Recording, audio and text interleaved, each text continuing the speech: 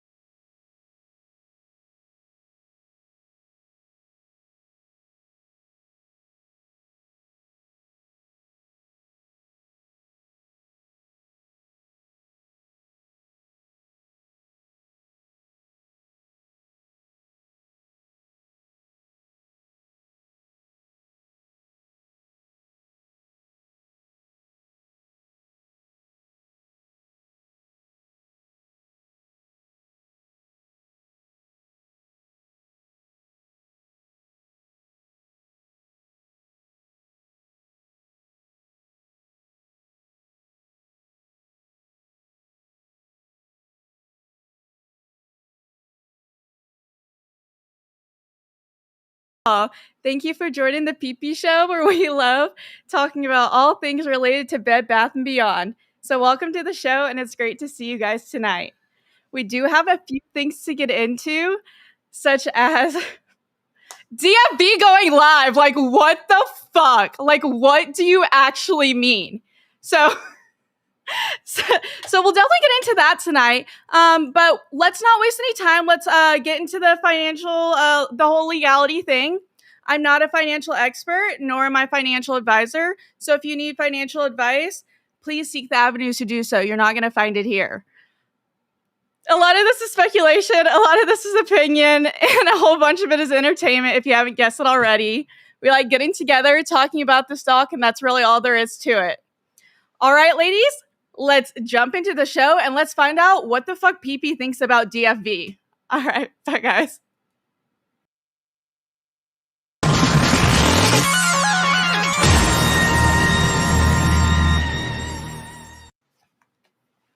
Fellas, what the fuck's going on tonight, man? Again, a round of applause for Mrs. PP, man, on her performance tonight. We had to start the show a little early, man, because we got to make up for DFV coming in 30 minutes late today on that fucking live stream, man. So, again, some excellent stuff that took place again today. I have a lot of opinions on it. If you ask me, man, the whole thing was a little too good, a little too scripted, if you ask PP, man, you know, like with DFV and things like that. It's like he was burning time. Something was happening behind the scenes, fellas, that we just weren't fucking paying attention to. So if you ask me, man, it was very interesting seeing that. And I'd love to get some of the opinions tonight from the fellas again tonight. My fucking options got absolutely obliterated today, man. I'm sure a lot of people out there as well.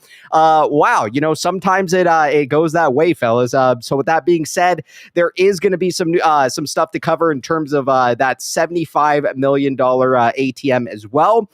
Very interesting stuff, man. Again, you know, you have to ask yourself, why is Ryan Cohen trying to amass so much fucking money here? And, you know, for the longest time, our community has discussed about, you know, perhaps some kind of merger and acquisition taking place, right? So it will be interesting to dive into tonight. It's very exciting that GameStop themselves are sitting on nearly $5 fucking billion in cash, man. So that being said, if you ask me, maybe something's happening here. So let's get into legality. Mrs. PP covered it, but we'll cover it one more time, and we will jump straight in the show tonight. So keep in mind, man, I am not a financial expert, nor am I a financial advisor. So please seek the avenues to do so. You're not going to find it here. A lot of this is opinion. A lot of this is speculation. A whole bunch of it is entertainment, if you haven't guessed it already. We like getting together. We like talking about the stock, and that's really all there is to it, man. So keep that in mind. Keep in mind, any guests who come to the show, man, nobody here is a professional. So if you hear any opinions, speculation, TA, things like that, keep in mind, man, nobody here is a professional. We like getting together. We like talking about the stock, and that's really all there is to it, man. So right the fuck on, man. Let's start the show. Let's not waste any more goddamn time here tonight. I also fucking was supposed to get my magician costume, man, in today. It did not fucking come in. We were going to do some fucking goddamn magic and goddamn dabra and shit like that, but we're gonna have to wait till next week to pull out the magic hats and things like that. So my apologies tonight, fellas. So let's jump in the show, man. Let's not waste any more time tonight. Chat, please give an uproar, man, to none other than Michael.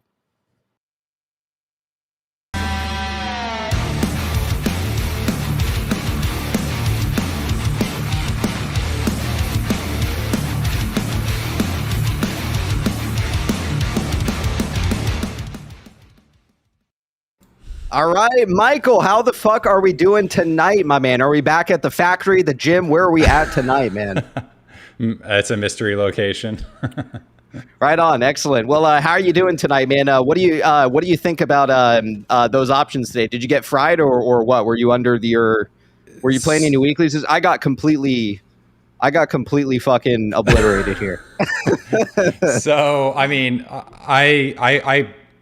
I figured, like, I mean, they did it last time on a Friday, right? And I mean, Roaring Kitty's options weren't for tomorrow or for today, right? His were Correct. for 2 weeks from now. So, you know, if we were banking on him, we should have the same call options. So those ones shouldn't get wrecked.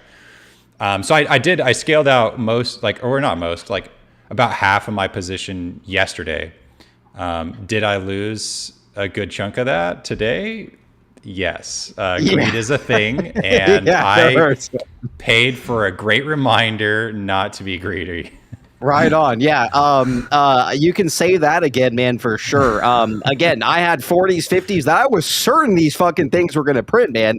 At one point, you know, I was kind of looking at the option chain. I'm like, all right, yeah, in the morning, we're going to ride some of these fucking 70s as well, man. The 70s look good. And all three of my option plays got obliterated. So I took a little bit more money and put it for June 21st for the 50s again. So I guess we'll try it again. It dipped down to so it dipped down, and I literally caught the exact bottom.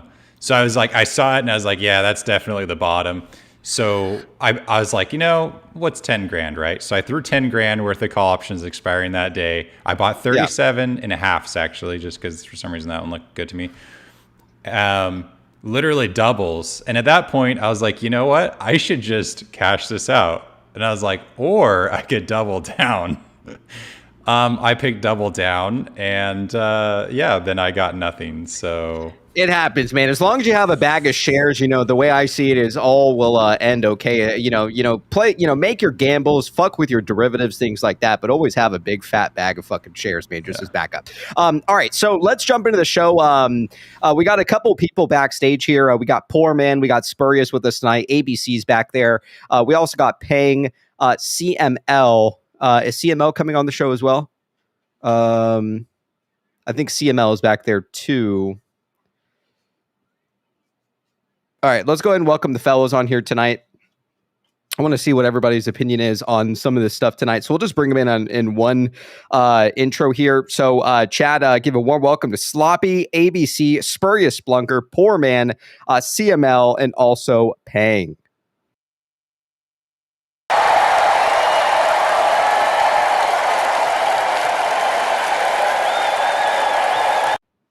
All right, what's going on, fellas? We got CML with us, Poor Man. We got Spurious, Sloppy, and ABC, and also Peng. How the fuck are we doing tonight, gentlemen? Can we get a mic test from ABC tonight, man?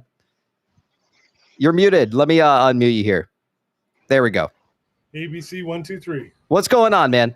I'm good, bro. How are you? Good. It's good to see you tonight. Again, some interesting stuff with GameStop. Would love to dive into it. I'm assuming all of us here watch the Roaring Kitty stream, obviously. So I really want to get into it tonight. Maybe we can do a couple recaps here on some of the show. I mean, again, some of his mannerisms, things like that. The guy is very confident. I mean, I gotta say, having a $500 million position, being down like 250, I think it was $250 million just alone today is fucking crazy, man. I mean, if I were DFV, I'd be shitting my fucking pants, man, to be honest with you. But, DFV's like smiling, having a good time, drinking a fucking beer with everybody, 600,000 people watching. I don't know, man. It's very interesting. And, the fact that the price continuously went down tells you everything you fucking need to know, right? When we get into it tonight with some of this data, shorts are still borrowing these fucking shares. There's supposedly there's 75 million at the fucking market. Why the fuck are they still borrowing these shares? So, again, insane amount of volume tonight, stuff like that. So hope we can dive into it tonight. Spurious, can we get a mic test real quick, man? Mic check. All right, sounds good. Poor Man. Mic 1, 2, mic 1, 2. Perfect. CML. CML, you there? Oh, we can't hear CML. Peng, let's hear it. Just when you try to buy the dip, but it keeps on dipping. Can you hear that? Yeah, I can hear that. All right, perfect. All right. I hear that in the depth of my soul. How much money did you lose, Michael, today?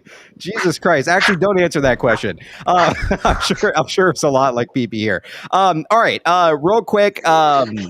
I would like to hear what Poor Man has for us tonight before we dive into this stuff, and then I'll catch up on some of these tips in just a moment here. Poor Man, what do you have for us tonight, man? Let's hear it. What's on your mind? How the fuck you guys doing? Chilling. Drinking a little bit of rum here, man. How about you? Just got a red Truly for a red day.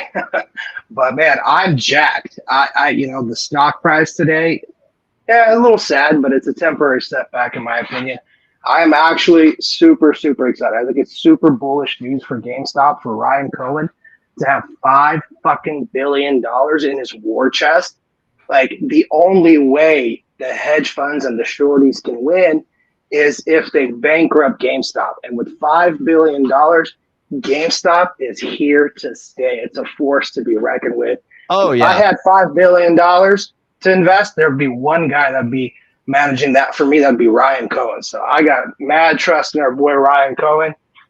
Not worried at all for the temporary price setback, man. Let's fucking go. I'm here for it, man. It's an absolute fucking bargain. I mean, if you ask me, man, right? I mean, you're talking about a stock that was literally a fucking goddamn day ago, after hours, nearly $67, man. And now it's fucking $40 less. I mean, this is your fucking opportunity, man. Whether you're getting in with calls again, whether you're getting in with shares, whatever the fuck it may be, it's time to reload, fellas, at this point in time.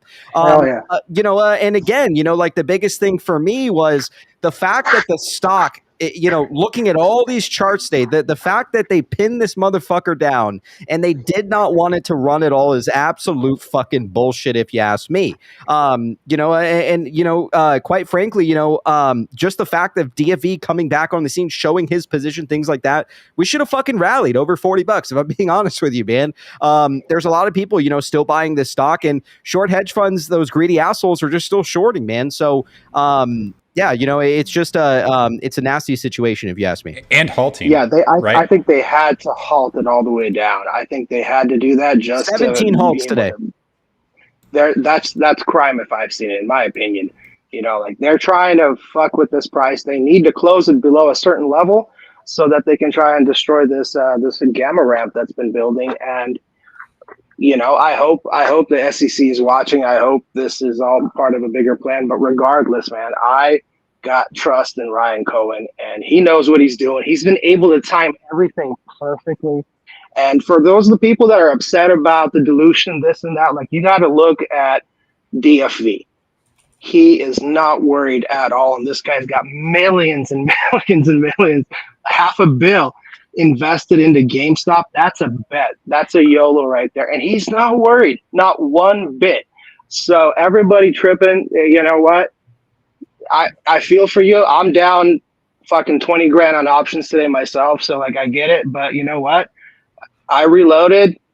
I got some at a lower price. I did sell a couple yesterday. And so okay, I'm ready. I got even more calls now, so let's go.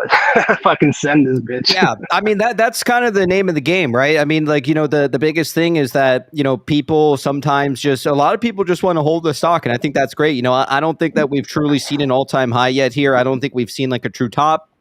Is it kind of swinging back and forth a little bit? It is, because there's been two tops in the last month or so where, surely, even if it's your first time getting in, surely, there's a lot of profit here to be made, whether that's options or however, whatever route you take with your shares. Some people like the DRS, and I think that's fucking great too.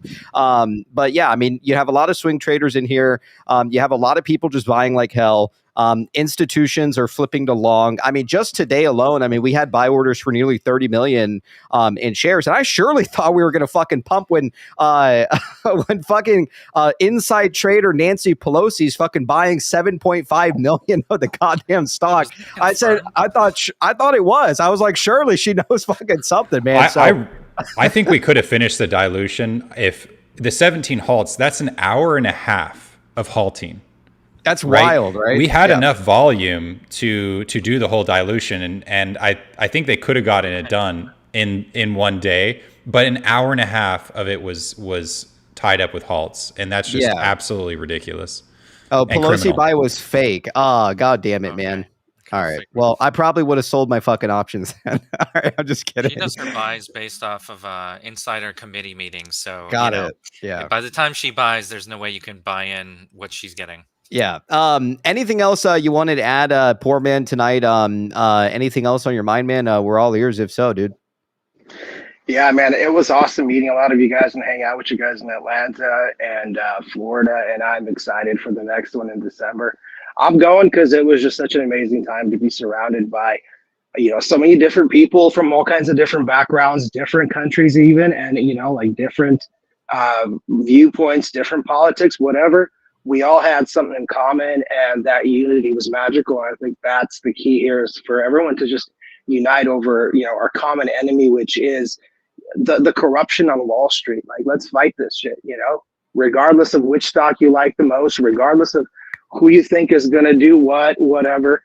The enemy is the same for everyone. And these guys are just, they are, I feel like the walls are closing in on them. I feel like it's all going to happen soon, man. And everything is coming together. The timing is perfect. So I just wanted to hop in here before MOS happens, because it could be Monday, man. It could be Tuesday. It could be Wednesday. Personally, I think Rory Kitty exercises options right after the earnings call, because the earnings call could very well be bullish. And if he likes what he hears, why not exercise away? So love you all, man. Pang everybody, Spurs. Big Angry Michael, ABC, PP, you guys are the shit. Keep doing what you're doing, man. Love y'all, and I'll see you guys at the next one, hopefully. Cool, man. Peace. Appreciate the love, poor man. All right, let's get some love for poor man on his way out, man. Good hearing from you, dude. Hope you've been well. Take care. All right, let's take it over to CML. CML, let's hear it tonight, man. What's going on? Maybe CML's mic isn't working. CML, your mic's not working. All right. Let me ask you. Yeah, go ahead. Sorry, one quick question. Did earnings happen today or no? Yeah, so that's what I'm confused about, because I swear to God, in fucking May, they dropped the same shit. Did they not? Like, I feel like I'm in a goddamn loop. What the fuck was dropped in May then? I thought they submitted earnings early again, and then we got the ATM, and then the stock price dropped. I mean, did that not happen?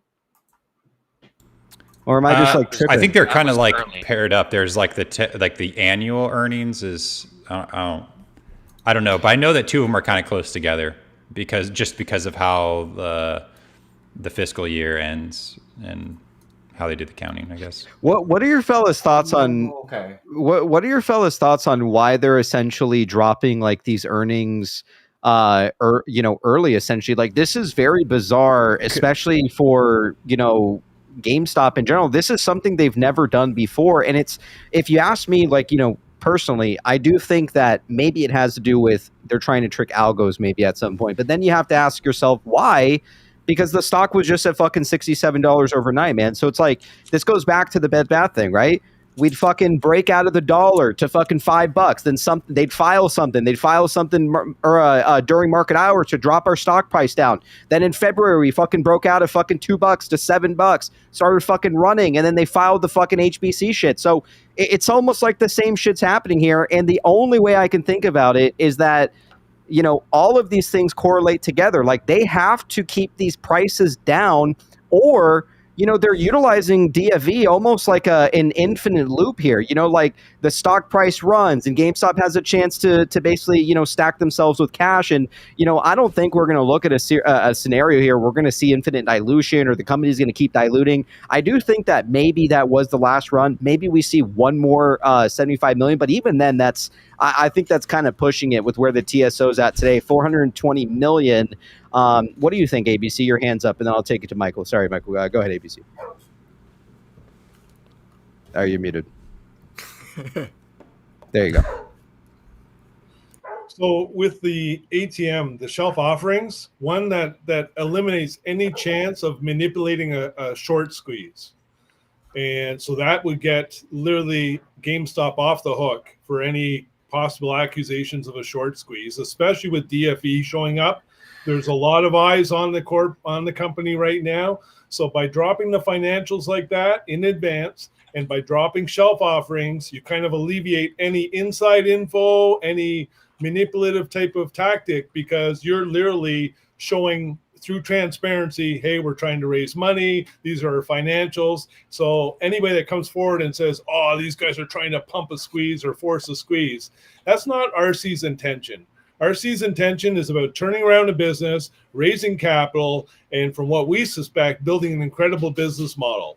This is not about a short squeeze for RC. And so he doesn't want to have that nefarious angle or narrative pointed at him. And so the only way you can do that is drop filings, which would obliterate any accusations as such. Sure. And I get that. I get the route of, like, SEC's breathing down everybody's back, like DFE and RC and maybe the other board members, things like that. And you're right. Maybe they do want to try to pin them for something, but, shareholders deserve to see some great returns on their investment. I mean, we're talking 3 years of holding this stock. And if you include Bed Bath on top of it, an additional 2 years as well. So, there has to be some kind of returns for us as investors, man. And again, it's just I'm trying to piece it together. And look, I have no problem sacrificing some fucking option calls if this is about to be one of the biggest and best mergers and acquisitions that we see in history. So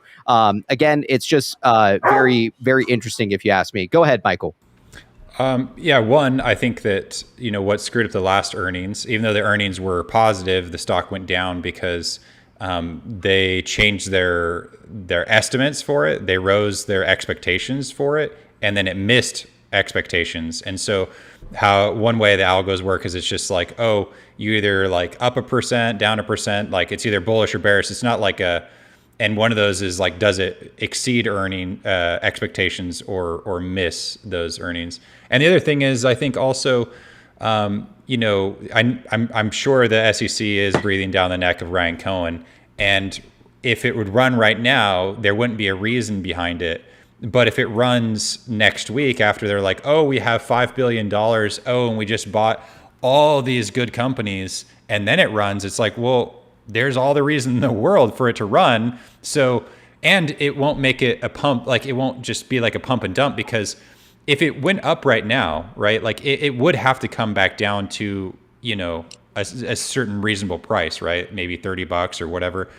But like now that they have $2 extra billion, and when they show what their plans are, and they actually have these acquisitions lined up or go through, well, then it's going to go up and just stay up. So it's not a pump. It's just the price is adjusting to the real evaluation. Right now, it has a premium because we believe in Ryan Cohen, but you know, the SEC, Wall Street, those people don't believe that premium is worth what it's worth. So you know, why not just like prove it? And then it's like, all right, now let it run. Yeah, I agree, Michael. You know, ultimately, there's still news to come. And so I think timing is everything.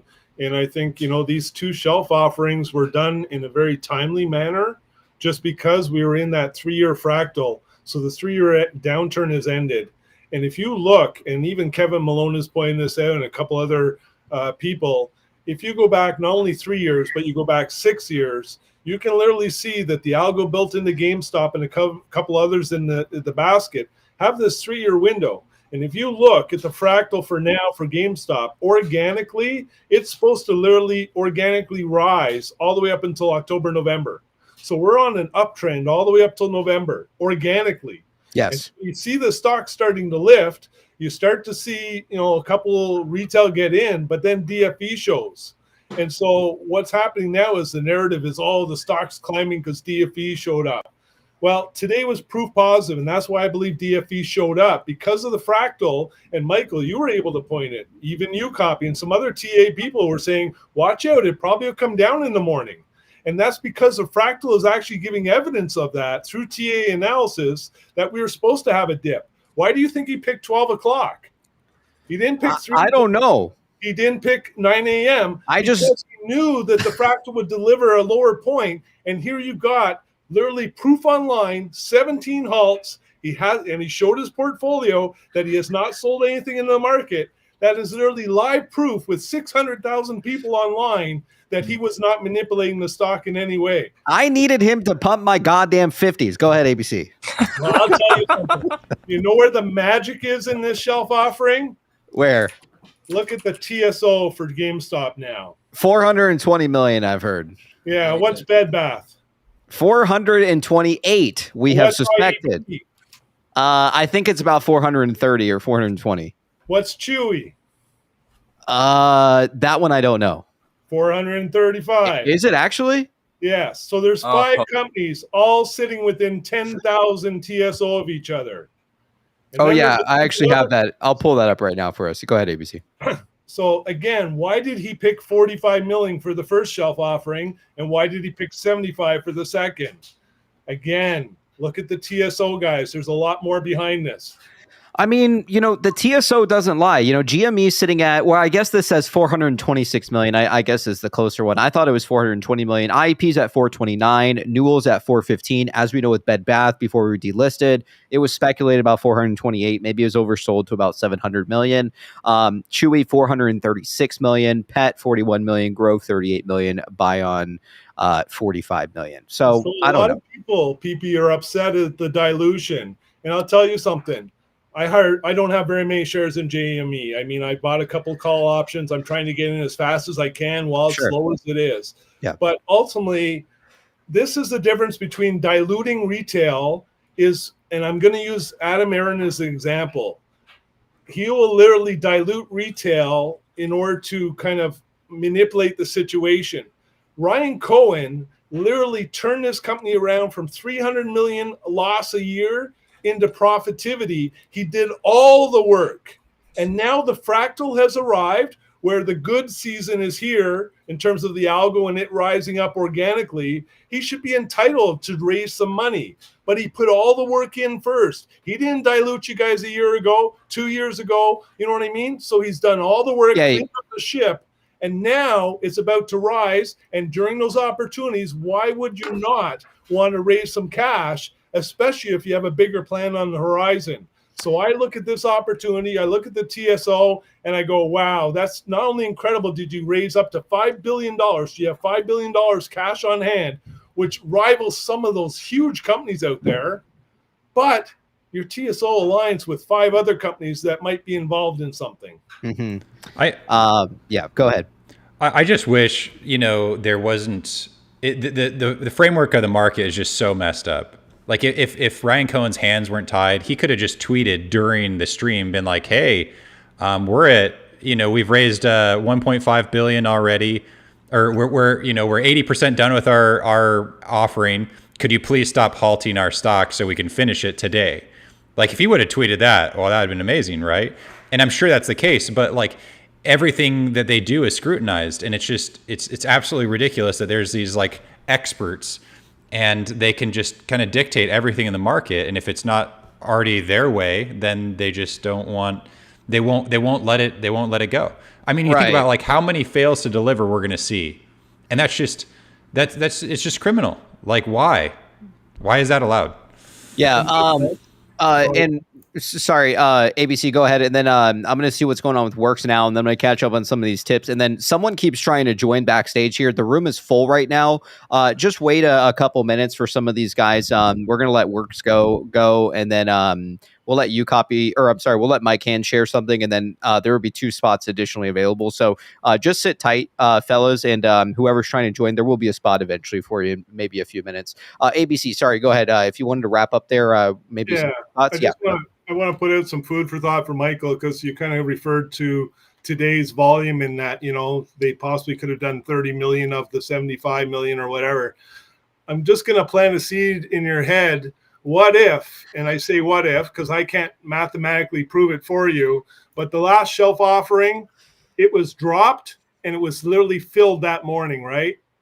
And within that shelf offering, it literally says in very nice black and white text that we can make this shelf offering a private placement. We can exchange equity for it, or we can put it into the market, onto the street, for example. Mm-hmm. I'm going to suggest, guys, and again, speculative on my side of the thing, what if there was dilution by TSO numbers, but what if there was absolutely a private, what if this transaction was private? And what I mean by that is it wasn't on the street. What if that volume was because of possibly DFV having a stream today, obviously the price last night, FTDs arriving, it is a Friday, margin calls, whatever it is. What if that volume alone was just organic? Because look at the volume that we've had over the past week. Half of it was short volume. What if this was a private transaction that ATM, that shelf offering was literally filled backdoor? I'm telling you guys, I'll share more at the end of the stream for it, but I just want to put that out there, Michael, because I don't think this hit the street. Yeah, it seems to me like it's possibly a private buyer here that's buying this up here. So it's very interesting. All right, we'll get back to it in just a moment here. Let's go ahead and take it over to the Martian. The Martian, let's hear what's on your mind tonight, man. What do you have for us? Hey, can you guys hear me all right? Yeah, we can hear you, man. Perfect. Long time here, never been on the show, but welcome, dude. Yeah. Thank you. Just wanted to say I've never really been a part of the GME thing before, but after watching Roaring Kitty's live stream today, never seen so much confidence in a man losing. Right? Like, what the fuck, man? Like, he's like, that whole fucking thing was scripted, fellas. Like, people are sitting here being like, I was reading some of the comments, they're like, oh, I'm pissed off, like how DFV conducted himself and stuff like that. Like, the fuck out of here, man. All right. Again, like, the guy is a fucking goddamn genius. You turn fucking $50,000 into $500 million, and you can do whatever the fuck you goddamn want on your stream, man. The guy is is a fucking genius. And the whole goddamn thing was scripted, man. You know, he kept saying, what should I ask the ball? What should I ask, you know, the 8-ball, and toying with us and fucking with us. The guy knows, man. He knows what's going to happen. And to any of the people out there, and I'll let Martian go, to any of the people out there pissed over a little bit of fucking dilution, man, it's fucking minuscule to what we are going to, fellas, all right? We are about to see the birth of the next Berkshire fucking Hathaway, man. Imagine being in the fucking 80s, man, getting into Berkshire Hathaway, or even longer than that. I think it was the 80s. Imagine getting into Berkshire Hathaway early fucking on, man. And again, you know, I have to stress it. This is going to be one of the biggest fucking goddamn companies. We are talking thousands of fucking dollars. Don't get fucking pissed off when we go up to $60 and we come down to 20. This is a fucking bargain, man. Go ahead, Martian. Let's hear it. Yeah, so with that, when I saw that kind of confidence, I'm big into human behavior and things like that. I doubled my position instantly during that. Beautiful. Yeah, that's what you got to do. Yeah. So with that, I just had one tiny piece of tinfoil I came across tonight, and I'm not sure if anybody's seen it, and it had to do with the ET thing. But there was a post from, can you guys still hear me? Yeah, we can hear you. Yeah. Okay. It's only when you're on your phone it gets fucked up like that. Yeah, okay. There was a post from Retro News Now about 33 minutes ago, and they said on June 7th, 1990, ET Adventure opened at Universal Studios, Florida. What was the date? June 7th, 1990. No, dates fucking matter, guys. I swear, dates matter. Well, what the fuck is going on today, man? The fucking goddamn stock's down $40, man. We're still waiting for this goddamn cash and equity, man. Go ahead, paying. Okay, since we're talking about the Roaring Kitty video, I was just thinking when I was watching it, how you guys are mentioning it's all like super scripted, right? When I was looking at him, like, since ABC's done his part, I was just gonna go immediately after yours. But the way he presented himself and the way he asked these questions and the way he looked at the screen, did any of you guys pick up Sugov vibes? Like he was kind of giggling like a little girl. Yes. Not really like Sugov vibes, but I know what you're saying, like for sure. Like I did notice that something was a little off here. It was. Did you guys notice that he was like? It seemed like he was staring into the ring lights frequently. You know? Yeah. I don't know. It just seemed like something there. Well, he had made this like interesting, like I guess like position where you could see the lights, and it kind of looked like, I don't know. To me, it kind of looked like bug eyes, Power like symbols. Well, yes, but also it kind of looked like bug eyes, like something big is happening, or something like he was witnessing something large. I don't know, you know, it's just tinfoil. But I did notice that with those lights as well. Go ahead. Actually, the lady. Yeah, the lady. There was that one video for Men in Black with the lady. Like he edited it in the eye glow, right? Like the power symbols in there. Like, could that have been something like that? I don't know. Maybe. But go ahead, thanks. Sorry. Yeah. So when I was looking at that, knowing that he was trading with E-Trade, and then the Sugov thing was eToro, I'm starting to line a lot of shit up. So excellent stuff, Pang. I mean, look, you know, like I think it's good stuff. You know, right now you're our student. One day you'll be the master, man. So Pang, I like this stuff, man. All right, real quick, I'm gonna go ahead and read back some of these tips here. We got Salty Lizard with the 2, Mrs. MVP. We got Rick with the 2, Twerkshire Slap Away, GV Ape Frog with the 12-month PP membership. Darling, you are a star. Right on. A lot of love for Mrs. PP, and I appreciate that, fellas. Skirts with the 5, Dildo Level Up for Miss PP. Yes, we need to get her one. For sure. Dr. Sprinkles with the PP membership here for 11 months. Appreciate your support, man. I'm pounding bourbon. Where's your goddamn rum? Cheers, PPs. I got it here in the glass, man. We're getting fucked up tonight, man. I mean, why the fuck not, right? Where were we? Mo Money. Wow, there's a lot of tips here. Appreciate the love tonight, fellas. We got Mo Money with the 2, 10G Mike. That's your new name. Crush Orchid with the 10. DFV giving props to streamers grinding every day. It's a nod. 47M 30s today's stream. Hodl shorts are fucked. Appreciate the love, Orchid. Bill Jeet Putel out there with the 5. Much love from India. I love you. Buy a Putel home once we know us. All right, right on, man. We'll get ourselves a Putel home. Right on. Robert with the 10. Absolute insanity today. Lost my ass, but I'm hold gang at this point. GME/AMC. It's just a small little wound, man. It's a small setback for where we're heading. if you ask me. Future Vittles with the 5. GME filed to sell 75 milli, but have they yet? Where are you getting this 5 billion war chest from? Okay, here, let me go back for a moment. Maybe it's not completed yet, but if it was anywhere in a range from as low as $10, like they say, all the way up to 46, I would like to assume that it most likely was utilized at the most max possible point that they could. So, they have already 2 billion they're sitting on, and then the 3 billion was the raise from today, assuming that they sold all 75 million. I think based off the volume, they did offload all of it. So if you ask me, it probably is close to 3 billion that they cashed in just alone today. I could be wrong though. Poor man with the 20, dilute me harder, daddy. In RC we trust. Right on, man. Hanky with the 5 PP Show gifted memberships, and also Dr. Sprinkles out there with the 5 PP Show gifted membership. Appreciate your support, fellas. Again, if you got a membership, be sure to give thanks in the chat, fellas. DV with the 2, watch RK troll the algo by saying end the stream. We also got the dude with the 2, 700 million plus 400 million plus 1 company equals 741. We got Sag out there with the 2500 CRC. 1 IMHO DFV streamed because he knew there might be a bloodbath, and he wanted to say us hi to his stream, or hi to his stream was for real people, real holders. Love you all. I agree with you, Saga. I will also add that I think one of the biggest parts of it too was the reason he did that is to prove that he is not pumping the stock. He's not selling. He's not exercising as of right now. He's not doing anything with his position. And we're seeing this insane fucking price movement right now. Obviously coming from a lot of institutional, whether that's shorts flipping the longs or whatever it may be. I think he's making a point here, and that's going to be evidence later on, I'm sure, that even when he came on the stream and things like that, the stock did not, it was pinned down. We got Abe out there with the 300. Holy shit, Abe. Appreciate your support, man. ABC spits way too much fire to not be able to own more of my favorite stock. This is for you, ABC. Go get your GME, bro. I love you all. Thanks for all your hard work. All right, right on. You heard it from Abe tonight. Appreciate your support, Abe of ABC. Robert out there with the 10. Probably his wife looking at him. All right, let's go ahead and take it over.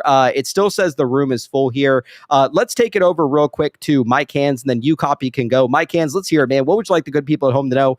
And whoever's trying to join the show, just wait a moment. You will be able to get on in just a moment. Go ahead, Mike. Well, right on. First of all, PP, thank you. It's always a blessing to hang out with you and the wonderful cast on the PP Show. Absolutely. Just wanted to come in and say a quick hi, little update. Very excited, first and foremost, with the Roaring Kitty stream. The GOAT is back. And I was just in shock the whole time. Had a great time. Saw the beer, and lots of mentions of a Kansas City shuffle, which I loved. I think through the share offerings, that could be the misdirection or Kansas City shuffle that's been going on. So what in honor of that, and in honor of tonight's wonderful turn up after hour stream, I figure I'd give you a very simple Kansas City shuffle of my own, and we're gonna chug a beer, a little Space Camper with 9.5% in honor of Roaring Kitty chugging. All right, shotgun that motherfucker. Well, I don't have anything to poke it, but I'll do you better. Watch this, Kansas City shuffle. All right, do it. Let's go, baby. Let's fucking go, man. The only one out there, man, who's done the Kansas City shuffle properly, man, has been Mike Hands, man, for the record, man. Cheers, Roy Kitty. It's all you guys. GME, baby. Oh, cheers, by the way, buddy.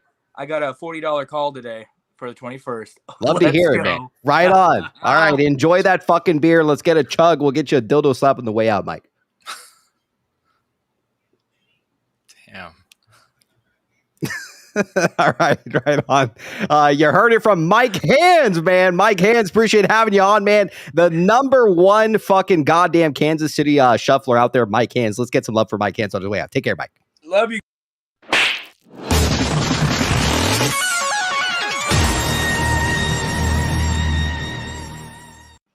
All right, you heard it from Mike Hands tonight, man. Right on. We got Nola here with us as well. Nola, what's on your mind tonight? Let's hear it. What would you like to share with the good people at home? And then I promise we will go to you copy right next. Go ahead, Nola. Hey, PP, can you hear me? Yeah, I can hear you, man.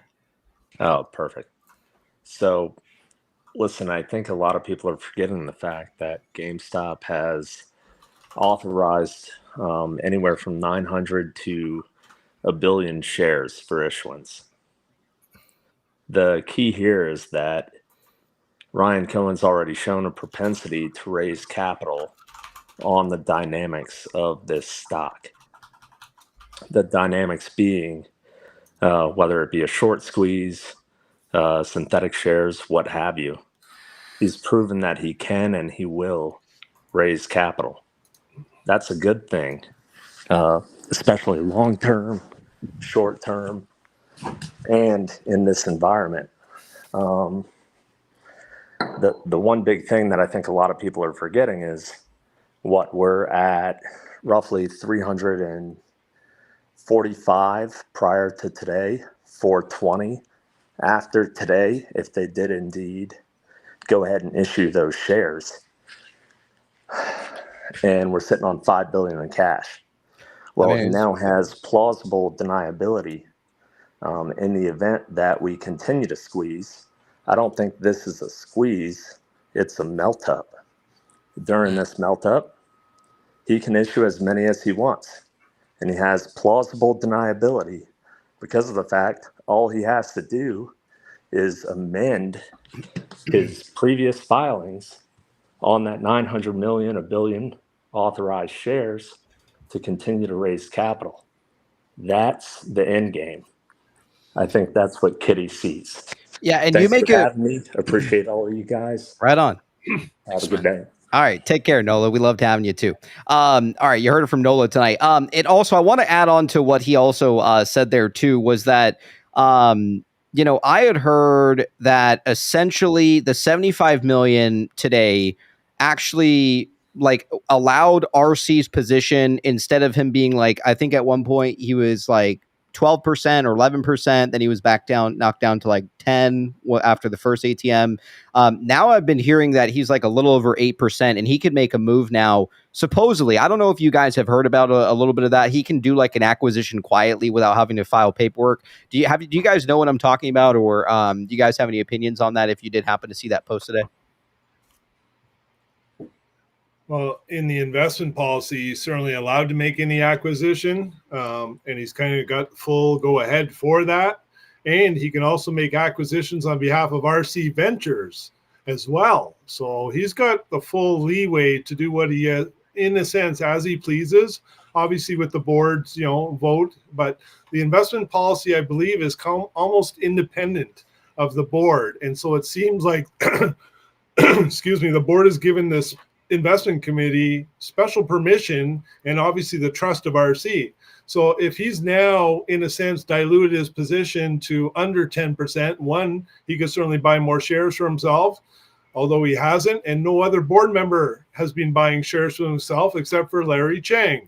And Correct. There is suspicion that Larry's not on the investment policy board, right, or a committee.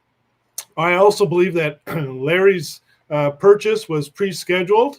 If I go back and I look at his history, he buys every quarter. He buys approximately 5,000. And when I do the math, it looks like it was a pre-scheduled purchase in April after the GME earnings. So that's why I think he was able to get away with that one. But no other board members bought in 8 months now, PB? Correct. Yeah, it's been a very long time that any other board member has purchased the stock. Yes.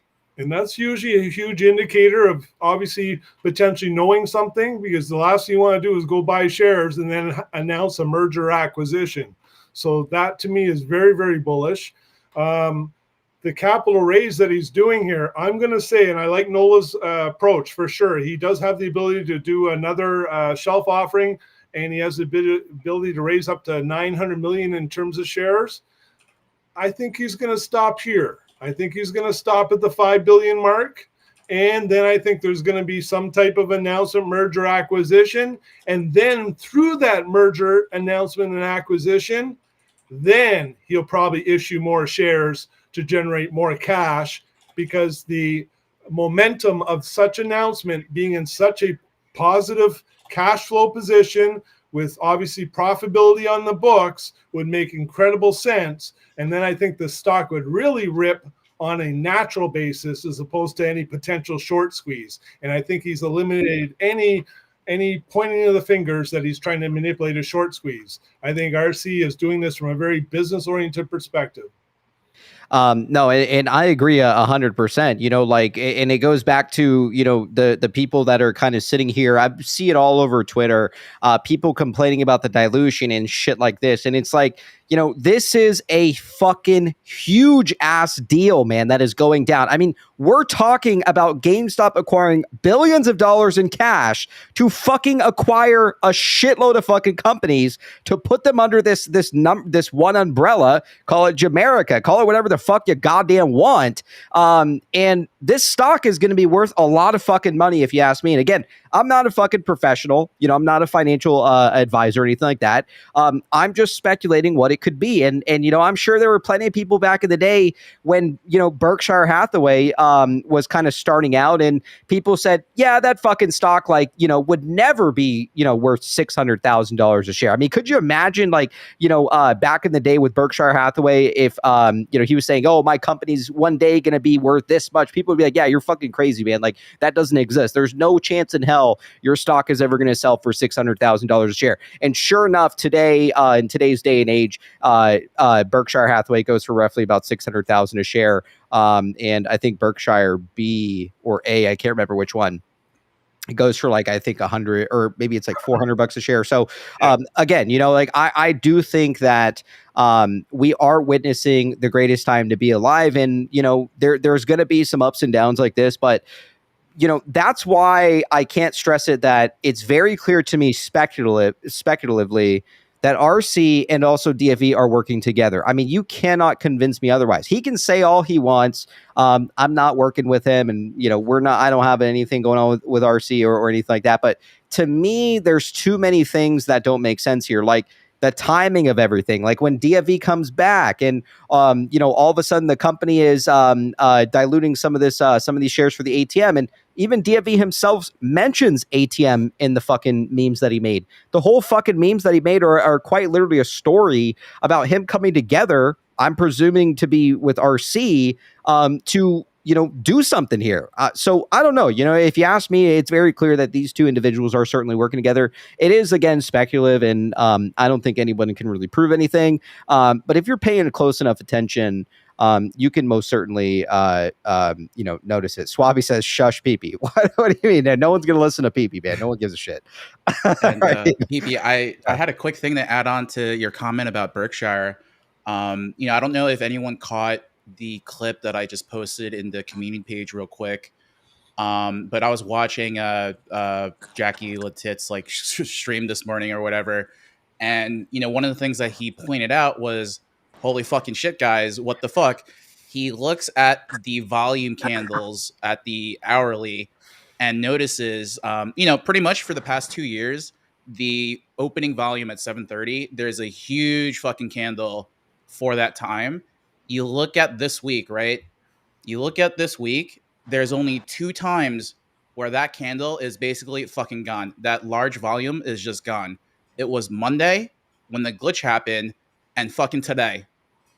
Interesting. Like, there's something weird going on with that shit. And sometimes I see Berkshire dip, and then you'll see fucking GameStop go on a fucking run. So there is definitely something going on with that. Yeah, something is weird here, especially when you factor in like the RC Thumb War stuff. Let's go ahead and let UCopy go. I don't want to keep UCopy too long here. I want to be respectful of his time. UCopy, what's going on, man? How you doing tonight? You're muted.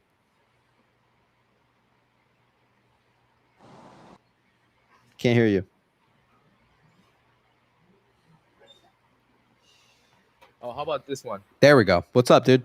Okay, there you go. Okay, there. Yeah, great to see you guys. Yeah, nothing much. Same old, same old. I did my live stream today. I hit almost like fucking like it was my first time I had a like 40K like live stream. 40K live stream? Yeah, Holy like fuck, audience. Man.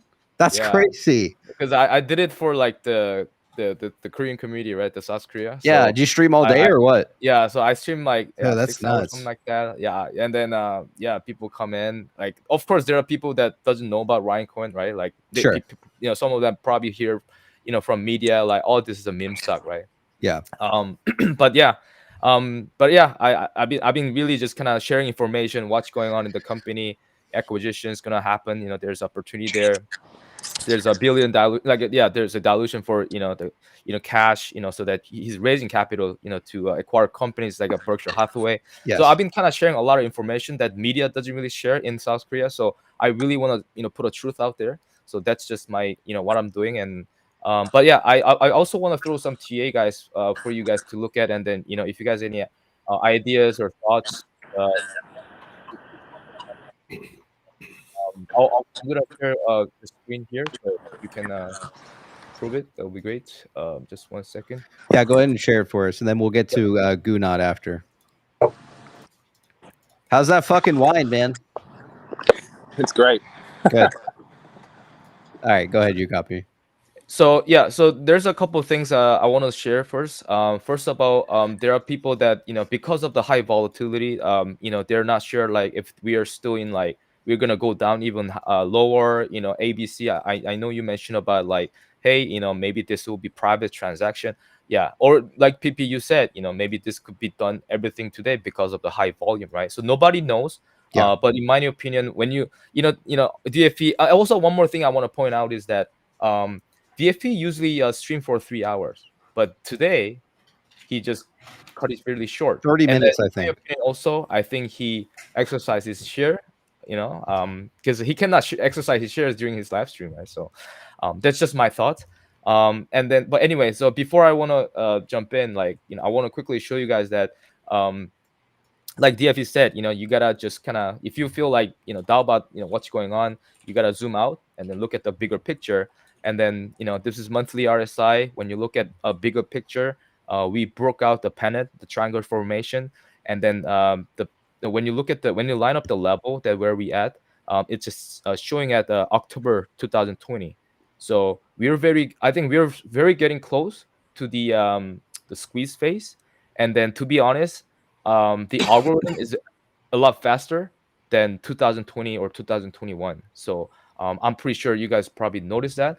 But feel free to chime in. But that's one thing I want to share. That's the one big picture. You want my opinion? You copy as well. Is that RC and DFV are controlling the algos?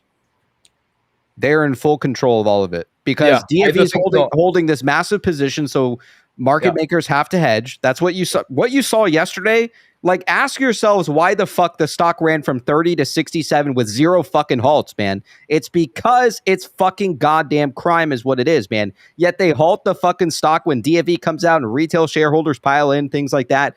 They halt the fucking thing. 17 today. Yet yesterday, the fucking goddamn thing runs fucking straight $40. Doesn't even stop, man, for 2 straight hours. 3 straight hours, goddamn it. Go ahead. I completely agree, man. I think they don't want the new investor come in, right? Because now there's more than 20% of the DRS people lock and loaded, right? And there's already people out there with it, with their own brokers in US, Canada, all over the places. They're just locked and loaded. So when you think about it, there's not many shares available, but with that shares available, in the float, market makers, short sellers, they're just kind of bouncing around with that, right? And then, if they want to short, they borrow a shitload of shares today. It's just a little crazy, but I do believe that, like you said, they're just playing with it. Like the longs are really full control here. Longs are not selling. The Roaring Kitty is almost about to be billionaires, things like that. But anyway, so let me just kind of jump into this since I don't want to waste any time. I've been kind of looking at different algo here, but I noticed that I look at the Ethereum Classic. I see a very similar pattern here when you compare to a GameStop. So we had a pick when the first run of the first pick, and we had a sort of like hit the bottom, creating this kind of type of bottoming stage, go up and down. And I do believe that we are kind of slowly moving back up. As you probably noticed that even though we had a 40% down today, when you look at the lows are still like moving up, right? Like lows are not like breaking down. So that's one thing that I want to point out, that the lows are moving up even though there's a huge volatility, and they're slowly moving price up. So when I kind of bring that to the where it is at, there's a couple scenario that I want to kind of show you. The first one is the like I said, the Ether Classic chart, very similar. Similar upside, downside, and moving upside. So when I look at the current algo phase, we might be somewhere here. And then, in my opinion, DFV exercise his call. I don't know he exercised everything, but he No way. exercised his call. Yeah, it's very similar right now, right? So yeah, it's moving up, and then it's I do believe that we're somewhere here. There's a small gap here. I don't know that will be filled, at a $23 range. I personally don't know. This might not be filled at all. So, and then we can just move up upside. But that there's this lower, the bottom, these bottoms are moving up here, and then it's just like making this kind of curvature here. So with this kind of yellow line, if we move like the yellow line, we might see a big upside. When mid June or end of June, somewhere there. So I'm really hopeful that this thing will pop, and then I don't think that this is the end. There will be pullback, of course, and then there's going to be another run. As you guys know, I do believe that GameStop already have been preparing to announce the digital the dividend, right? So they already pay out all the long-term debt in 2022. I think March, after they dilute shares in March. 2021, and then they pay all the debt, and then they release the digital. They release the dividend. The split, right? They did a split dividend, right? And I think it was a kind of hint to short seller, hey guys, we can issue dividend, right? So with the dividend, as you guys saw, the overstock, it could squeeze hard, right? They cannot pay the digital dividend. They're gonna do that. They're gonna count the shares or everything. Like they're gonna basically expose the crimes in the Wall Street. Everything will kind of come together, I think. And BBY, I see, BBY is coming along. The Hudson Bay, all that stuff. So yeah, I think this is not only just a squeeze play. This is one final say. We're gonna be goddamn rich, fellas. Go ahead, you copy. Let's hear it. Yeah, this is not a squeeze play. Just only. I think this is more than squeeze play. Oh, sorry, my dog is crying. But yeah, this is more than squeeze play. Yeah. Dog's like my dog tonight. You copy. Yeah, sorry. I think he's noticed something. But anyway, yeah. So this is not only squeeze play. I think this is like really like political odds are involved. Like exposing the Wall Street crimes. That has been really rooted for a long time. Donald Trump, he's also bashing short sellers, Citadel. I saw that, pointing out that RICO Act, all that stuff. Yeah. Ryan Cohen, I do believe that Ryan Cohen is doing his own thing. Everyone has their own basically a position. Like Ryan Cohen himself as an active investor, young active investors do his own thing, to turn around the company, acquire company like Berkshire Hathaway. Roaring Kitty, I do believe that he's a marketing guy. My background is in animation, so I work in a film. So when I look at his meme videos, like he posts on Twitter, that's not him doing video, in my opinion.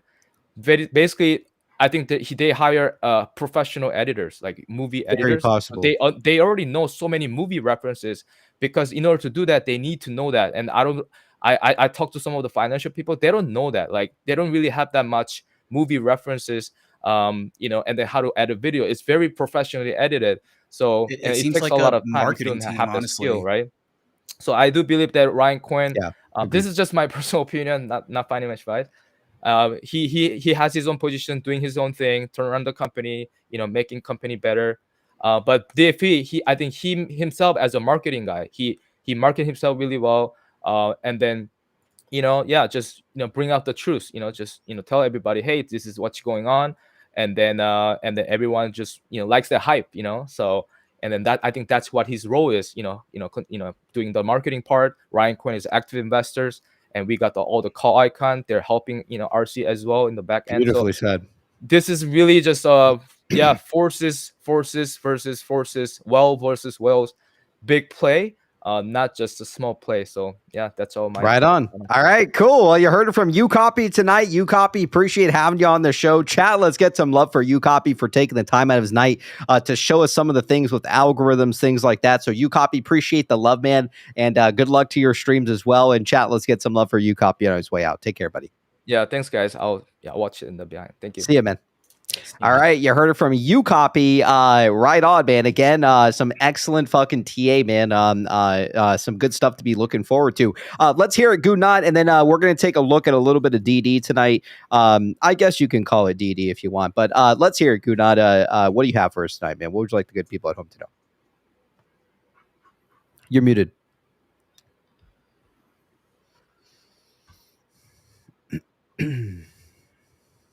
I think you're muted. Click the little microphone button.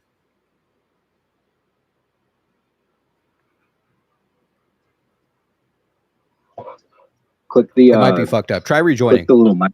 I'm gonna read back a couple of these tips here, and then we'll go ahead and move on. We got Vertania with the 2. DFV bought Bed Bath & Beyond doesn't show in portfolio delisted. I'm willing to bet my entire GameStop portfolio that DFV owns fucking Bed Bath & Beyond, without a doubt. We got Swabby out there with the 2. Michael, stop streaming from the gym, you creep. We got Mike Hands with the 20. Love you guys. Also, shout out D Squad Baby. Right on. Big shout out to D Squad. We got Gravis out there with the PP membership for 9 months. Appreciate your support, Gravis. Who the fuck is Jay? PS, I bought OK Bets Prius and I'm loving it. Right on. Enjoy it. Abomination with the 2. UCopy and Medorison are the EV evolution of Pang. We also got Marantz Rants with the 5. D Squad up in this piece. We won Penn Dejos. Kay says we're on to Cincinnati Shills and Hedgies, Chin, Gate, and Sukyamutta. All right, you heard it from Marantz Rants. We got Crushed Orchid out there with the PP membership for a year. It's my birthday. Happy birthday, Crushed Orchid, man. I'll have to get you something. Happy birthday, buddy. And we got JH out there with the PP membership for 6 months. Slap you copy. Interesting stuff. All right, let's go ahead and let's try Goonot one more time here. Or go ahead, Goonot, and then Spurious. Go ahead, man. Let's hear it. Hey, can you hear me this time? Yes. Okay, finally. Hey, yesterday, I'm Frequent Designer 64 on Reddit. Yesterday, at the end of close, I said that GameStop was about to do a 70 million shelf offering. It was 75. I was pretty close, but I said that what they were doing was aligning their share counts with BBBY, Chewy, and the rest of the gang, basically. Mm-hmm. But what we're going to see next is the merger. People freaked out when I put it online yesterday. They freaked out on Reddit. They freaked out on X. I get it that people play short-term options. Tough cookies, Martinell, like double down. That's what I would do in that situation. We're not giving financial advice, obviously, but the next play is the M&A, where we're at the same TSO, and I think people need to sort of zoom out and realize what the big picture here. RC doesn't just want to take Baby and run Baby as a separate thing. Like, he's looking to be the next Amazon competitor. And it takes money to buy whiskey. He needs that cash. You need to have a runway. Customer acquisition costs money. Advertising costs money. You could buy a company, but you're still going to need money to be able to accomplish those goals. But if you have a look at DFV's second last tweet that he tweeted, it was the Zen Master tweet where he says, you know, the boy who's 14, he gets a horse. The whole village says that's awesome, and then the Zen Master says, what does he say? Like possibly or something like that, or we will see. He says we'll see, and then the next one is the boy like falls off the horse and breaks his leg, and people say, well, that's terrible. And the Zen Master says we'll see, and then there's a war that breaks out, and he misses the war, and he says, yeah, that's awesome. Everyone says that's awesome. We'll see. I think that's what DFE was trying to say, is like there's going to be some massive ups and downs in this play.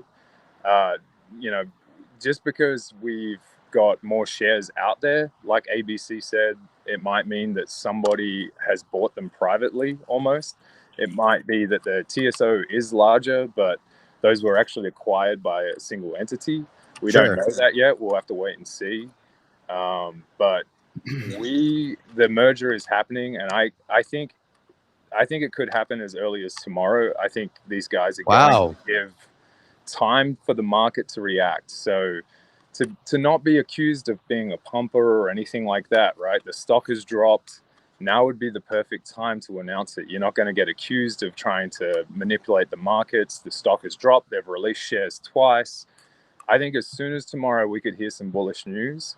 I could be wrong with that, but I think with this play, timing is everything. They don't want to lose the momentum that we've built up. I think if you look at the tier, like what was the volume that was sold in the last 2 days, today was about 70 million more volume than yesterday. That kind of just perfectly matches what was released.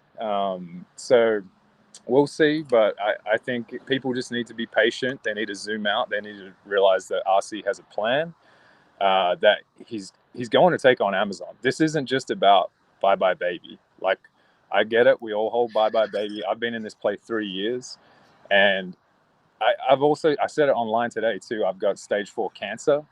I'm sorry to hear that, man. It's all good. I'm doing good, but I've been fighting it for 3 years. If anyone's like got to talk about timing and patience and things like that, like, you never know when your time's up, right? You never know when it's coming. I get that people have bills to pay, they have life to do, but man, when this finally drops, you guys won't have a worry in the world. It's coming, and it's going to wreck the people that destroyed companies nefariously. It's going to wreck these companies that, these companies didn't just short GameStop. They didn't just short BBBY. They short pharmaceutical companies that are trying to make groundbreaking drugs for cancer patients. These guys deserve to get wrecked, and it's going to happen soon. That's all I've got to say. That was a fire hose, but I hope you guys have a good night. No, I loved it, man. Right on. Beautifully said. Gunnar, appreciate the love tonight, man. Does anybody else want to add anything here? ABC, go ahead, man. Oh, you're muted. Let me unmute you here. Awesome. Thanks for showing up, Gunnar. I totally agree with you. Oftentimes human nature is to narrow in and focus what's on in front of you. But for literally a year and a half, 2 years, 3 years, we have uncovered some tinfoil, some dockets, some evidence that has really shown a much bigger picture. And we often forget about it. We almost get blinders on us, right? And you're absolutely right. Look at the TSO. Chewy's TSO, 428 and 435. GME, 420 now. Newell, 421. IEP, 428. There's 5 companies right there that could literally, and think about this, guys. IEP is a master unit fund. GME now deals in units. They all have 13Fs going. Do you realize that they could just exchange equity and that would complete a shelf? I know. Isn't it fucking crazy? Newell, IEP, GameStop. You understand that they don't even have to, like Chewy's shelf offering, that could literally be a buy-in into a Berkshire Hathaway or a master fund. Mm-hmm. Like, these guys don't have to put it to the street. All you do is I'll give you an example how some of the Berkshire Hathaway or these master funds work is you can invest into a company. So let's say Newell's involved in this. They would invest into the main holding company and give equity in, and vice versa. The master company would give them equity. The reason being is you're all on a relational synergy, sharing the distribution, sharing the shipping, sharing the marketing dollars that Gunot's talked about. You've now got GameStop with $5 billion in cash. All they have to do is merge with each other, and each one has the capital in place to succeed, but now they're all working together, sharing the expenses. This has been outlined for a year and a half now, guys. Yes. And we're right down to the wire, and I agree with Gunnar. And he's shown up tonight, man. I'm sorry to hear that you have stage 4 cancer, brother. Let me tell you one thing. Go put your feet on the grass. It's called earthing and grounding. It will fucking fix your blood, no problem. And you look strong, man. Keep on going. And lots of weed, for sure. Inspiration to me. Yeah, right on. Gunnar, love you, buddy. Any closing thoughts you want to add on your way out, man? Let's hear it tonight. Looks like you got muted again. I think his shit got fucked up. All right, well, you heard it from Gunnar tonight. Gunnar, we love you, man. We wish you a speedy recovery, man. With that being said, and enjoy the rest of the night. Chat, let's get some love for Gunnar on his way out. Me on X, man. Take care, buddy. All right, right on. You heard it from Gunad. We also got Travis with us tonight. What's going on, Travis? And also Solid. Just sit tight, fellas. It's good to see you tonight, Travis. Good to see you, Solid. Dorson, take it away for us, man. What's on the screen here that we're looking at? Can you zoom in a little bit if possible? Yeah, hold on.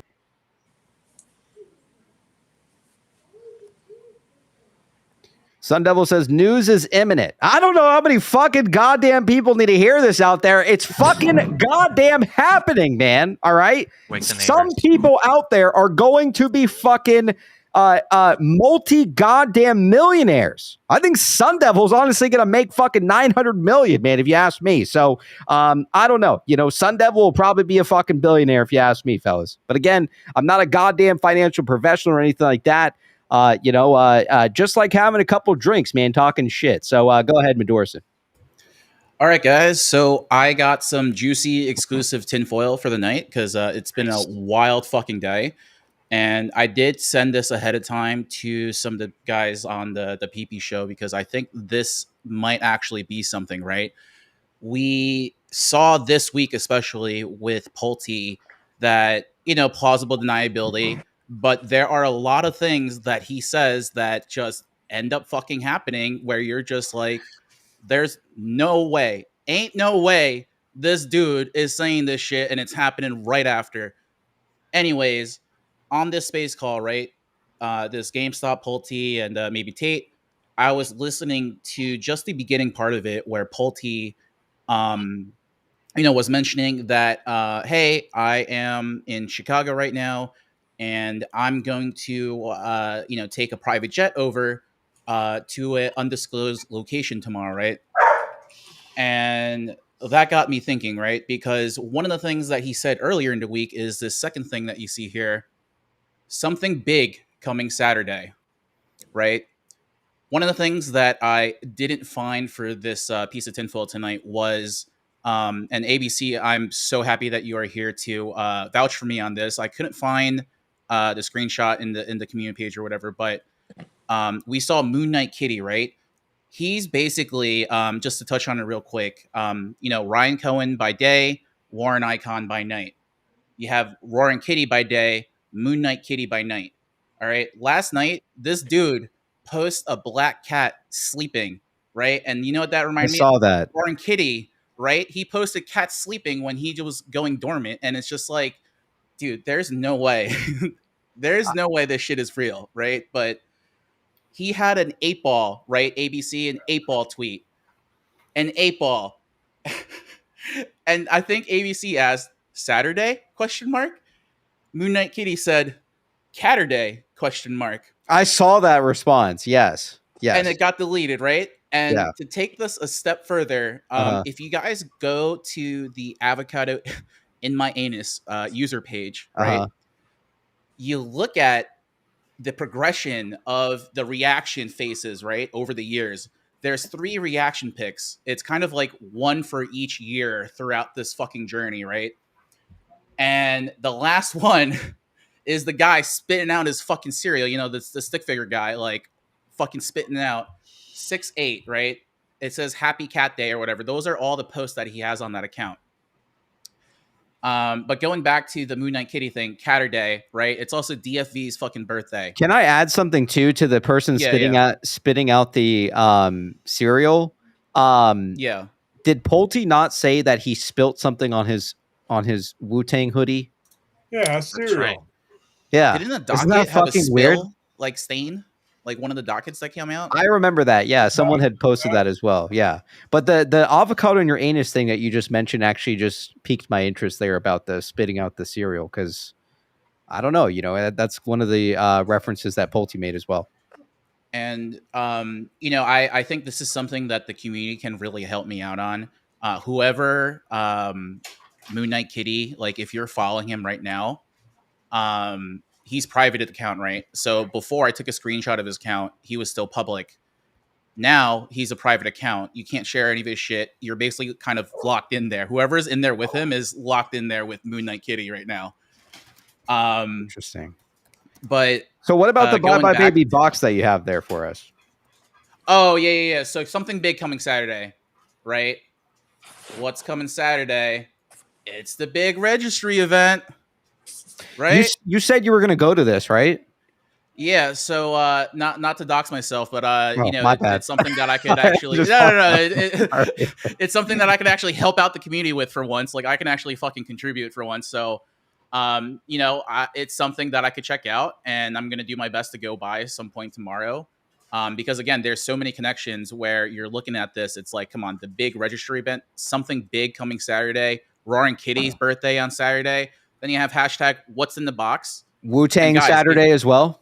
Yeah, exactly. The whole weekend is Wu-Tang. And then if you look in the comments of that reel, you'll see that there are 2 other people that posted, the What's in the Box meme. And then also another one was, I think, a Wu-Tang reaction GIF.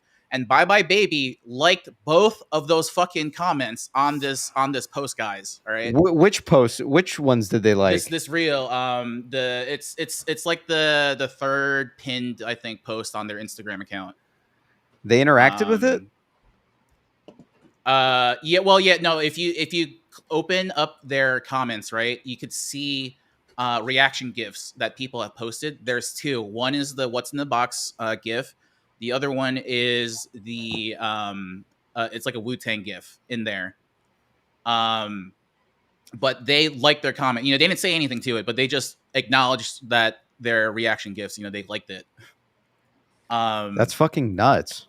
And look, by the way, on this first thing, this space call, so everyone should definitely take a listen to it. But Pulte said he's going to an undisclosed location. He's taking a private jet. He said, it's going to cost me $20,000 for $10,000. If someone wants to join me tonight and you got that kind of cash, maybe you hit it big this week with GameStop.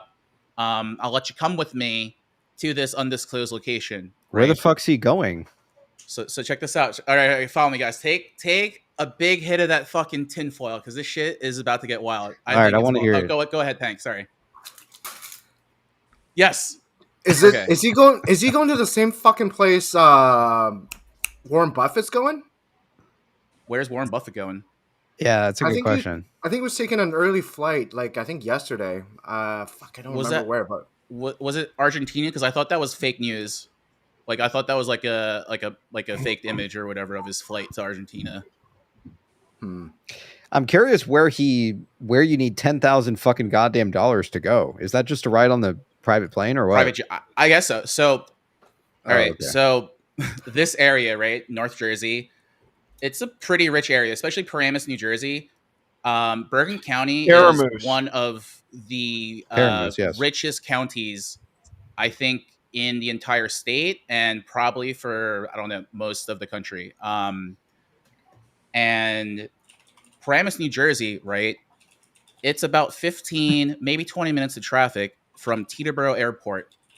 Teterboro Airport is an airport that primarily, private jets arrive at. You'll have fucking Ken Griffin's plane that actually goes there. Then you'll also have like fucking Bon Jovi that flies in there, right? But it's pretty much all private planes. Pulte could essentially fly from Chicago to Teterboro, New Jersey.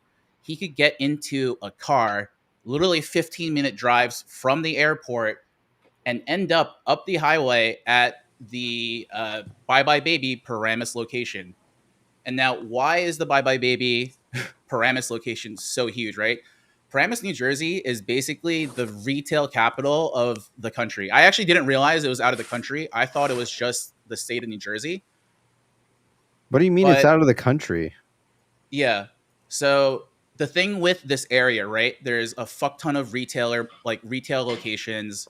There's a dispensary in the area. Like basically a bunch of strip malls, all highly concentrated into one of the busiest areas of North Jersey in this county.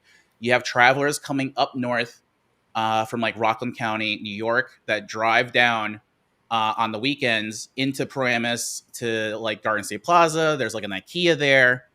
And then also this is quite close to the American Dream Mall, heading out towards New York City. So you have people coming in from that way too. It's in a really good location where a shit ton of people just drive by, and people will definitely drive from far away to get to. But anyways, it is definitely one of like the best areas that they could be in for, Bye Bye Baby, because it's going to be a really highly performing place. And I just thought it was interesting when I was looking up the statistic, because I was like, I know it's like the retail center of somewhere, but I just thought it was interesting that it specifically highlighted over $5 billion in sales are conducted, from the town website. So, we know that Bye Bye Baby is a multi-billion-dollar business. So could this be a little hint at that? I don't know. But there is just a lot of things that Pulte has been just spot on this week. And I know it's his opinion, what he thinks. Totally fair.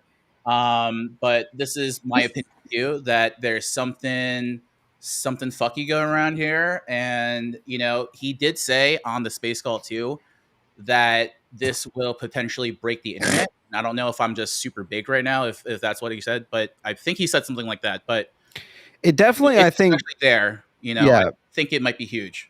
Ties hand in hand with like whatever Bye Bye. I mean, you can't deny that the timing with Bye Bye Baby, like launching like whatever they're doing. You have Bill Pulte hyping up Saturday.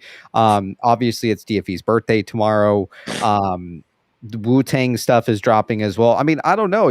I mean, we could be looking at a real scenario here where potentially we could be seeing some news soon. I mean, I don't know. Nobody really knows when we're going to hear this, right? I mean, we could be days away, weeks away.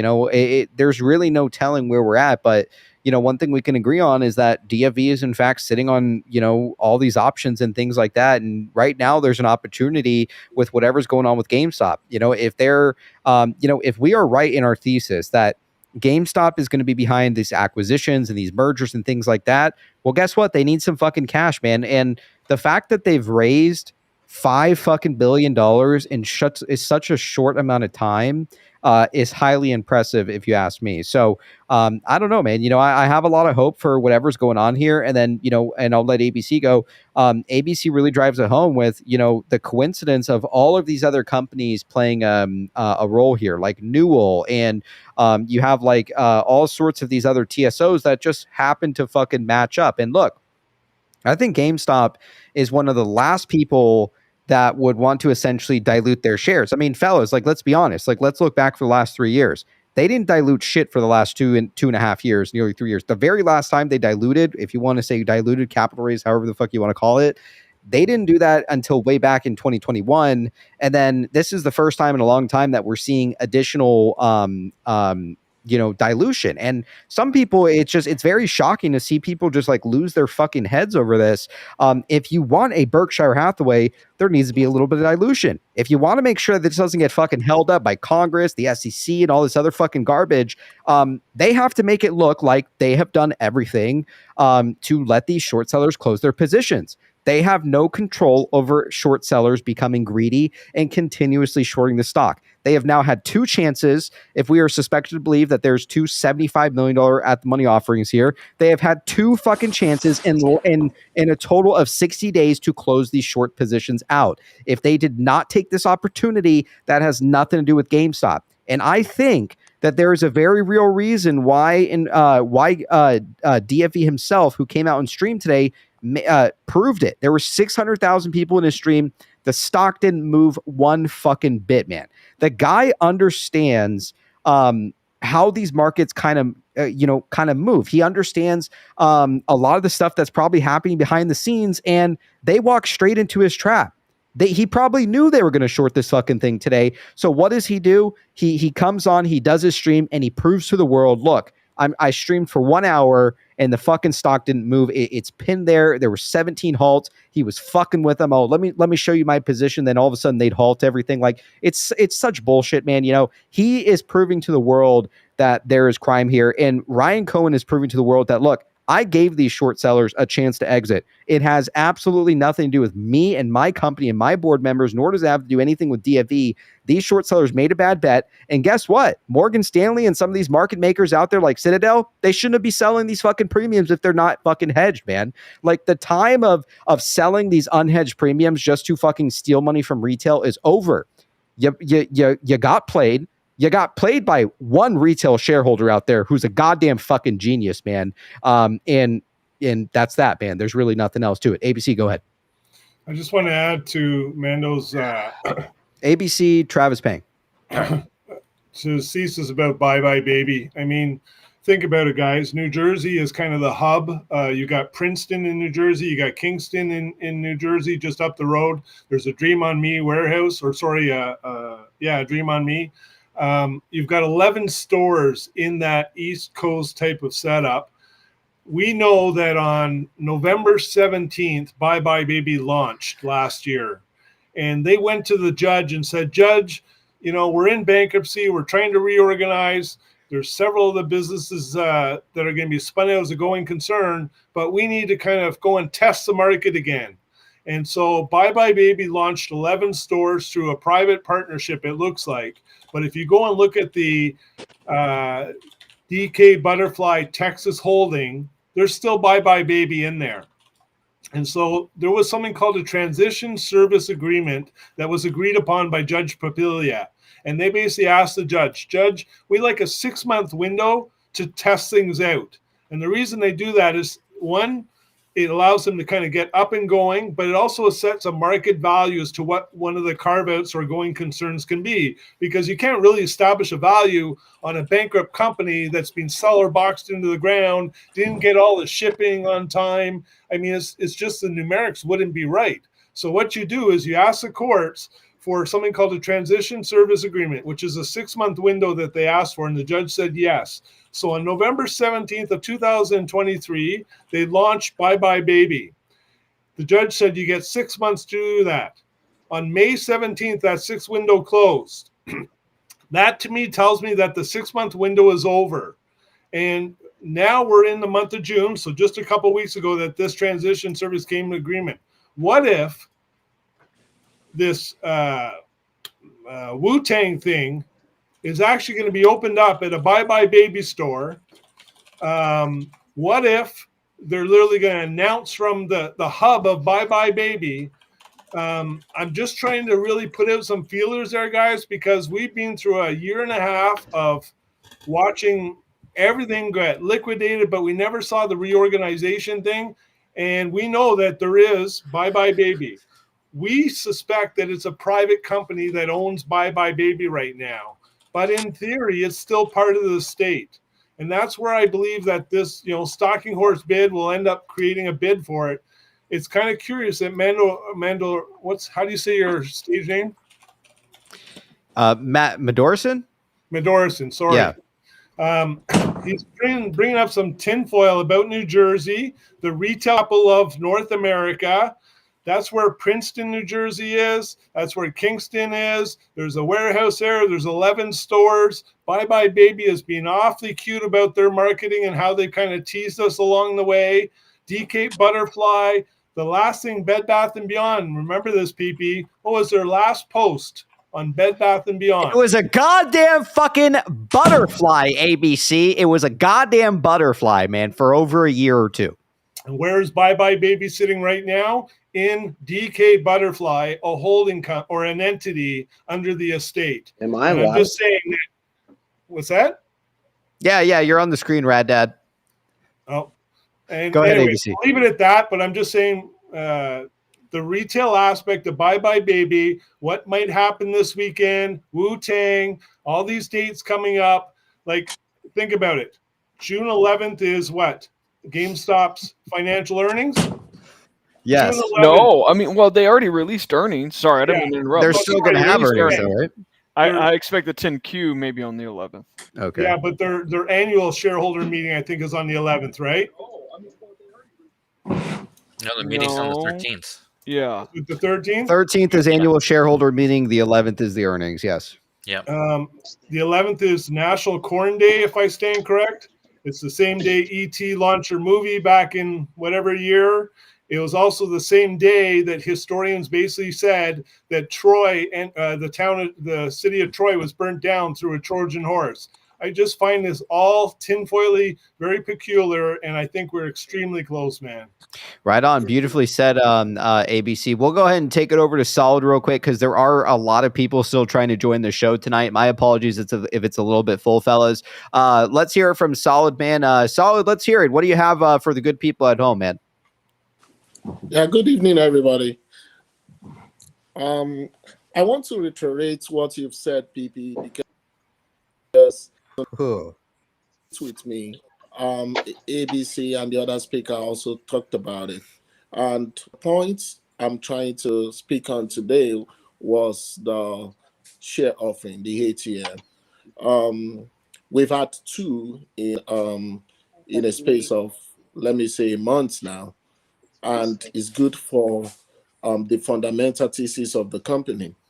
And we all know Ryan Cohen is the highest shareholder. So if he's diluting the stock, he's diluting himself also. And I don't think he doesn't have the good mind of the company at heart. So why am I stating this? Is because I don't think any one of us did not lose part of our profits today. If you're a GameStop shareholder or you're playing options, definitely you took a hit today. I did. So, but at the same time, we should remember retail, they don't like dilution. And if we have had two in a space of a month, I think it's high time for management to kind of step back. I was in the space that was that this guy did today that they were talking about, that Andrew Tate was also a speaker in that space, and there were lots of questions thrown back and forth about how can we stop how the shorts can cover. So for me, I just think that there should be an announcement soon, and I think the momentum should not be killed by continual dilution. There should be an announcement soon. I hope that will be done. Maybe tomorrow, maybe Monday. Absolutely. Yeah. So that's the only thing I want to talk about, PP. And also to also state that today is the highest ever in record. The short volume for GameStop is above the roof. It's more than what we had in May. It's now double of what we had in May. It is roughly, it's substantially larger. I was going to share that tonight too. We have an image of that, which we'll get into soon. But yeah, you are correct. It is substantially larger than 2021. I mean, not only is the short volume substantially larger than 2021, DFV is back, which, that ticks one checkbox there. It's basically just like 2021. And then on top of that, 4x the amount of shares, man. I mean, you're talking an absolute fucking powder keg here. And let me remind you, back in the day, GameStop was fearing quote unquote bankruptcy, right? At the time. So today, I mean, that's obviously not an issue. They're sitting on $5 billion cash. They're not going bankrupt any longer. There is no fucking bear thesis. And to some of the people out there, the quote unquote shills or whatever you want to call them, they just simply don't understand how the fuck this works. We're talking net operating losses are the lowest they've ever been to historic levels while the company is sitting on so much fucking cash. Okay. Again, net operating losses are lower than they've ever been. Obviously our accountant here at the show is saying, no, well, maybe they're not historic, but they're pretty goddamn low, man. I'll give you in the last 4 years, yes. All right, fair enough. Yeah. So again, like this is a turnaround, right? So, and not only that, man. Let me tell you something. What makes me essentially invest into GameStop is the fucking leadership. The fact that the CEO is not taking a fucking goddamn paycheck, which means he wants this fucking stock price to go up because he owns stock in it. Okay, right? So, and again, he's the only fucking guy out there who's a CEO who's not fucking taking a goddamn paycheck, man. And yet people still want to shit on him and they bitch at him over Twitter. Oh, we need fucking guidance. We need guidance. You don't need fuck all, man. What you need to do is you need to fucking focus what the fuck is going on here. Put the two fucking goddamn pieces together and figure out what the fuck is going on here. RC is not fucking diluting just to fucking dilute. He is doing this so he can raise the fucking money while you hold your fucking cock in your hand and he does the actual goddamn work, man. All right. So Again, quit bitching about the fucking dilution. Quit bitching about this. If you don't understand as a GameStop shareholder what the fuck is happening here, I don't know what else to tell you. They are going through one of the biggest merger and acquisitions in the fucking in the century of all fucking deals, man. This is going to be one of the largest ones, man. Okay, so enough of the dilution bitching. Enough of the bitching about we need fucking what was it? We need fucking guidance. No, he doesn't owe anybody fuck all. He doesn't owe me nothing, you nothing, nothing. All right. We invest in this stock because we believe in it. We invest in this stock because we love the fucking leadership. We believe in people like Larry Chang. We believe in people like RC, and that's fucking good enough. We believe in people like DFV, man. So, if you ask me, man, I don't need any fucking guidance. I don't want the fucking enemy to know when we're planning this attack or what's happening here. They need to know fuck all. Same as us, because when it happens, trust me, you will know it's fucking happening. Go ahead, ABC. Let me just add to Solid. Solid, you mentioned the short interest is the highest it's ever been since 2021. Short sell volume? The short sell volume. Yes. Okay. Yeah. Two different things. Okay. The short sell volume is the highest it's been since 2021, correct? Yeah. Ever. We just had 120 million in 2 shelf offerings possibly executed. We don't know if this one today was completed in full or not. I believe it is, ABC. But what if both of them were sold privately and not onto the street, yet we have the highest short volume in the history since 2021? That to me is a fucking sting operation. Yes. That to me shows you why DFV was on stream live today at 12 o'clock after the stock crashed like it did, and it was halted 17 times, and he reviewed his portfolio live in front of 600,000 people to show them, I haven't fucking sold any options. I haven't fucking exercised. And guess what, motherfuckers? You know what I mean? Like, it's evident. I think this is a sting operation. Look at the fucking goddamn short volume on the daily, man. It's nearly over 50% per day, man. It is fucking, it's crime, man. It is blatant fucking fraud. And the fact that they can pin this fucking stock down because they don't want a bunch of fucking calls to print. I heard that apparently Houston Wade was up like a fucking $1 million in options. He got liquidated, man. That's fucking bullshit is what that is. If you make a fucking bet and the stock rips, man, again, like, there has to be something here. And, I get it. Some people out there are a little bit pissed. The dilution should have happened Monday. Well, how the fuck do you know a deal's not going to come through the door over the weekend and all of a sudden Monday we're looking at a merger and acquisition? All right. This small setback is minuscule to what we could be potentially seeing later down the road. And again, DFV making a huge fucking bet like this, keeping his cool, being down $200 fucking million, man. Like the guy obviously fucking knows something, man. So again, Ryan said he got liquidated. No, his options got fucked up. I think he was really pissed off about it. I feel for him, man. I lost some money this week on options too, and I took a little bit of extra money and I bought the 2021s. It's risky. When you play weeklies like this and shit like this. So, but again, we have no idea if Monday comes around and all of a sudden it's merger Monday, right? Or we get some news over the weekend or something. I mean, things are picking up, not only with GameStop, also with Bed Bath & Beyond. There's a lot of filings coming through. This Chubb stuff is getting kind of pushed through the door. Like, that's all wrapped up now. So deals can start happening here, man, if you ask me. So I don't know. I if you ask me, I'm not sweating. I'm not worried about anything. Look, if I lose a couple fucking grand trading some fucking weeklies, so be it, man. Because I got a bag of shares. I got a shitload of Bed Bath, and I'm confident that it has not gone to zero. So, and I've been saying it for over a year, and I think that when it happens, most certainly it's going to shock me, man. But I for sure feel like this is for sure happening. I mean, there's nothing that tells me that we're not winning at one of two sides here. And again, like, some of you guys out there are invested in Bed Bath, GameStop, and IEP. And I truly believe all three of these are interconnected. And that's why I'm betting on all three of these, man, because I'm not going for one singular win. I'm going for all three, man. So that's the way I see it. Solid anything, Travis, and then Solid closing thoughts, and then we'll move on. Yeah. No, I just want to add on to that. I mean, dilution into upward pressure like they have done. I mean, you got to remember, like a month ago, we were trading at $10. And now we're in the upwards of 40, 60, 30. I mean, we're up and down. Dilution, earnings weren't great, but earnings weren't bad. I mean, it's an improvement year over year from a profitability standpoint.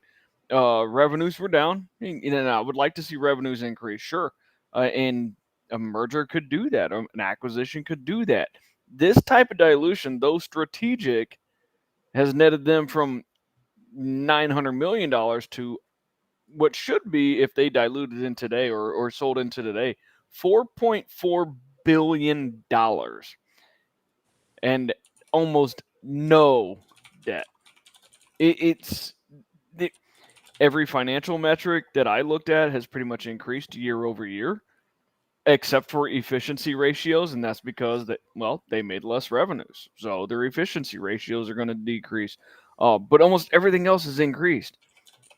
Year over year, they're looking great, except for revenues. They need something. They need to acquire something that's going to generate revenues, build revenue. They need to beef up the balance sheet. They need to beef up the revenues for sure. Like that's not the balance sheet, but the income statement. If they beef that up, if they get the revenue flowing, I mean, you're looking at a company who has $4.4 billion. That is profitable. Which is looking like they're going to be around for the next 30, 40, 50 years. This is a great investment. I agree with what DFV said today, and I'll end with this and take it back to solid. Is that you have a company who's still in their transformation stage. Yes, and you're invested early. This is being like an Amazon in 2000. I know it's incredible. Yeah, and that's where I stand. I'm happy with my investments. I wish I had as much as everybody else. Unfortunately, I've put in what I can afford to lose, and good. I'm happy to be here. And it was a great earnings release. The stock price, I think, really went down today because of the dilution. I expect to see a press release Tuesday that they have completed this, because they do have 48 hours, business hours, to actually report on it. So yeah, expect an 8K on. What am I missing? Rick said that he can't see his TV because his titties are so jacked. Sorry, Travis. I would expect to see an 8K on Tuesday after Right on. that says that they completed their offering. Yeah, beautifully said. Solid. Let's hear it, man. Give us some closing thoughts. And then we have two other people backstage here. We got Nana's Craziness, and we also got Holy Beards back there as well. Solid. Let's hear it, man. What would you like the good people at home to know? A little over 7,900 people tuning in tonight. What would you like them to know? Wow, nice one. Just a closing thought. I think if there is anything to go by, what Larry Cheng said, and also following Pulte, they've kind of been getting it right. They are very, very intelligent personality in our community. And both of them said it, that we should be thinking about Berkshire Hathaway. Yes. So bye-bye, baby. If Pulte said we should expect a dilution, is not sure, and then it happened, then there's no way there will not be something coming up like the Berkshire Hathaway. So for me, I think a textile company industry owned by Warren Buffett turned into an holding company, investing company. There's nothing that stops GameStop from being something close to or even more than that in the future. So, and they will have to start from somewhere. And now they have the arsenal, the cash to take it from somewhere. So I think that, to me, looks like nothing is certain in the market, but that look like the direction or one of the direction they are going. So I want to borrow. I don't want to make a mistake. If I am going to look at what those two men said, I think one should be able to make an informed decision to know that this is a bullish thesis for GameStop, and it is far more better now than it is even 4 or 5 years ago. Oh, absolutely. Right on. All right, you heard it from Solid. Chad, let's get some love for Solid on his way out. Solid, love having you on the show, man. Appreciate you always giving your insight there. So take care, and good luck on your trades, man. Peace. Thank you. See you, Solid. Thanks, man. All right, you heard her from Solid. All right, we have Nana's backstage. We'll pull her in just a moment. Let's take it over to Spurious first. Spurious, what do you have first that you want to share first tonight, man? Thank you. My apologies. Sorry, Yeah, tonight's been kind of crazy. When PP gets I can behind see. the bottle, when I fall off the wagon, man, it's a nightmare. So sorry about that, Spurious. Go No, ahead. it's all right. People cheers, buddy. Backstage is complete chaos. So Yeah. I get it. So this is a little stale now, but you asked a question earlier. I forget exactly the way you phrased it, but you were basically saying, that it was odd that GME gave early estimates of their quarterly results. That was about a week ago or something. And that they might never have done that before. They actually did do that before once or twice that I remember. It was way back in like, I don't know, late 21 and maybe early 22. But besides the fact that they did that before, and I can testify that they've done it before, the times they did it looked so strategic. And when I show you, Are you sharing a screen? Yeah, I'm going to. Can I? Yes. Oh, let me. One sec. Sloppy says, yeah, he said 18 minutes at 8:27. Someone named God came backstage and they're like, you guys better pay attention to 18 minutes, like at the start of the show, but he lied. Okay. So he didn't lie. He didn't lie. He didn't? lie. No, there was something posted from RC. Okay, we'll go to it. Sorry, have it ready, Pang. Have it ready. So this is the. Hang on. How do I do this? This way. There we go. So this is something that Larry Cheng posted way back in July. Yeah. Of 22, and I don't know. You want to read it or? Yeah, so it says common but trust eroding communication style between managers and their investors. Potential good news early, actual bad news late. Uncommon trust enhancing communication style between managers and their investors.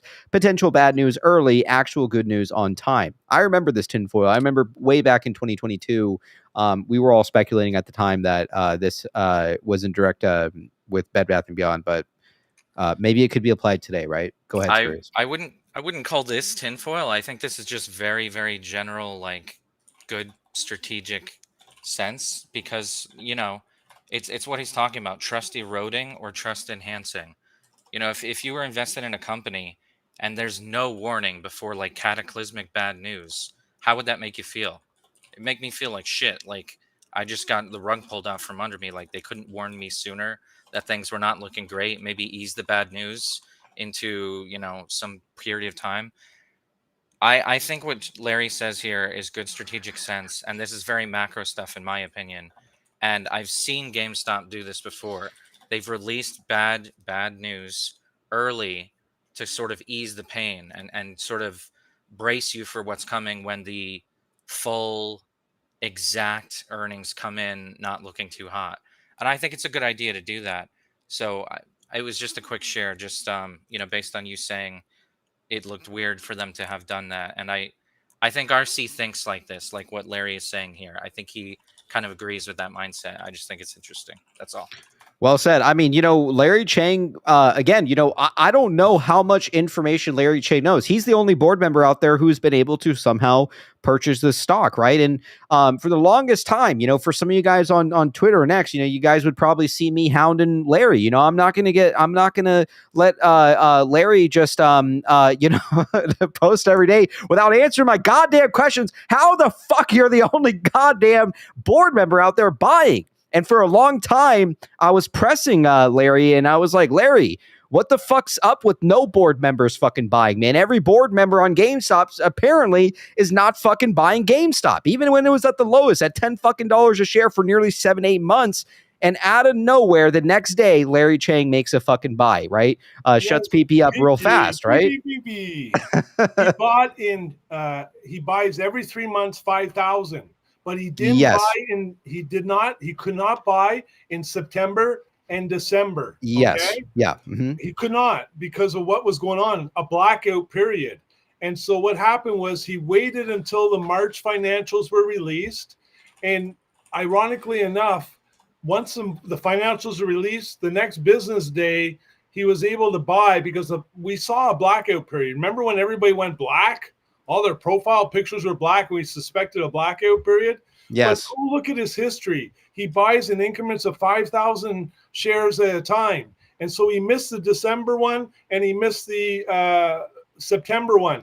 And so what happened was the earliest he could buy because of the blackout period wasn't until April or March or whatever. And at that point in time, if you look at the purchase, there was 4 transactions and they were not direct transactions. They were third-party transactions. Usually when you buy yourself, like Marcus Lemonis just bought yesterday, it was a direct transaction. Now, I messaged Marcus and said, was that scheduled or not? Because he never checked off the box. But any direct transaction is usually a shareholder buying for themselves. When it's indirect, it's usually scheduled or pre-scheduled and permissed by the company.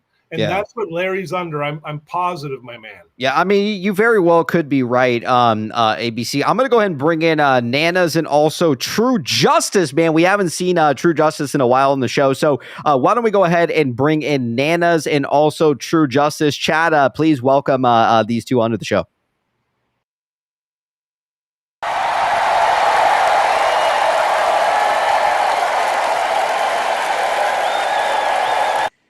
All right, what's going on? We got Nanas and we also got True Justice. Great to see you guys tonight. Let's go ahead and start with Nanas. Nanas, what do you have for us tonight? Oh, I just want to just say hello. I just give my support and love, and I'm just really into all this. And, you know, my husband was following. He's down there, Gino, in the comments somewhere. Right on. And I would yell at him before, like, you know, your PP show's too long, because he's been following you since the beginning. Right on. Glad to hear it. I'm sorry. What about his PP being too long? Yeah, right. No, I'm just kidding. But he was saying, what do you have to share with us tonight, Nanas? I just want to say I support you guys, and I love you guys, and I'm in for this. We've been in this since the beginning. I mean, I didn't really know why we were in the beginning. I just got in it, and I was starting to read more, and then my husband he's always just watching your streams, always watching. Right on. Going out there, you know, and I'm just just waiting. I'm just still waiting for my Your husband's a smart man, for sure. Yeah, he is. He's awesome.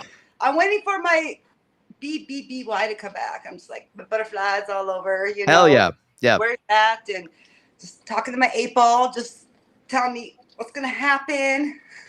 Right on. All right. Well, cool. Well, any closing thoughts that you'd like to give for the chat out there? Any words of advice or anything that you want to add? We're all ears tonight. Let's hear it, Nanas.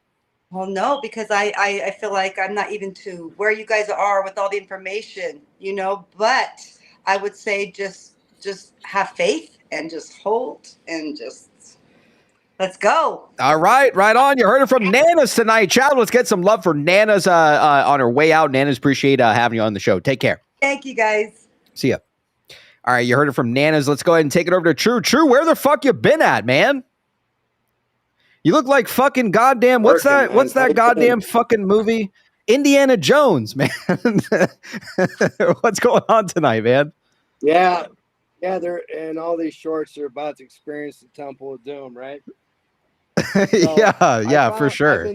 I've been doing a little research on Carl Icahn, and I found something interesting. First, hi to chat. Everybody that are shills, go fuck yourself. Everybody that's for PP in our community, I love you guys. Michael, Pang, Travis, ABC, Spurious, PP, I love all you guys. So I came across, I've been doing a couple months on this this whole 741 deal, you know? Yeah. And what I came across was Carl Icahn. And I came across Carl Icahn for the 741 with the SEC. And it was filed February 29th of 2016. And it was a Schedule 13G. And it's kind of interesting. Sorry, man. I'm sorry. The Nor, however the fuck you say it, fucking comment. Go ahead, True, man. Sorry about that. People already talking shit or what? No. It just someone said like you were like from like a 40s like movie or something. I looked at you for a second, made me laugh. Sorry, man. Go ahead. They call that an old soul. Right on. But No, I guess from all my findings within the last like 48 hours. Yes. I always thought it was Ryan that was ahead of everything. I personally thought like Ryan was the #1 hitman to do all this deal and take people out. But from what I discovered, and you can look it up yourself, if you go to Cornell Law School, okay, and this 13G that was filed February 29th of 2016, it's really quite fascinating with, you know, all the information they have put there.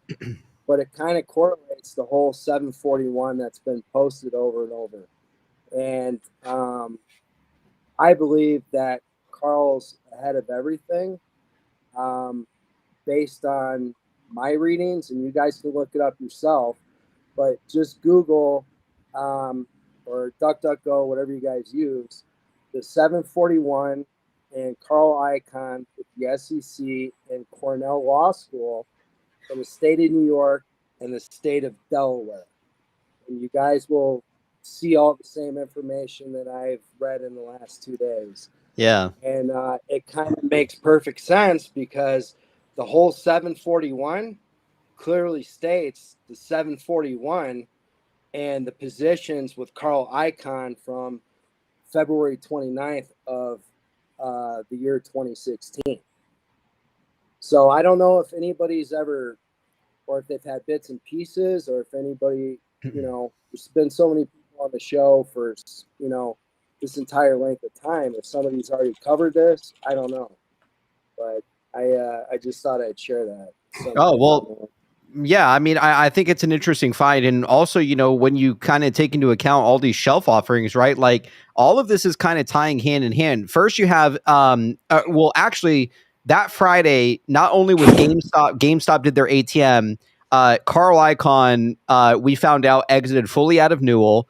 We also found out that Carl Icahn they were like restructuring some of their bond deals and stuff like that. They're raising they were supposed to raise 500 million. They upped that to 750 million. Then on top of that, the following Monday, we have Newell come in with like a giant $2.7 fucking billion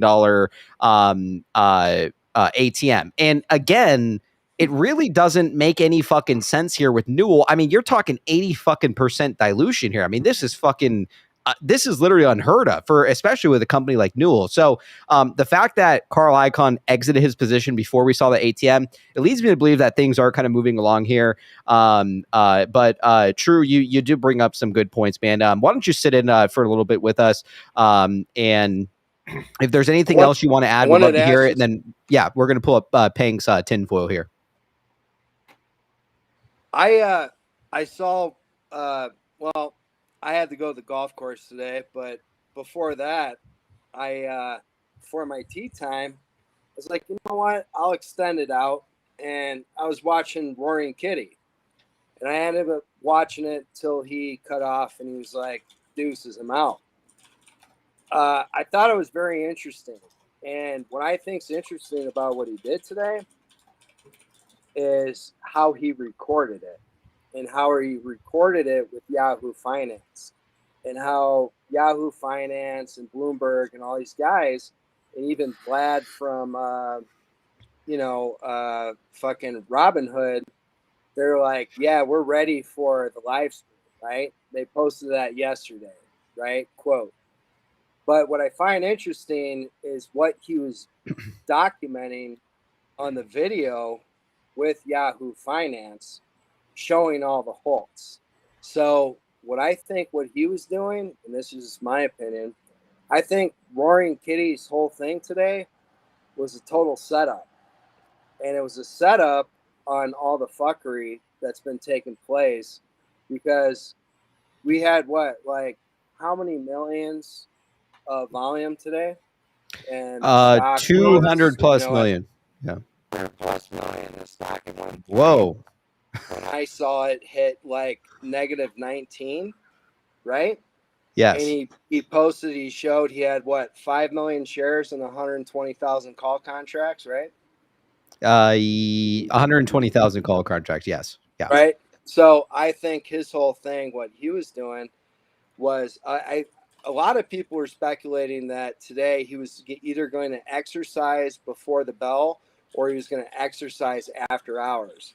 And what I speculated on my own beliefs is that the reason why he did the whole show today was to show that everything that he has and the positions that he has is an illustration clearly on everything that we all have too that's documented.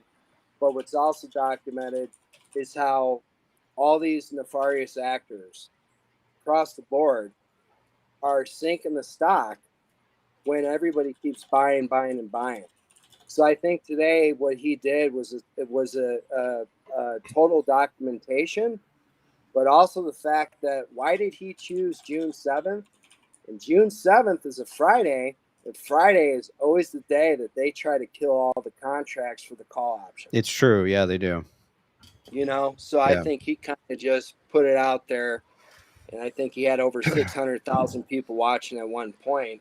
Mm-hmm. And it's all legally, and he even said like, oh, hey, can I say this? Oh, can I do this? Mm-hmm. Oh, can I say this? So you already know that he got legal counsel even prior to even coming on. For sure. Yeah. And So I thought that was exactly. And of all times to think, do it 1 week after Cat went live. That's I know. Isn't that interesting? Coincidental timing. After what, 4 years? And when you go through the geometric value and everything like that, through what Cohen was saying and Carl Icahn and all the math I've done in the last, month, it all comes out to June 12th. Well, and I want to say something again. Like, I always thought it was weird that he started his congressional hearing with his statement of, first and foremost, I am not a cat. And it never really hit home until the cat system was going into effect. And I'm like, a cat. Yeah. I am not a cat. And then when it goes into effect, it's like, can it really be that simple? Was that what he was referring to? Like, when the cat system goes into effect, this thing's going to pop. And let me add to that, Travis, if I can. Sorry to interrupt, my man, but go ahead. You know, think about it. Roaring Kitty has been out of the picture since 2021. The cat system undergoes some testing, and then all of a sudden he shows up, right? And we start to realize that this cat system is actually able to not only track, but identify where trades are going to from point A to point B and then over to point C. So you've now got this tracking system. It's literally called CAT, which is ironic enough. DFV, the cat, shows up. And when you think about it, look what happened to the Bed Bath & Beyond estate, right? There's a lot of speculation right now, and I'm certainly on that bandwagon, that HBC did not dilute. Now, there may be some dilution eventually, and we'll find out more. But I also believe that HB Riley was acting on behalf of a third party.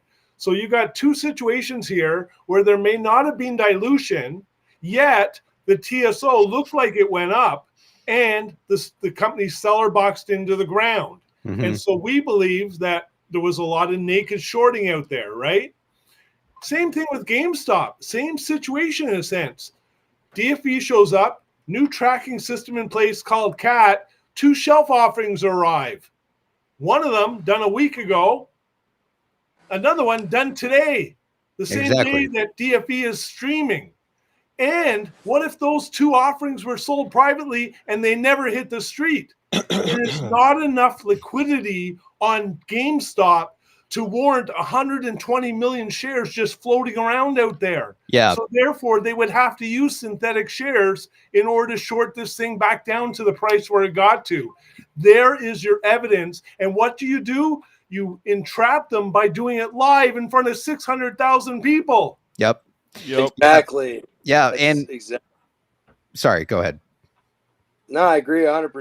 ABC, you're on point. And that's what I say. The whole thing that he did today was a total setup. And it was a setup on everybody that's been involved the entire time that fucked us over and is still trying to fuck us over. The bad thing for them is that it was all documented on TV, live and recorded. There you go. Of over 600,000 people. Yeah. so that when he starts to exercise those calls, they can't go after him at that point. I mean, again, these people made a fucking bad bet, man. If he exercises the calls and, like, let me give you an example. If GameStop comes out and says, we're doing a merger and acquisition, the stock shoots up to $100 per share, maybe even higher than that. Then all of a sudden you have a scenario there where hedge funds and market makers are not hedged on some of these calls here, right? We know that they're not. And even if maybe they did hedge earlier this week, we surely know that's bullshit now, just based off of the stock price as of recently. So as of today, with it declining 40%. So the fact is that they better be very careful, man. They better tread lightly, because if GameStop, in fact, has plans to utilize this money like they are stating in this policy that, hey, this money that we raise is going to be utilized for acquisitions and mergers and things like that, these hedge funds need to be careful out there, man, because the stock can go to $100 and then all of a sudden you have DFV exercising 12 million fucking shares. Where the fuck are they going to go to buy those shares? They're going to go straight to the market and they're going to start begging people like you and I. They're going to get down on all fours and try to lick your balls for one goddamn share. And you better tell them no, man. All right. So again, I feel like this is a brewing scenario here that has essentially never been done. And the fact that if there's a possibility that RC and also DFV are working together here, you could see some explosive type of action, because again, RC's kind of at the helm of this investment policy. DFV's at the helm of the algos, essentially. I mean, they have full control over what's going to happen here. So that's what I have to say. Let's go ahead and bring in Kinky Sex in here real quick, and let's see what's going on with Kinky Sex tonight. Kinky, what's going on, man? Nothing, just watching. What'd you want to add, man? Peng said you wanted to come on the show, and then Peng will show some tinfoil after this. Go ahead. Oh, Kinky. this is what I want him to show, is the RC tweet. Oh, okay. All right. We'll let Peng share his screen here. All right. What are we looking at here, Peng? Hold on 1 second. Am I high here, or is Roaring Kitty live right now? Where? On his stream. It says on YouTube? On mine it says live. No. That can't be right. He's Wait. not live on mine. It does say he's live right now. Wait, what? Yo, he's live. Where? Hold on. We're gonna. There's 47,000 people. Yeah. Pull this shit up. Working on stuff behind the scenes. What the fuck? When did he go live? Earlier today too. It's a different resolution. I'll be back. It could be a good approach. That's not the end all. Kitty's live. Yeah, he's live. He's live. I think 3 years is too long in this case. 5 years, 10 years. All right. Like if we all wait in 5 years, 10 years, and it's like, all right, we're gonna be going into the pet rock business. It's a fake account. Come on, reserve the right to change your mind. Yeah, it is fake. It's bullshit. Is it? Okay. Sorry. Yeah, it's bullshit. Let me go back to the other one. All right. I was about to say, what the fuck? Yeah, I was like, this was literally from today. Oh yeah. Okay. Right. Okay. All right. Go down. Unfortunately, I got to bounce. All right, Travis, let's hear it. Closing thoughts. Closing thoughts. All my efficiency ratios are up. All my leverage ratios are up.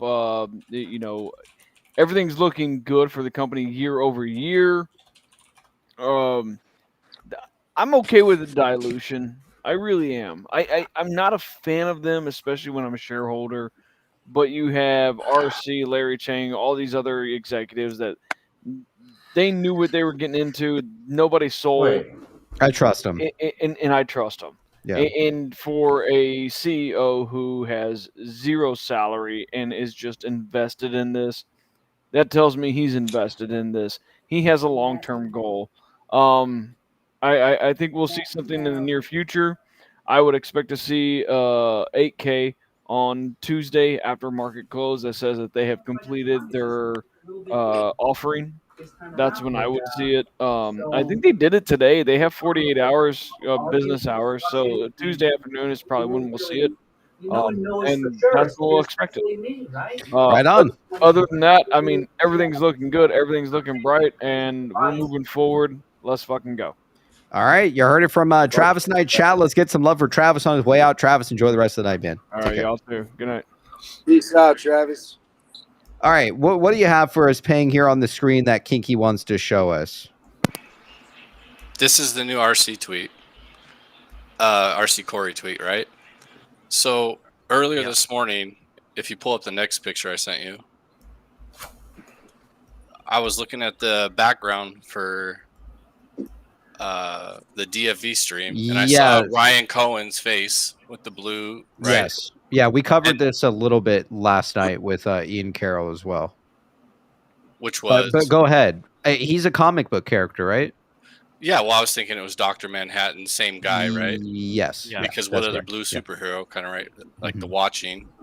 I was also, like, last week, I was on Ignoble Victory's page, and I was looking at one of his background photos and stuff, and it was from The Watcher.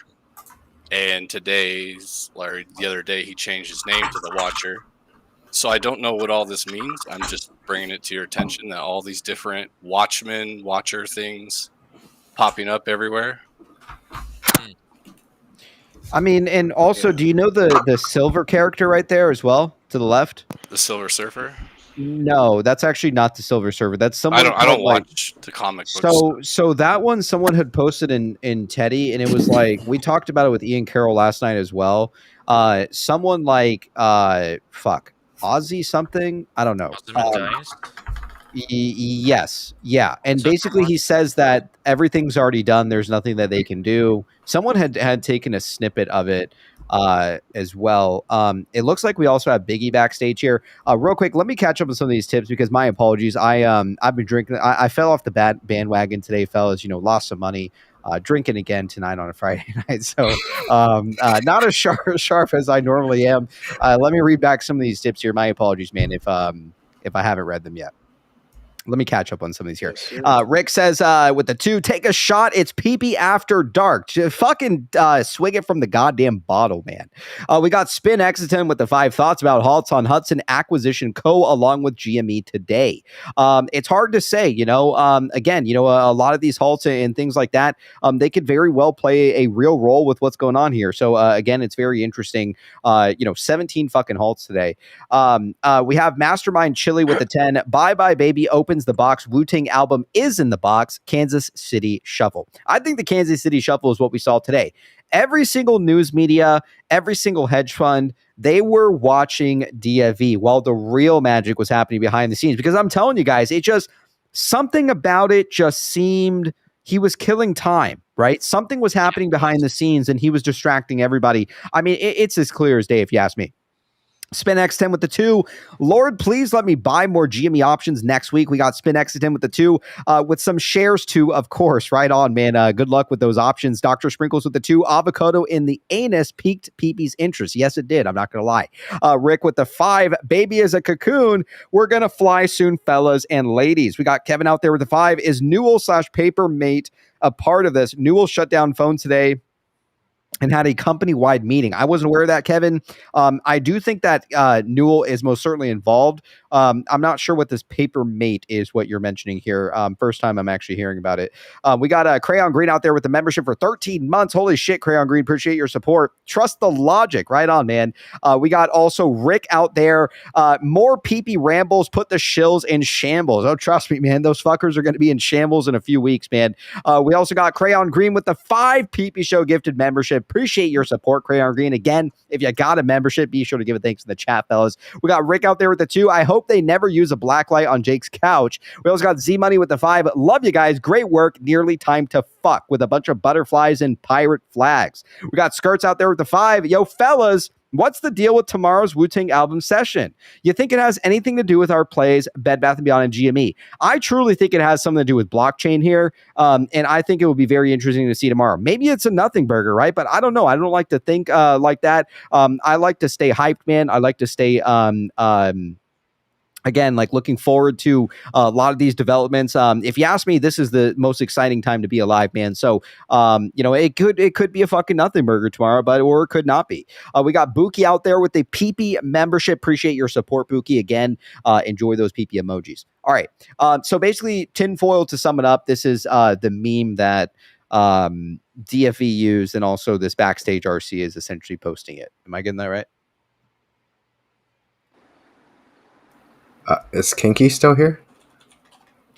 Oh, Kinky left. I think it's just an ode to saying, like, if something could, they wouldn't do anything unless it was impossible for it to be messed up. Okay. Question: do we know who Ignoble Victory is?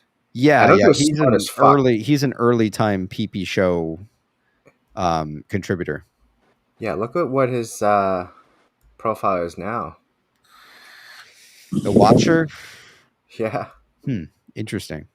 That's this guy, no? Sorry, that's the blue guy, no? Okay. No. No. The blue guy's from the Watchmen, right? Yeah, and his name is Dr. Manhattan. Real quick, we have Biggie here backstage. He says, "Yo, I'm able to hop on for a few minutes, but I think I have the answer to what is happening with the dilution." Why don't we go ahead and welcome Biggie on the show? Chad, give a warm welcome to Biggie. Biggie, what's going on, man? You're on the PP show. Let's hear it tonight, man. Hey, man, can you hear me all right? Yeah, we can hear you, man. What's up? Awesome. So I'm sure everyone's a little amped up after today. It was a pretty wild ride for sure. Definitely. And I think we all kind of see what's going on here with like swaps expiring and some funky stuff going on with FTDs and even short exempt volume. And I think other folks see that as well, DFV being one of them, obviously. But I want to point out something that I found really, really interesting about when DFV entered his call options. And, you know, we were all able to see them. We got confirmation from DFV that it was him that entered those call options. But after that first run up that we saw when we like hit $80 pre-market and then it tapered off, and then they announced the 45 million share ATM, what was odd was that DFV already had a bunch of liquid cash to actually start buying calls during a dilution, which is very odd in my opinion for anyone to enter such a large position during a dilution. His whole entire position continued to be added up until the point where they stopped diluting. They announced they were done, which I find to be very, very interesting on his entry of timing. And I think it's almost a test. And if you want to go down the whole like Kansas City shuffle, where it's like, this is obvious that it's a trap, but it's like, if they do it again, there's like, well, we know the trap, right? But like we look at DFV's cash and it's like, odds are he can't do this again to the magnitude that he did, right? And this is where I think Cohen comes in, because right now I would assume most folks are extremely upset with another round of dilution right when we were about to run again, when we haven't really seen much. What's the biggest way for Cohen to redeem himself right now is if he pulls a DFV as he's diluted himself and starts acquiring during the ATM, which is 100% legal for an insider or any director or board members to start acquiring shares during an ATM. If pre-ATM they notified Jeffries, go ahead and sell $45 million or 45 million shares at your discretion. Because at that point, it's like in Jeffries' hand. I mean, this is all legal. A board member or CEO could actively start acquiring shares during that period, because everything's out there. They've already released the the earnings report. Like, blackout period's basically gone at this point. I think that's what happens here. I think DFV gave him an alley-oop, and it's kind of up to Cohen to see what he does.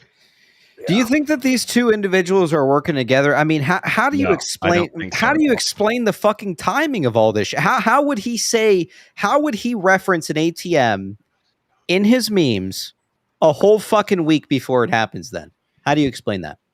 I mean, I think it's one of those things where it kind of makes sense that they would sell. Like if you look at the position of the company, they actually have quite a good defense that, you know, they haven't acquired anything yet. There's no like potential realistic upside that is very, very clear. I guess like if they acquired a bunch of small companies and the stock ran and the company immediately started selling, that'd be very conflicting for the marketplace, because then everyone's looking at it and saying like, you just bought these companies. Like, do you already think they're worth less, like on a synergy basis combined with you? Like, I think it makes sense that they were in a position that they more than likely were going to be offering an ATM in a run-up.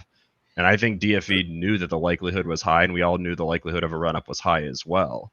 Yeah.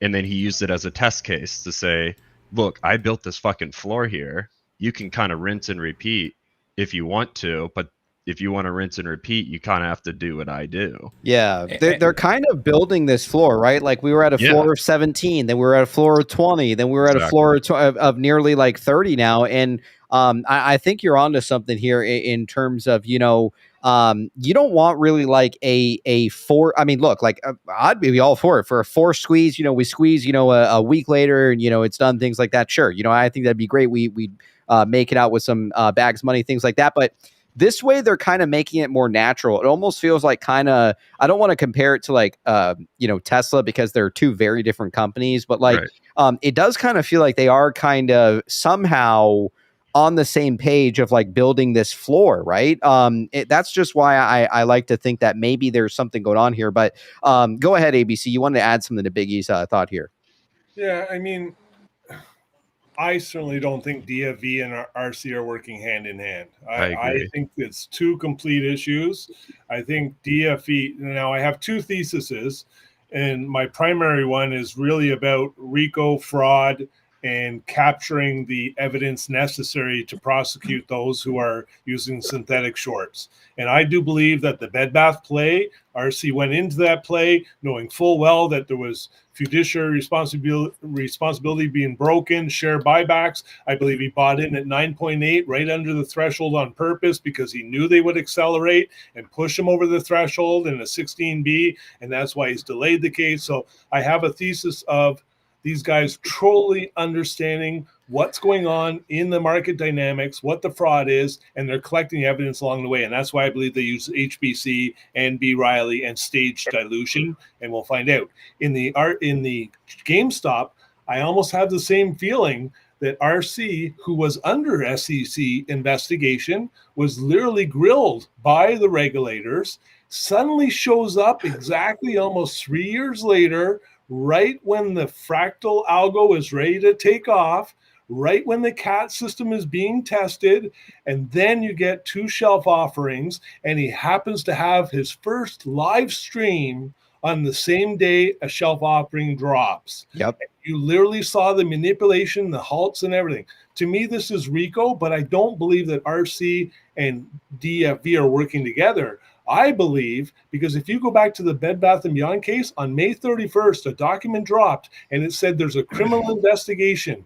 And that wasn't one of those sunshine hearings that happen every 3 months where they do criminal investigations in the sunshine hearing. This was actually specific for Bed Bath. So we know that RC has been working with the SEC ever since they had their issue with the DTCC back when he was offering a dividend. He's been working with them extremely closely. I believe this is a sting operation, but DFV is literally being used as a chess piece in order to create the drama, the narrative, the FUD, and how the hedges pay the narrative and so on. And so you're seeing the media dumbfounded going, oh, look at this dumb guy. Retail knows nothing. They are spinning a narrative on purpose, and it's all going to be reversed through hardcore evidence, in my opinion. I think Dude, I agree. Yeah. That's really Makes too much interesting. sense. It's really interesting you mentioned that because, I mean, at the end of the day, like, we still don't even know if they sold shares today. There was 275 million shares that traded in the event. I mean, you can even look at like the off exchange volume today. When they sold in the ATM last time, off exchange volume went down extremely low as a percentage of total volume, which made it pretty obvious that they were selling on the lit exchange. Like, pretty obvious. Today it was like abnormally high. In the event that they did not sell shares today and we saw that much downward pressure, and we got to watch Roaring Kitty live, like, coincidentally show up late, like, this that 75 million should have been eaten up right away. Go ahead, ABC. More than 3 times the volume to complete that. He showed live, guys, that he has not been exercising. So that was even more proof that there's not enough shares in the market for this downward pressure going on. So they have to be synthetic. Well, they want to rip it up so people sell at 60, right? I mean, the goal is to get some of these shares. I mean, they're using algos, things like that, and that's what they do. You know, they rip the price up, and people are like, you know what? Yeah, you know, I've been holding for 3 years, fuck it, and they sell, and some people don't. You know, like there's a lot of people out there who haven't sold on the first rip or the second. There's some people trading options, things like that. I mean, people should do whatever the fuck they want, you know, with their investment, whether you want to hold or you day trade or whatever. I mean, everybody comes from all different walks of life, man, and that's okay. I mean, we need to accept all traders out there. Not everybody wants to just sit and hold, and that's okay. You know, if people want to trade how they want, they should be able to trade how they want. But that's the thing, and ABC is correct. You know, pay attention to what they're halting and what they're letting rip, because the other day, I'm telling you guys, in 2 hours we scaled $40 fucking, man. Like 2-3 hours we were scaling. Not a single fucking goddamn halt in those last 2 hours. And then everybody piled into the calls, me included, right, for Friday, and we got fucking burned. And that's how it's fucking, this is how these assholes steal our fucking money, man, just like that. Yeah. I just want to say something real quick. I think the whole thing that he did today was a double tap. And what I mean by that is he recorded and he documented everything. You know, let's face it, he could have used any platform to document, and Roaring Kitty used Yahoo Finance, and Yahoo Finance is the number one with all the fucking fake news to get people to sell their shares and get out. And why I think what he did is because he posted his position with his call options, his 120 calls, 120,000 calls with the 5 million shares. And he kept showing, oh, it's halted. Oh, it's halted. Oh, what's going on there? And this and that. The whole thing was a setup, because I think when it comes down to it, it's going to be able to show that, well, not just what took place with the fuckery that took place today to kill the call the call options and all those contracts, but it's documented so that when he goes to exercise, which I believe he will, and I believe that when he exercises, he's going to exercise anywhere from 25 to 50%, and that's what I believe. But it also shows that too, because he has such a large volume of not just the shares, but the contracts, that it's documented that if you guys fuck with that, it's going to show that those didn't hit the lit market and they're routed to the dark pool to, tank it even more, or that it doesn't register. So I think the whole thing that he did today was just basically kind of like why everybody did all the DRSing. And he's showing everybody, he's showing his lawyer, he's showing the SEC, he's showing everyone that's watching the show. And you guys, none of them can deny that all this corruption's taking place, and everybody around the world saw it today. So besides that, I think that really what he did today was, hey, when I go do this, you guys saw my original position of 5 million shares and 120,000 calls. And I don't think that they can fuck with that position. But if they do, it's already documented. And I think that's what he did today. It was the perfect setup. And I know, think that's what he did. Yeah, I wish I didn't get overly fucking hyped, man. Sell my fucking goddamn options. Go ahead, Michael.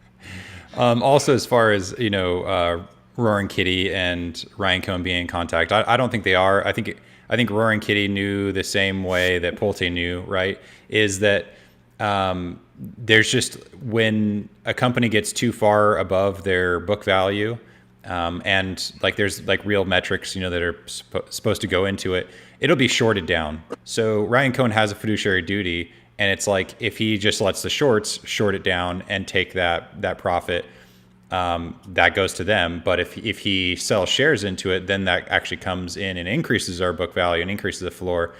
And I think that, Roaring Kitty had to come back at some point. At some point, he had to post his position. At some point, he had to come back and start talking about GameStop. And so he knew it would run, and it would push it pretty far above the book value. And that it would have to get shorted down, right? But he really didn't have to do anything, right? And sorry, go ahead with on your. I don't want to kill your flow. Go ahead. Well, no, but I mean, he still wants to be involved with GameStop. So I mean, if he knows if he shows his face, like it's going to make the stock go up, right? But also, like, he didn't come when it was the floor. It was at the floor at like $10, right? I mean, that's when like all the shorts hadn't even like. I mean, I think there's tons of shorts that are hidden and all these other things, but like the regular people shorting it hadn't even closed at $10, right? And so there's going to be a bounce. And so it's kind of interesting because I saw it at 10 and that's why I bought in. And then, but he didn't even start talking about it till it was at 17. And so that was like, you know, the shorts kind of maybe starting to unwind because it can't really get pushed past that book value because the book value is what someone could just come in and buy it for. So a stock typically doesn't get pushed past that for very long. Yeah, I mean, well said. And, you know, like people need to remember that DFV really didn't have to do anything. He didn't have to come on the scene. He didn't have to do anything. And, you know, the reason why I think it's a little deeper than that is that, like, we've watched all the same memes. It's very clear that, especially the one with like the one from the town where he comes in and we'll go back to Biggie here because Biggie doesn't have a lot of time here, where, you know, with the town where he says, hey, you know, I want to hurt some people and you're never going to mention this again and things like that. He clearly, you know, look, it's like Pulte. I say all day and night, Pulte has to know something. Pulte has to know something. But, you know, at the same rate, it's like Pulte saying, oh, I don't know anything and things like that. I find it the same way with DFV. I mean, look, like if you ask me, yeah, there's probably like a little bit of talk going on behind the scenes here. They probably can't prove shit. It's all speculation at the end of the day. But I mean, fellas, like you don't pull off one of the greatest plays in history without a little bit of help here. Biggie, go ahead, man. Let's hear it. Yeah, one thing that back when like Bed Bath and Beyond was kind of when that crazy run happened and RC sold his shares, I had done like a ton of research on Reg Show and failure to delivers, and I always found it very curious that every time a stock were to go on Reg Show, you would think, oh, well, that really hurts shorting or whatever. You'd see some sort of flat line, and there would always be this increase in liquidity in shares that were available to short, plus the stock would like always go down. And then 35 days later, if you know it didn't work out for them, that's when you would start to see FTD cycles occur. And I found it very curious that if you look at, you know, failure to deliver starting to pick up on GameStop here, and I think I'm sorry if I'm not remembering off the top of my head, but the calculation is something like a certain percentage of the shares outstanding fail to deliver for 5 consecutive prior days. 0.5%. Yeah, 0.5%. If you look at when the ATMs occurred, the prior 5 days, based on the volume that traded, more than likely had an insanely large amount of FTDs based off of the volume trading. And if RC were to be doing ATMs right at that 5-day mark, it actually is going to prevent them from going on Reg Show if they are tactically going on Reg Show because he's providing liquidity into the market. I don't know if this is like anything, but it's something that I haven't seen anyone talk on. But there's a very consistent trend of going on Reg Show, and like shorts basically gaining control. I think you're really onto something there, Biggie. I remember looking at this stuff and studying Reg Show, and the thing about Reg Show is it was supposed to fucking come from the Dodd-Frank reform stuff out of 2008 crash, and it never had teeth. They had rules that were supposed to give it teeth, and they never fucking implemented them. And I think you're right. I think what the interaction is that when the company goes on Reg Show, it does create some, how do I put it? Puts more guardrails on a stock that prevent other institutions, anyone other than market makers, from being able to naked short as much or as easily. But the reason it looks and feels like there's more net liquidity is because the market makers still can print synthetics, and they're the ones that can do it with reckless abandon without even worrying about anything really.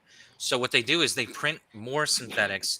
They dig the entire hole deeper of synthetics in a given stock, and they don't really have to pay any consequences because they're market maker. They get to do that. That's one of their loophole strengths they get or whatever.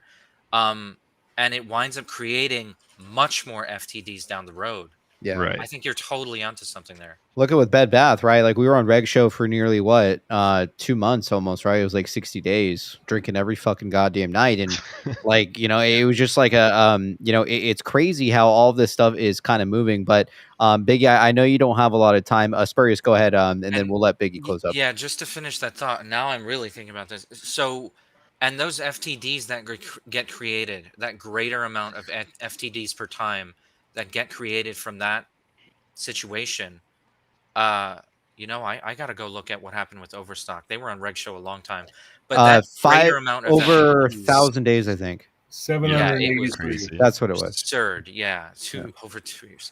So that greater amount of FTDs, who has to clean that up?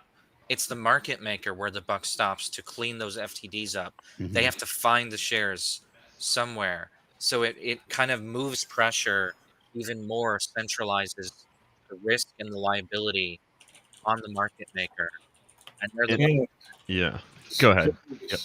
Just to add to that thought and to Biggie's thought, and I'm only speculating this, but the reason I really, really want to kind of hammer down on this potentiality is that we know in the shelf offerings, they literally said in black and white that these offerings can be sold privately. They can be an investment. They can do this. They can do that with it. And so what if, just like the Bed Bath & Beyond, where the HBC, the BBY offerings may not even really have caused that, so to speak, but dilution. Biggie, you mentioned the Bed Bath & Beyond case where they almost had 1 billion shares trade in one day. Well, guess what? There's over 400,000 shareholders in Bed Bath & Beyond, and on that particular day that they had 989 million shares trade, there was a 72% buy ratio. That means only 20% sell and 72% buy, yet the stock dropped. And so that's why I think RC is really in on this for kind of the RICO and the market manipulation, because as you say, Spurious, if that market maker has the ability to print synthetics without any real consequences, and then you do a shelf offering, but instead of it hitting the street, you actually sell it privately, then you have the evidence to say, hey, Your Honor, we never even put these on the street.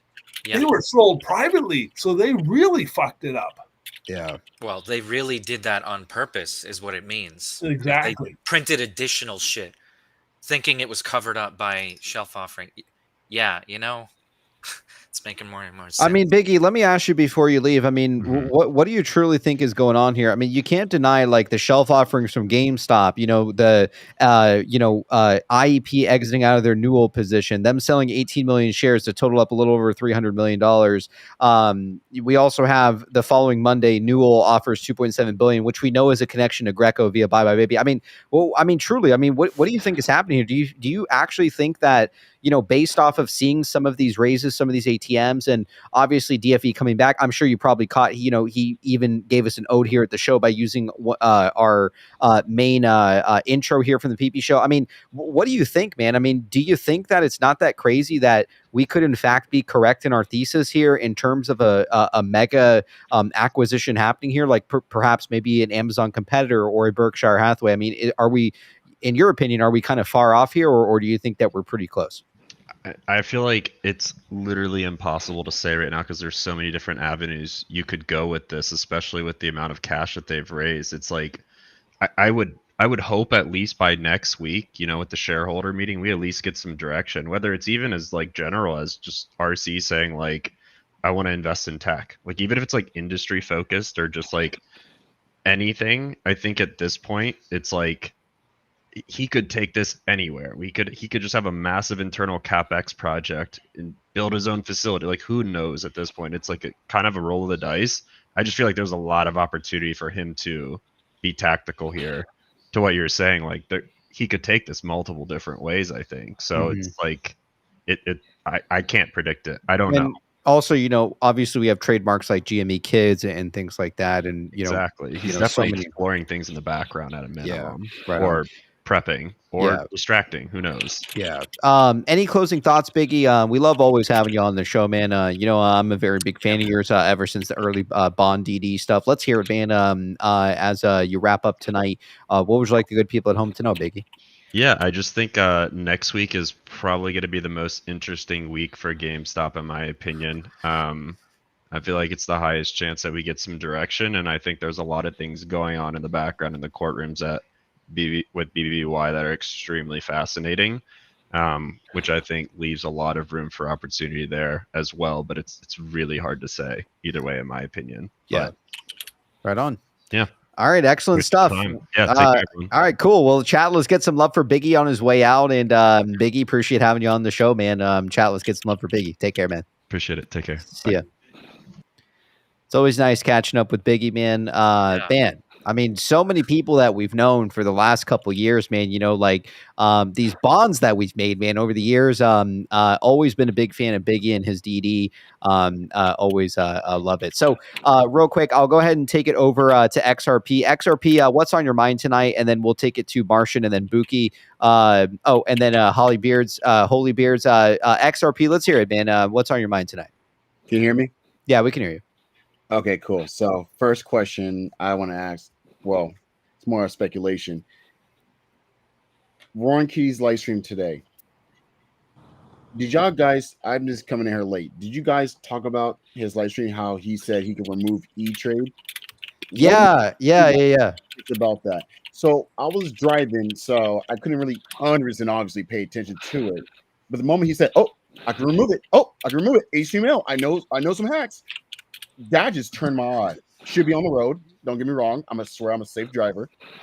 But that's got me thinking. It's like, what the fuck is he doing? Like I said, I didn't watch the whole live stream, but yeah, talking about something about the moment he said certain things, the algo was doing certain shit. But the E-Trade just caught my eye. Did y'all elaborate that? Yeah, so I want to actually add on to that. What I think it was yes, he was kind of playing around with E-Trade when they were like kind of putting him on the spot with his position and things like that. But I think the most important thing to pay attention to is he had the basically the source code, right? Like the HTML shit on the side. And I think he's alluding to the Wu-Tang tinfoil while being low key. I think he was kind of masking it with the E-Trade kind of drama shit.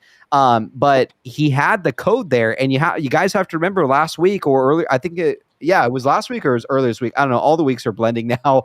How it's been a total head fuck lately. But we found that that code with GameStop shareholders in the Wu-Tang HTML. So I don't know. I think he was kind of pointing out maybe some tinfoil terms that maybe it was just a troll to be like, oh, I'll delete you, things like that. I don't know. But if you ask me, I don't know. For some reason, DFV kind of, if you ask me, I think DFV is the creator of all tinfoil that we've been following for the last 2+ years, even possibly 3. A lot of people believe that it's Ryan Cohn behind a lot of this tinfoil, but I don't know. I think the guy's very busy being the CEO of GameStop, doing the turnaround, things like that. He could be involved in a little bit of tinfoil that he posts himself, but I think a lot of like the hardcore tinfoil that we have followed for the last couple of years is most certainly from DFV, because when we compared his videos and really looked deep into the tinfoil behind that, it was very comparable to the same amount of tinfoil. I had mentioned on the show that it smells the same. It just, I can't really describe it. It's the same tinfoil that we've been following for the last 3 years, in my opinion. All right. So for a follow-up for that, the way I took it is like, oh, I can remove E-Trade. I can do it. The way I took it was that by him removing the logo saying, oh. Yeah, we can hear you. Holy. Go ahead, X-Ray. Okay, so, okay. Yeah. Holy in a second. Yeah. So anyway, the way I took about the E-Trade thing is like, okay, I'm gonna remove the logo. The way I took it as is, okay, if you're gonna kick me off your platform or you want me gone, I'll just DRS my shares and I'll make you go find shares or some shit like that. That's the way I took it. But I like the interesting point of the source code. So yeah, that's what I think he was doing, man, for sure. Because like, I don't think he gives a shit about what E-Trade was saying. I don't think he gives a fuck about any of that stuff. Like, this guy is like has mega fucking balls, man, holding a $500 million position, which I know half of us would not be able to stomach, man. When the stock goes down 289 million, half of us would be losing our fucking minds, if not 99% of us. So I don't know, man. He's a different breed, and I definitely think it was alluding to the Wu-Tang 10 with the source code. Okay, so real quick, second question, I'm out of here. Yeah. On actual Wu-Tang and ABC. Now we know that on what date is it? The 11th, there's going to be the earnings call, supposedly, even though I know some finals got released today. So let's just assume it's going to go on the 11th. On the 13th, there's going to be annual shareholder meeting. I understand. Yeah. What's happening on the 12th? I just want to ask ABC and Wu Ping. Is Carl Icahn, is he going to wake up? Is China going to wake up? Based on that tweet that Ryan Cohen put on, I think it was about 6/12, and I think that was either a year or two ago. I'm asking them both personally. Are they going to wake up during Where he that? said, is that where he said ni hao? No, not ni hao. It's like let China sleep. So when China wakes, I believe that was 6/12.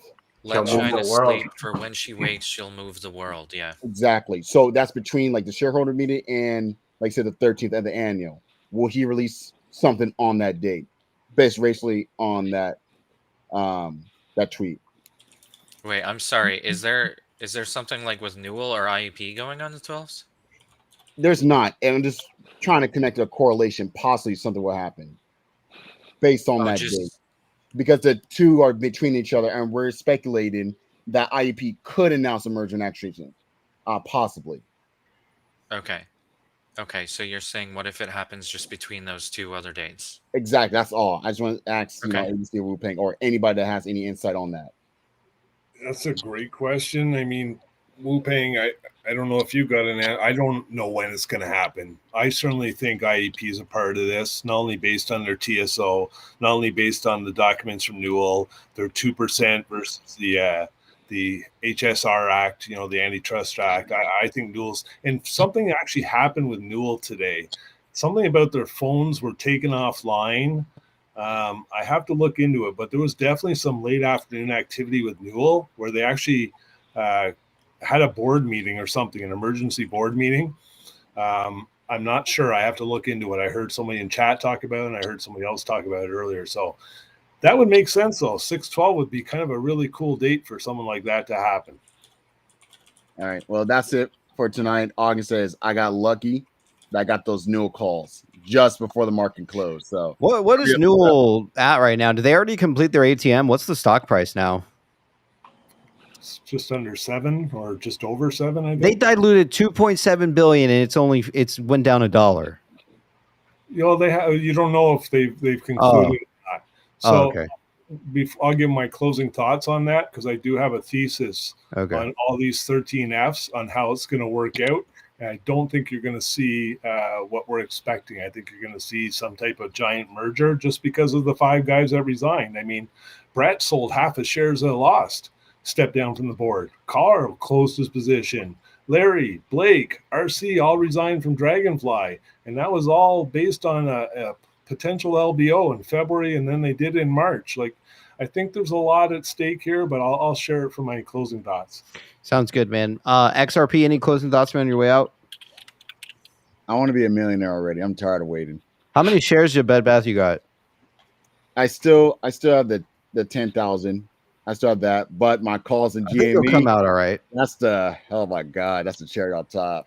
I wish I sold yesterday just to scoop some up, but honestly, that's everybody's. That's how everybody feels, man. So yeah, I'm loaded on some GME calls. Wish I got more, but I'm loaded a little bit. Yeah, right on. All right, well, you heard it from XRP. XRP, enjoy the rest of the night, man. Appreciate having you on the show. All right, thank you. You too. Bye, everybody. Take care, man. All right, you heard it from XRP. All right, Pang, what do you have pulled up here? What is this comic book? I think this is the one Joel told us about for the. It's not the Watchmen. This is Watchmen, the graphic novel. Yeah, that's Dr. Manhattan, the Corey tweet. Okay. Image. Do you want to explain this? Because I don't know what I'm looking at. Actually, real quick, let's get to it in 1 second. I actually, I've been a bad host here, and I need to let Holy go. Holy, go ahead, man. We've been making you wait for over 2 hours, man. Go ahead. So, I just dug through my meme folder, and I found this user deleted his post. But so the first part of the meme is Roaring Kitty holding up his 8-ball, and and it's like the Bart meme where Bart's looking through the telescope. But then the next image is when the Russell 1000 index is freaking out, and then Bart is like blind and holding a cane. So I was wondering that would line up with the 3-year kind of question I was asking, because that's when the indexes started to freak out into the whale teeth and all that kind of stuff. On which date? What after what 3-year point? I'm having a hard time seeing it, but it's in the January of 2021. I think it's January. It's either January or June. I have it shared on my application window or whatever, but it's too blurry for me to see it. I'd like to take a look at it too if there's a link. Yeah. Sorry, where's the image, or where can I see it? Where can we see it? I'm sharing the application, share screen or whatever. Yeah, yeah. See if it's there. Can we put that up for everyone, PP, or? Yeah, he hasn't shared it yet backstage. Oh, is it not showing up? No, so click share screen and then select the one and then click share. Yeah, I'm selecting it and it's not doing anything. Are you trying to pull it up? Try pulling it up in. Can you pull it up in Chrome? Chrome tab or windowed? Yeah, let me try that. Yeah, Chrome tab. You'll be able to see it there. Chrome. Do I need to reopen the restream then, or? No. So you just click share screen at the bottom down there with like the computer tab, and then you should see it if you have the thing pulled up in Chrome tab there. And then there's also a windowed tab where there's entire screen that you can share. You have like multiple areas, and then you click share at the bottom down there after you, like once you click it, it will say share right next to cancel. You can also link. You can link it to one of us. Payne can pull it up too. Yeah. I mean, it's on my. It's saved on my computer, so I don't know how I'm gonna show I it. have to do entire screen. Let me try that. It's But just your screen won't be live to people. It will be backstage first. So if you need to make sure not to dox yourself, you can. Right. Is it showing it? Are you ready? Yeah, I can show it on the screen now if that's cool. But DFV today, I think he was kind of pulling our legs, saying he's not a meme lord, but I think he is. I think he's a time traveler. Is that the price action from today at the bottom left? That's the Russell 1000 index. That was today? No, that's in 2021. And I think that's when he figured out when they were going to roll. And that's where that's kind of the time frame he put his options in. I was watching with my dad the Russell 2000, Russell 1000 back in I think a lot of 21. There was a lot of crazy stuff going on with those. Somebody was slaughtering them. But I wonder if next week we're going to see the indexes do that again. Maybe so. I mean, again, like, I feel like we're kind of in this like uncharted territories, like back in the day, it was really like people piling on to like save this company. And, now GameStop is essentially, they're profitable. They're in full turnaround mode. And now it's time for shareholders to be rewarded here for their efforts and for buying the stock and also buying goods from GameStop as well. I mean, truly, I do think that at the end of the day, shareholders here need to get some form of value for holding for over 3 years, and that includes Bed Bath & Beyond too. Anything else you want to share, Holy? No, thank you for having me. Cool. Well, we appreciate having you on the show. Chat, let's get some love for Holy Beards on his way out. We'll put you backstage if you want to still hang out here. Okay. Appreciate having you on, man. Take care. All right, let's go ahead and take it over to Martian. Martian, what do you have for us tonight, man? Hey, sorry. When I was on earlier, I kind of just dropped out because I was in panic mode, but I forgot a bit of my tinfoil. So panic mode? What do you mean panic mode? I'm just not good on public platforms like being online. You're doing great, man. You're doing fantastic. Look, it's just a few of us. Tinfoil's here. Joel, Wu Pang, Michael, Spurious, ABC, and me, man. Just don't worry about anybody else out there. It's just us on the screen right here, man. Don't be nervous. Let's Fair hear enough, yeah. Am I able to share my screen at all? Yeah, you can. Okay, perfect. And then we have Joel to explain this tinfoil that Pang has too. Cool. Just let me know when I'm on screen. I'm just not looking. I don't see you sharing anything. So click share screen. Yeah. And then click it and then click share. There you go. There you go. Yeah. All right. I got it pulled up here. Perfect. Yeah. Yes. When I was explaining this tweet from Retro News Now earlier, I mentioned the date, June 7th, 1990, about open at Universal Studios, Florida. Yes. I forgot to mention the photo here of the advertisement of After You Fly Beyond the Moon, and at the very bottom, ride the ET adventure this summer. Wow. All right. I like it. I like that fucking tinfoil, man. So after that, though, I spent about an hour looking into this, and I don't think it's about ET. I think it's about something bigger. What do you think? Like it's like a merger and acquisition or what? I mean, because like, you know, the big thing is that DFV today, he kept like shaking the ball and he was saying in the chat, he was like, no, you guys aren't asking the right question, you know, to ask the ball, and he fucked around with everybody and then he left, you know? So I don't know, you know, I think he's alluding to the fact that, you know, he's sitting there like making jokes like, oh, you know, you don't think, you know, the board has a plan and things like that. And he says, oh, you know, I think I do. I think the guy, I think he's, you know, again, like it's speculation out there. For all I know, you know, he's not working with anybody, but he's a smart guy. He knows what's going on. Yeah. Definitely. So I'm not sure if anybody knows this, but this just isn't just the date, June 7th, of the ET adventure being in Universal.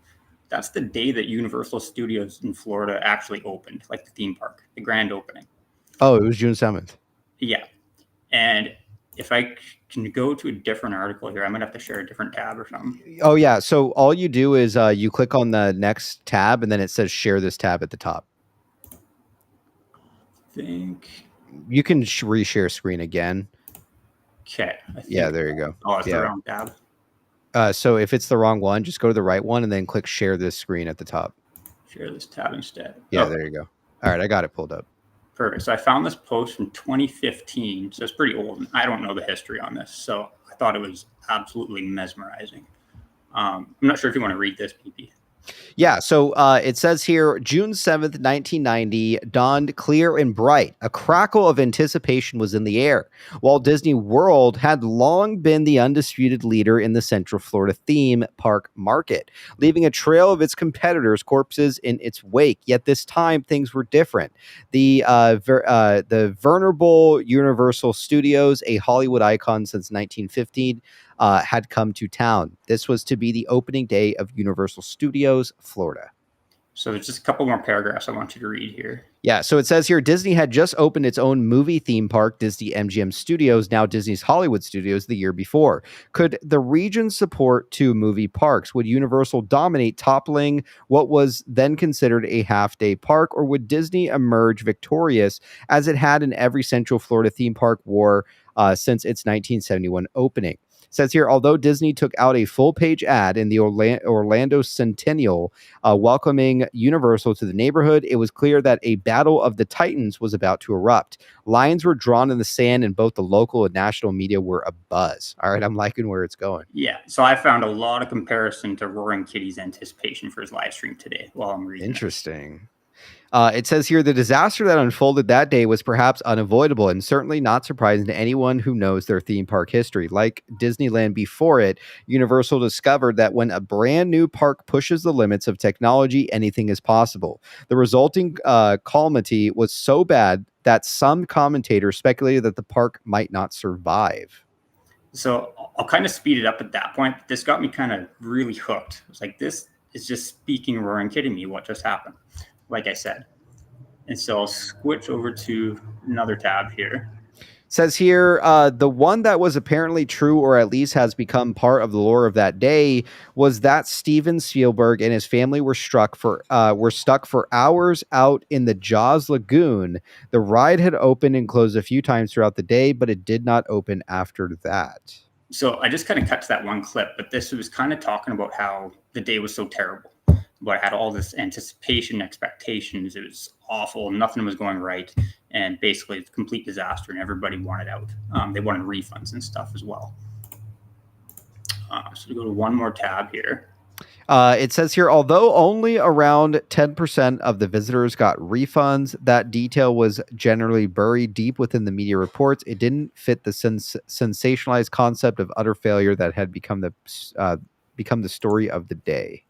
Yeah, so it continues down here, just kind of put it in perspective of those It times. says, in those days before social media and the moment-by-moment trip reports from people inside the park, the narrative that was being spun became the de facto reality across the country. Legions of people who had never set foot inside Universal Studios, Florida, declared it was a waste of time and money. In its Central Florida home, locals turned against the park. It seemed clear that it was only a matter of time before MCA would admit defeat, cut its losses, and go home back to Hollywood. So again, this is just, to me, it's just comparing what just happened. All the national buzz about Roaring Kitty going on, and then they spun it of such a disaster. They did that offering. The share price, went down quite significantly today. It didn't look good, and they spun it that way. Interesting. I like it. I mean, look, there's obviously a reason why he shared some of this ET stuff and stuff like that. So Martian, appreciate again you coming on tonight and sharing some of that stuff. Chat, let's give Martian some love, and then we'll go ahead and take it over to Pang with some of this tinfoil. Let Joel explain it. We'll let Tinfoil Guru go, and then we'll start wrapping up tonight. Appreciate having you on, Martian. Yeah, PP, can I just say one last thing before I go? Sure, man. Yeah, let's hear it. There's just one last tab here, and it was talking about, hold on, I'm just looking at one thing. You'll have to click that share screen again down there. Oh, sorry. Oh, I can just talk about it too. That's all good. Okay, yeah. Basically, it talks about how Universal learned from that moment about how they could have done it better. And they basically became one of the best, and I'm talking about theme parks specifically. Sure. Became one of the best guest experiences. And that's what their whole management is, what everything focused on was the guest experience and doing it for the customer. So they basically said they took it as a huge learning opportunity, and it completely transformed what they are today. Right on. Wow. Excellent stuff, dude. Again, I appreciate the tinfoil and obviously, some of the connections here. Again, I've said for a long time that something obviously is brewing behind the scenes here. And I do think that DFV is kind of has all of our attention, right? I do think that today he was just kind of burning time and, again, kind of looking back at some of his streams and some of his analysis and stuff like that, it definitely felt different, right? It kind of felt like he was burning time for a reason. So with that being said, Martian, loved having you on tonight, and hope you enjoy the weekend, man. Awesome. Thanks, BP, too. Take care, man. See you. Yeah. All right, let's go ahead and take it over to Joel and this Pang tinfoil. Joel, what are we looking at here? So hey, everyone. Yeah. Hey, chat. So I'm not sure if it's easier for me just to share my screen. Yeah. Why don't you share yours? Yeah. So how exactly do I do that? Sorry. You click share screen. It will say that down there at the bottom. It has like an arrow. Got it. Yeah. And then you share whatever you want. I want to share screen. Okay, great. So I don't want to turn my camera on though. No. So that's camera. Right next to it is share screen. Yeah. That's what you see. It looks like an arrow up. It says share screen. Yes. So share window, right? Yes. Yeah. And then we'll approve it from backstage when you're ready. I don't know why it's okay. So share this window. Great. Okay, there we go. Can you see it? Right now you are sharing. It looks like the whole screen. It looks like you're sharing the restream right now. Yeah. So I'm gonna switch over to 3. Oh, okay. Yeah. Okay. I got it pulled up. Yeah, I got it. Okay, yeah. Great. So this the tweet came out earlier today by RC Corey. Yes. It stood out to me because earlier on the space call, Paul T noted that he thought RC should send a message. I don't know if anyone who was on that space call, but should send a message out to the community just to give some guidance.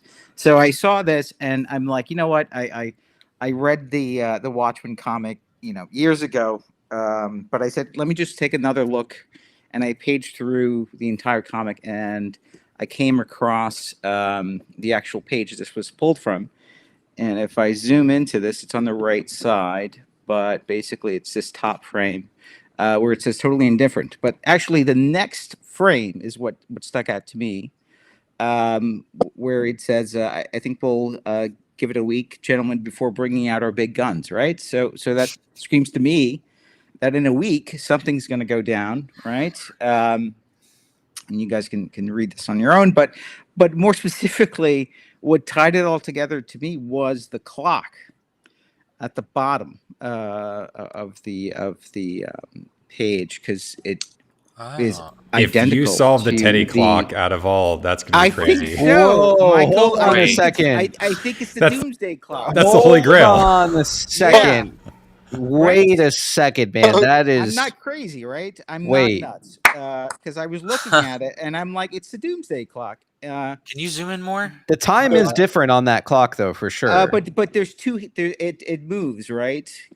So it's actually it starts here. Yeah, you're and it ends right. here. So I think next week it may end here. Oh shit! Well, that's the green Whoa. week, and then the That's other some week good was the red stuff, week. man. Right? I'm not nuts. Okay, I like good. it. I was looking at this and I was trying to say it in the chat, but it was getting lost. And I'm like, Yeah, freaked it's hard me to out. see it sometimes. Okay. Ow. Holy Okay. shit, man. Yeah, so I again, two very important things besides the clock. I think the guidance of a week is great to hear, especially after today. But I definitely wanted to jump on and share that with everyone. Dude, So that's great. Wow, this is some good shit, man. And for today, Dr. Manhattan or maybe RC says totally indifferent about today's price action, which is nice. Right. He has a grand plan. You think? Yeah. And this meaning is throughout the whole comic, really, of how he evolved and how he sees humanity. But Right. if you dive deep in it, you can even just Google it, and it'll there are a lot of answers online about his thinking of why he decided to do what he did and ended up killing Rorschach. But anyway, not to sound like a huge nerd, but the clock thing freaked me out. No, that is like you're probably the first person who has actually like properly connected this fucking clock to perhaps what's going on here. I think this is the strongest theory of of what this TikTok is, because obviously it must be a doomsday type of scenario here. So I got to say it's well done. Like you might be the only person out there who's actually solved this. So. Oh, great! That's good to hear. I'll tell my wife. That's right. So, yeah, that's all I had to say tonight, fellas. But, Cool. but thanks again. I've been watching for a very long time. Good. Just lurking in the background, as you say. But thought I'd share that today. Right on, man. Well, we appreciate you coming on and contributing tonight. And chat, let's get some love for Joel tonight. Excellent stuff, Joel. Definitely. Any one of you guys want to look into that a little bit more? I definitely would. So, appreciate having you on. Joel. Sure thing. Have a good night, everyone. Take care, man. Take care, man. Yep. All right, we got. Yeah, go ahead, ABC. That really fits, with a lot of the dates. I mean, obviously the 11th being Corn on the Cob Day, Trojan Horse Day, but even the Carl tweet, when Carl awakens or when China awakes, and so you got the 10th, the 11th, and the 12th in that time frame too. So. Yeah, that's fucking good stuff, man. We have Tinfoil with us, and then we'll take it over to Mrs. Let's Go. Tinfoil, let's hear it, man. What would you like the good people at home to know, man? Well, I mean, I was surprised. I went out, I hung out with some friends. I came back and saw you guys were still streaming. I just wanted to pop on, share a little bourbon with y'all. Nice. We're here. I just wanted to say hi, honestly, and I wanted to remark. I was able to catch a little bit earlier. You had a guest on. And I heard, I had overheard briefly ABC talking about, actually touching grass, like literally grounding. And I did want to echo on that because it's very important to maintain a good connection between the body and the mind. And we've been very much in our heads. And I will say that just yesterday, I went on a 4-mile hike through the woods. Nice. And I'll tell you, he's absolutely right. I've been feeling great. The other thing I wanted to comment on, and I'll try to be super brief. I might actually try and put something on X or elaborate on this further, but I fell into a little rabbit hole. And I'm trying to see if I can be as fast as possible. I fell into a little rabbit hole about McGraw-Hill. McGraw-Hill's been responsible for printing textbooks in this country for well over 100 years. And they ended up a financial institution. And they actually now, McGraw-Hill Financial is responsible for issuing, large amounts of money to, who does a multimillionaire go to get a loan? Who does a billionaire go to get a loan? Well, they're on the top of that game. And I just discovered earlier today that McGraw-Hill Financial was actually scooped up by Apollo. So I guess the point I'm trying to make is that we don't really, the potential of this play and what Ryan Cohen and company could very well be building up. I don't know if I think we're looking at the tip of the iceberg, gentlemen. This could be potentially this generation's probably a little bit larger than Berkshire. Honestly, I'm thinking bigger than Berkshire now. Anyways, I'm actually a little buzzed, and I don't drink a lot of alcohol, so I'm gonna shut up. I like the talk of bigger than Berkshire. I mean, why? Okay, look, how the fuck do you fucking do a thumb war? Okay, with someone like Warren Buffett who has Berkshire. How the fuck do you sit there and actually say, I'm going to challenge someone to a thumb war if you cannot even have something to back it with, man? Yes, absolutely. He's building a Berkshire, I think. And I think it's going to be fucking major, man. And I think Tinfoil could be onto something here. Could be even bigger than fucking Berkshire Hathaway itself, right? I mean, you're talking about some of the craziest investors out there, man, that would back this thing. Diehard investors, absolutely be bigger than Berkshire Hathaway. And another thing too, before I leave you guys, another thing that I was super excited about Roaring Kitty. I watched the live stream, and something that honestly, the thing that stood out the most to me, is just how his representation of himself is like at the core of this whole thing. And everybody that I've communicated with over the last 2.5 years, everybody that's a part of this community, we have that neurodivergent mind that is, and he kind of really echoed that and validated a lot of things. The way that his head is on a swivel and how he can see the patterns and how we can interpret information. We all have the same information. Everybody here, everybody in the community, everybody out in Wall Street, we all have the same fucking information, okay? But we have something else that allows us to see something else. And that, I just cannot thank you guys enough for all of the validation. I'm celebrating tonight. I mean, I got a car and some fucking bourbon. I'm celebrating, man. Right on. We're here. Cheers, you guys know that I love you. Excellent. We love you too, man. You know that I love you. Hey, Shorts. I got something for you, Shorts, because I'm a little buzzed. So, hey, Shorts. Fuck you. Pay us. There you go, man. There. Beautifully fucking said tonight. Tinfoil Group, we love having you on the show. Chat, let's get some love for Tinfoil on his way out. Enjoy that bourbon, man, and enjoy the weekend more importantly, Tinfoil. Appreciate having you on, man. Take care. All right, you heard it from Tinfoil. We have Mrs. Let's Go. We'll let Mrs. Let's Go share her thesis tonight or whatever she wants to share, and then we'll go ahead and start calling it a wrap tonight. Let's hear it tonight, Mrs. Let's Go. What do you have for us? Hey guys, what's going on? Hey, what's going on? Hey, I was just gonna piggyback off of something Ping was about to say. I think. Sure. Yeah. So I'm not quite ready yet. I've been staring at his head. He's been working so hard this whole time. I've just seen the top of his so I'm really excited what he has to say. But clock blew my mind, so I'm throwing off my game. But yeah, the clock's interesting. Go ahead. Pang or whoever. No, go ahead, Miss. Let's go. I think she's waiting for you. Oh, I'm talking to like 10 people trying to figure out what everyone's doing. I don't know how PP does it, but like I'm getting questions. Takes time.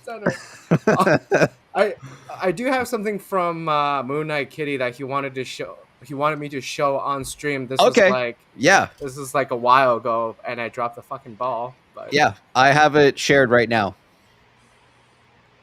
Not the right one. Hold on, give me a second. Okay, yeah, you just there we go. So hold on. Before you play it, what did he say? Did he send you, like, give us some context here? Did he say, "Hey, I want you to play this on PPShow"? Like, what was this? One thing can I ask you to play the videos I made on the stream, think about them and discuss. And I asked him which one specifically would you like me to discuss, and these are the. Oh wow! Okay, all right, play them. Yeah. Let's see them. Yeah, interesting. I was supposed to deliver this on fucking May 29th. Oh Jesus, Pang! That could have saved my fucking options, man. Dude, Moaz could have been here already. All right, go ahead, Pang. God damn it. This is real. I'm real. No, you're not.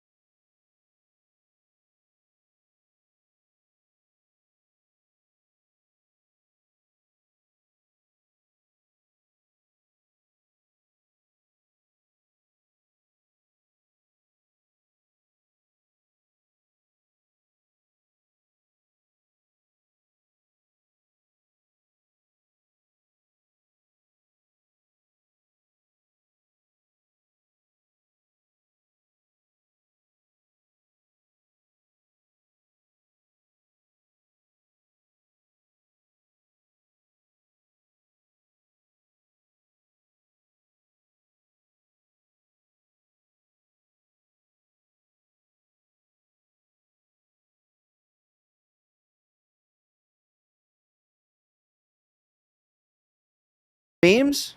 Moon Knight. Yes. Whoa. Okay. That was interesting. What movie is that? Is that Watchmen? That's the TV show, right? Moon Knight. Oh, Moon Knight. What you're telling me. Okay, so what did you guys get out of that? Because I don't know what it means. An alter ego, maybe. Hmm. You know, an alternate personality or alternate identity. Moon Knight. Interesting. Fix the audio imbalance? What's wrong with the audio? Oh, TV show? there's like ambient noise, I guess, from somebody.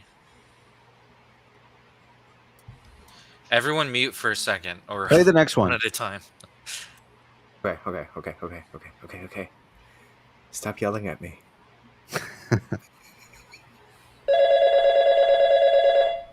But I'd like to speak to the guy who put this together. Mr. Sullivan, is it? Maybe you could tell me what you think is going on here. And please, speak as you might to a young child or a golden retriever. It wasn't brains that got me here, I can assure you of that. Well, as you probably know, over the last 36 to 40 months, the firm has begun packaging new MBS products that combine several different tranches of rating classification in one tradable security. Considering what's taking place today. Actually, not what's taking place today, but what's already taken place over the last 2 weeks. That loss would be greater than the current market capitalization of this entire company. What you're telling me is that music is about to stop, and we're going to be left holding the biggest bag of odorous excrement ever assembled in the history of capitalism. Thereby pushing the risk profile without raising any red flags. When were these sent to you? May 30th? Dude, we would have been fucking way more prepared for this a week before. Okay, we would have cashed heavy on those calls, bro. For content view, this is from the movie Margin Call. Yeah. Yeah, I'm Great familiar movie. with this one. Yes. Okay, and it's about the algos breaking. Yes. They start trying to dump all the stock, things like that. What's the next one? Wait. Just one more sec. So on that clip, I mean, I've seen that movie. The whole clip, except the last like 5 seconds, is one scene, but the last 5 seconds is another. Could we do just like the last 10 seconds of that clip? Yeah, let's take a look at Because that again. it was real quick on the last part, and I'm trying to remember which. Odorous excrement ever assembled in the history of capitalism. Thereby pushing Different the risk scene. Oh, yeah, that was profile cut. without raising any red flags. Why do you think it's better Raising like the that? risk profile without raising any flags. I mean, it sounds to me like someone's pointing out the bad guys found a way to last longer, but it raises their risk to do so. Mm-hmm. So that's interesting. Like today, kind of? Yeah, right? Yeah, like today? Or at least they think or they hope they weren't seen, because, I mean, Cat's online. If Oh, DOJ man. wants to look at what the hell's going on, they can. How many did you... calls home. Sorry. I was just going to say, how many did he send you? Like 5 or Fuck 1, 2, Pang. Ah, Pang. Okay, I'm a little slow, all We right? could have made some money this week, man. Fuck. Okay. Moon Knight Kitty, I know you're watching this. If you want to send me any more stuff, I won't fucking drop the ball. Yeah, we need to know when the fuck IEP is going to rip, man. All right, Yeah, go I ahead. need to know that. I definitely.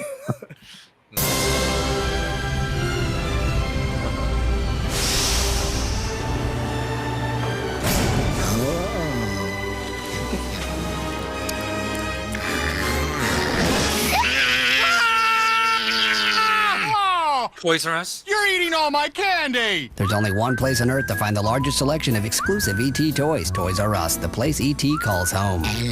No, Jeffrey with a G. Okay, read my lips. Jeffrey. And they just did that reverse split as well, right? As well with Toys R Us, yeah. Did they? Oh, Yes. yeah. What does that say at think the they were bottom? He involved. says, YouTube hacked. Tell people don't click the QR code. No, that was. Oh, yeah, that's Oh. That was the other one that Which I was one? going to show you guys. Remember earlier I was like, holy shit, is Roaring Kitty streaming? It's Yeah, had and then- 1/10 the subscribers. Yeah. Yeah. So there was a QR recorded code that came up, and he's like, "Yeah, don't fucking." Yeah. I'm getting fucking roasted right now in my own chat. It's all right. Everybody, Right, I'm everybody sorry, DM Pang and blame him why you lost money on options this week. Dude, you're gonna really throw me under the bus. It's Pang's fault, man. He was hiding this tin from us, man. Let's go back to the Toys R Us one, though. All right, go back to the Toys R Us for ABC. So, you know that putting in investments up here in Canada, they acquired 21 leases from the Bed Bath & Beyond estate. Sorry. Mute it, and then you can scroll through it. Pang, go ahead, ABC. Sorry. We don't have to play it again, but I just want to Oh. highlight that Putnam Investments acquired 21 leases from the Bed Bath & Beyond estate. Putnam Investments. But I'd like to speak to the guy who put this together. Mr. Sullivan, is it? Can you pause that, could Pang? tell me what you think is going on here. Civilization of this entire... Pause. Okay. Go ahead, ABC. So Putnam Investments acquired 21 leases from the Bed Bath & Beyond chapter bankruptcy, right? They're up here in Canada. Putnam Investments was also listed as an interested party in the bankruptcy case for the estate of Bed Bath. The funny thing is, Putnam Investments was just acquired by Franklin Templeton recently. Now, the funny thing about Putnam Investments is that they have the rights to Toys R Us up here in Canada for both brick and mortar and e-commerce. And what's even weirder is that Putnam Investments, when they got those 21 locations, they started to open up some Toys R Us stores within something called Rooms and Spaces, which is a brick and mortar store. But out of those 21 stores, only 2 are still open, and they failed to pay the rent on the rest of those leases that they got from Bed Bath & Beyond. Then they were acquired by Franklin Templeton, and then just this week, somebody sent me a flyer, and it literally had Putnam Investments, they literally had Toys R Us in there, they had GameStop in there, they had HMV products all in the same flyer. I did not know that. I'm just saying there's a strong correlation because of the Toys R Us with Putnam Investments, who acquired from the Bed Bath, and this Putnam Investments was just bought out by Franklin Templeton, which is a huge investment firm. And now we're seeing a lot of action on the side that Toys R Us might be acquired because there's a merger announcement coming for them. And I should ask this of Squeezest. I haven't kept an eye lately on them, but Toys R Us recently had a mystery investor that came out of nowhere, and I forget if it was 50 million or if it was, I don't think it was 500 million. I think it was 50 million. But somebody just came out of the blue and like got a stake in Toys R Us with at least 50 million, and it was very like random, but you know, like all the rest of this, it's probably not random, right? Yeah, no, only interesting. Sorry, guys. My only hesitation there is Kramer was big into Toys R Us. He was like talking all of it up. So How long ago? A while. Last fall, I want to say, when it started to get introduced, he was all over it. But I haven't heard him say it since. So it's possible, but pretty heavy into inverse. I would love it if true.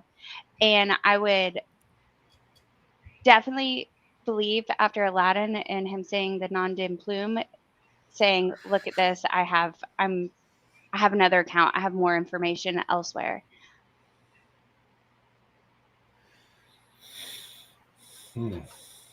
Yeah, I mean, it's very interesting. You know, let's go. Mrs. Let's Go brings up something interesting there too. Also, Buki, I'm sorry I didn't see your. Oh, Buki wants to come in here. What up, Buki? Buki, you there? Oh yeah, I want to see the other video, Pang, too. Hey, we can't hear you. You're muted. Yo. Hey, what up? Oh yeah, I'm so excited to finally be on. I've been trying to. we can't hear you. Oh, you have to mute YouTube. Mute YouTube. I need to fucking mute YouTube. My bad. Fuck. Okay. What up? Let's hear it. So I'm pretty upset just because Pang has been Pang on fucking this. blew it. Yeah, I mean, I tried to get in. Do you remember when I tried to get in stream the other night at the end? And I've been spamming Moon Knight Kitty. Oh, jeez. Yes. I thought that it was like a secret, but there's literally no doubt in my mind that I played with Kitty on, I think it was Wednesday, and this was Fortnite?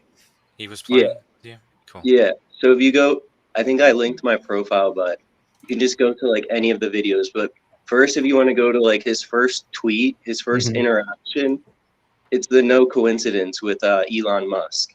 He literally responded to it within like 2 or 3 minutes. There's no doubt in my mind that it's him. Like, it's so How long good. ago was that tweet? You got go to. Can we go to his profile? Who's Yeah, like, yeah. Elon's? Pang, why don't you pull it up? Who is Moonlight Kitties?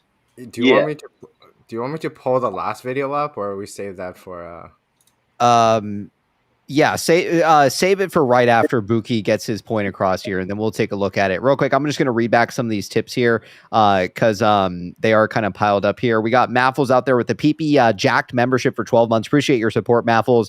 Segs. We also got Bill Jeet with the 2. Mr. Tinfoil is getting Pootel home by the river. We also got Bill Jeet with the 5. Mr. PP, you are loved by people of India, especially the jerks in Calcutta. We also got Bill Jeet Pulte out there with the 2. I can explain it. Bill Jeet out there with the 5. He wants us to allow Moon Knight Kitty to take over. I think we follow the lead and do his strike price and calls on the option chain. We also got Bill Jeet out there with the 5. Mr. Payne, can I adopt you as my son? As a father, I can teach you how to dress like a gentleman and not like a gigolo. We also got Panda out there with the 5. Did you catch the props to you, PP? RK was talking about how difficult it is to run a live stream. People that fill in for you talk about this every time. I actually must have missed that. I didn't really notice. I heard he was kind of talking about X and stuff like that. Like, I think this guy is assimilated into our community. I think that he uses alts for the last 3 years. I think that he most certainly was a part of our PP community. I think that he probably listens to X space calls, things like that too. Hell, I think the guy watches the PP show too from time to time. So, I think he's a lot closer to our community than people realize. Rick out there with the 2. Pang choked our wangs. We also got Herm Daddy with the 20. Shout out to Gunot, dude with stage 4 cancer. Stay strong, my bro. I'm not selling anything until we as a group cure cancer. If we get the capital, no doubt in my mind that we can fund it. Love you, man. That is very kind, man. Sends shivers down my spine, man. I love to hear it. Again, gives me goosebumps to realize that, we could really be the forefront, people, that how we change the world, man. And again, like Herm Daddy really kind of drives it home that, these elites and shit, they don't want us with fucking money, man. Like, they don't want good people with money, and that's why I truly believe in this community and all of us. And some people out there may fuck off after, we get our cash and equity. And that's great. Maybe you want to take some time off and spend time with your family. But, just remember that we as a community, man, especially combined with the millions and millions of dollars that we potentially could be receiving here, as individuals, we could truly change the world here, man. So Bill Jeet here with the 5. I feel like Mr. Buki is going to drop his phone and we will see his family jewels. Mr. Buki, make sure you are covered. We also got Bill Jeet with the 2. Am I allowed to share my proof that DFV equals RC Corey? Yes, you can, Bill Jeet. We are always open to hearing it. All right, go ahead and take it away for us, Buki. So I would just go to his first tweet, or this one's just celebrating his birthday, I would imagine. DFV's. Oh, that's right. Shit. What? Yeah, we didn't. No, it was. I thought you guys were gonna cheers. It's his birthday. Someone said Moon Knight Kitty could be RK, but he is suspiciously good at Fortnite. No, I have my sister. He's not good at, I'm not gonna bash him because he's probably fucking listening. It's crazy, but he definitely knows how to play Fortnite. I have a bunch of clips, but just go to his first post or his first reply, because his second reply is to you, PP, and then all of his first replies are to all the community. He follows everyone from the community. It's just there's no coincidences. When did he post the birthday stuff? 2 hours ago. What reply to me are you talking about, Moon Kitty? Or not Moon Kitty, Buki. My bad. Called her Moon Kitty. You got to scroll all the way down to his first post, his first reply. And How far back in time is that? Literally the first one. I think it's the 28th or maybe the 18th. I think it's the 18th. Yeah. His first reply is what? It's to Elon after he did the "There's no coincidences" tweet. He literally responded right away within 3 minutes, 3 or 4 minutes. With his There's shit ton of these. Yeah, might be scrolling for a while, but maybe next time we can find it and maybe compile it. Please keep going. You're gonna find it. It's literally like got a million of this. All right, keep scrolling for Buki. You can talk about something else, but this is it, no? He said 28th. Yeah, this is it. Yeah. This is it. So that's the first one. Is it possible? That's just so that one's a old Roaring Kitty. You want us to play it here? No, I'm just saying this is what Kitty replied to Elon 3 minutes after Elon made that post. Oh, scroll up, Pang. Right away. And Scroll then up just a little next reply, I swear it's to you. Right and then there. To many community members. Oh, wait, he did respond to me after that. What? Click on the okay, so that was every single person who confuses correlation and causation ends up dying. What's his response to me on that same day? What was he trying to get my attention to? Yeah, click the response there. Pang. Just click on here. Yeah. And scroll up. What is the post what is this? Pacer jockeys. Calling all Pacer jockeys looking for May 17th Bed Bath documents. Jake? Jake? God damn it, we don't have Jake, man. Fuck. God damn it, man. We're in a pickle, fellas. We need a Jake, all right? We need someone equally as intelligent as Jake to break down some of this stuff here. It was the stipulation he was pointing out. Is that what it was? Oh, no, he was pointing out the opposition papers. Okay. Interesting. Well, Buki, anything else you want to add, man? We're going to wrap up the show tonight. I don't know. I don't know who the fuck this guy is. For all we know, maybe he's DFV. Who the fuck knows, right? I mean, what are your thoughts? I mean, he was playing. I will say he was. I know that it's been for like. Okay, what makes you believe that it's DFV and not some guy maybe trying to get someone to think they're DFV? I will say one thing. He played Run Lola Run. Yeah, and he's played so many the day before we were even running. He said he was going to play it. And that day we ran to $67. Yeah. That's the only way that maybe there's something here. But other than that, I'm not. If you go to his profile after the show or whatever, and then just like search your name and his comments to you, like ABC with the 8 ball. He's always commenting to Pang, like he's trying to point it out. Since the 30th. If you go to my profile, you can see when I do like I put down like an emote in Fortnite, and it's like a GameStop logo, and then we all just dance around it. It's amazing. And then I put down bees and like hornets, and I think that that's like a negative thing because it's related to like the sports team in my mind. But then I shoot it, and he looks over and he starts teabagging it. Like I have all these clips on the Did he talk to you at all when you gamed with him? Did he talk to you? There's no, he doesn't have his mic on. He's only doing it through like emotes and stuff. But it's hard to say. I tripled down, so I mean I put my money where my mouth is, and it played out really nice. Right on. But all right. Yeah, if you check out my profile, I think you honestly like have me like banned or like blocked. I have no idea. I do? Yeah. I do? I swear my account's like shadow banned. I don't know how fucking X works, but no, it would say I blocked you if I blocked you. I get like 3 views on all of my shit. It's like I don't know. I'm getting that too lately. Okay, DM me on X and I'll follow you.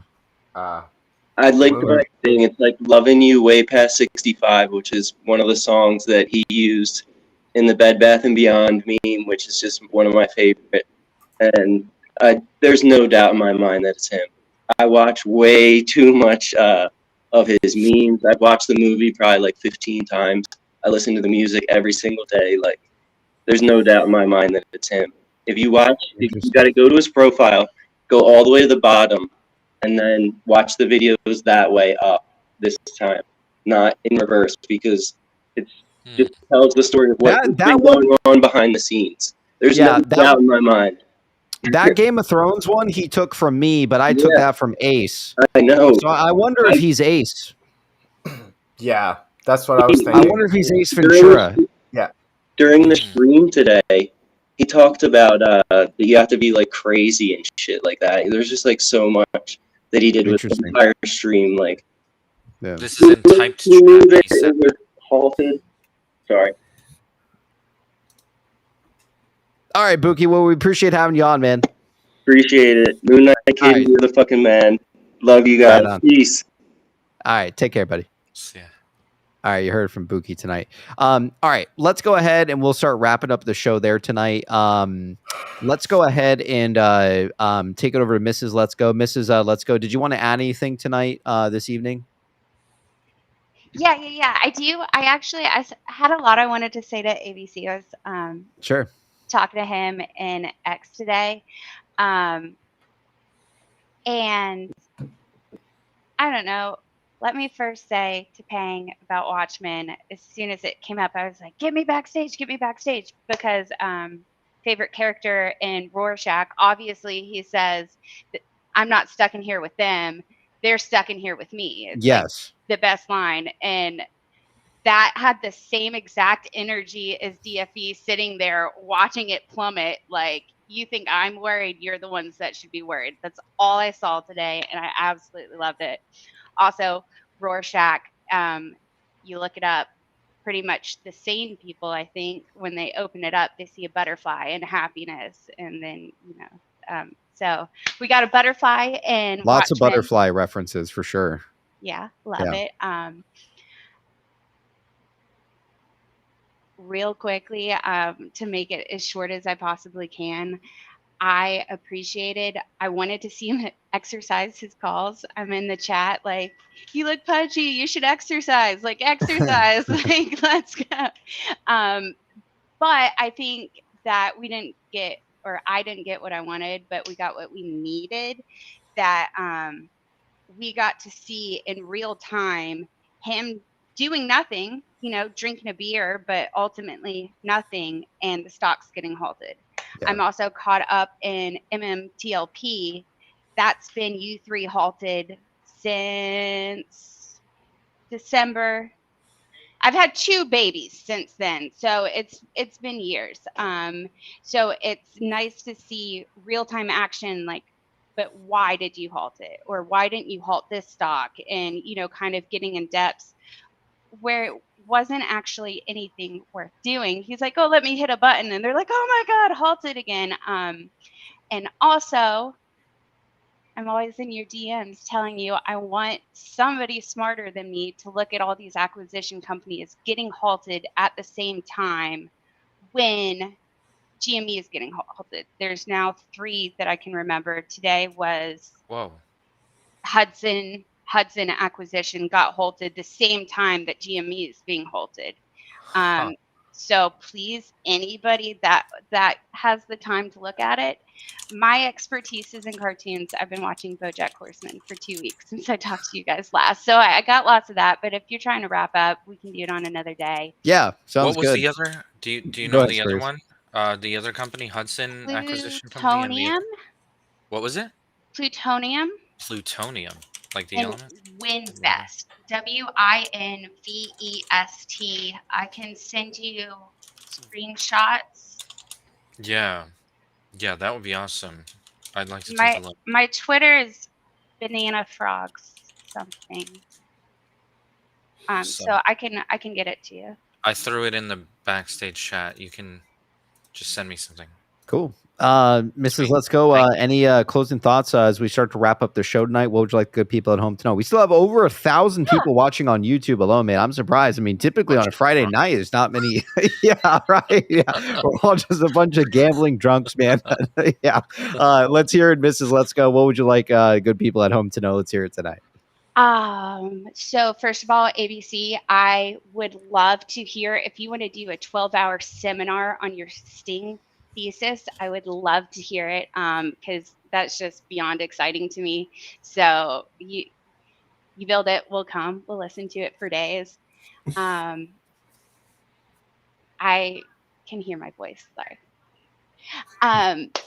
Pang, don't be too hard on Pang. Everybody talks about how handsome Jake is. Everybody sleeps on Pang. Is this cutie patootie helping us Oh, out? Pang's awesome. We love Don't Pang. worry, I'm the third amended plan. Okay, gotta give him shit. When my options go to fucking zero, someone has to pay, and Pang has to pay for them. Yeah.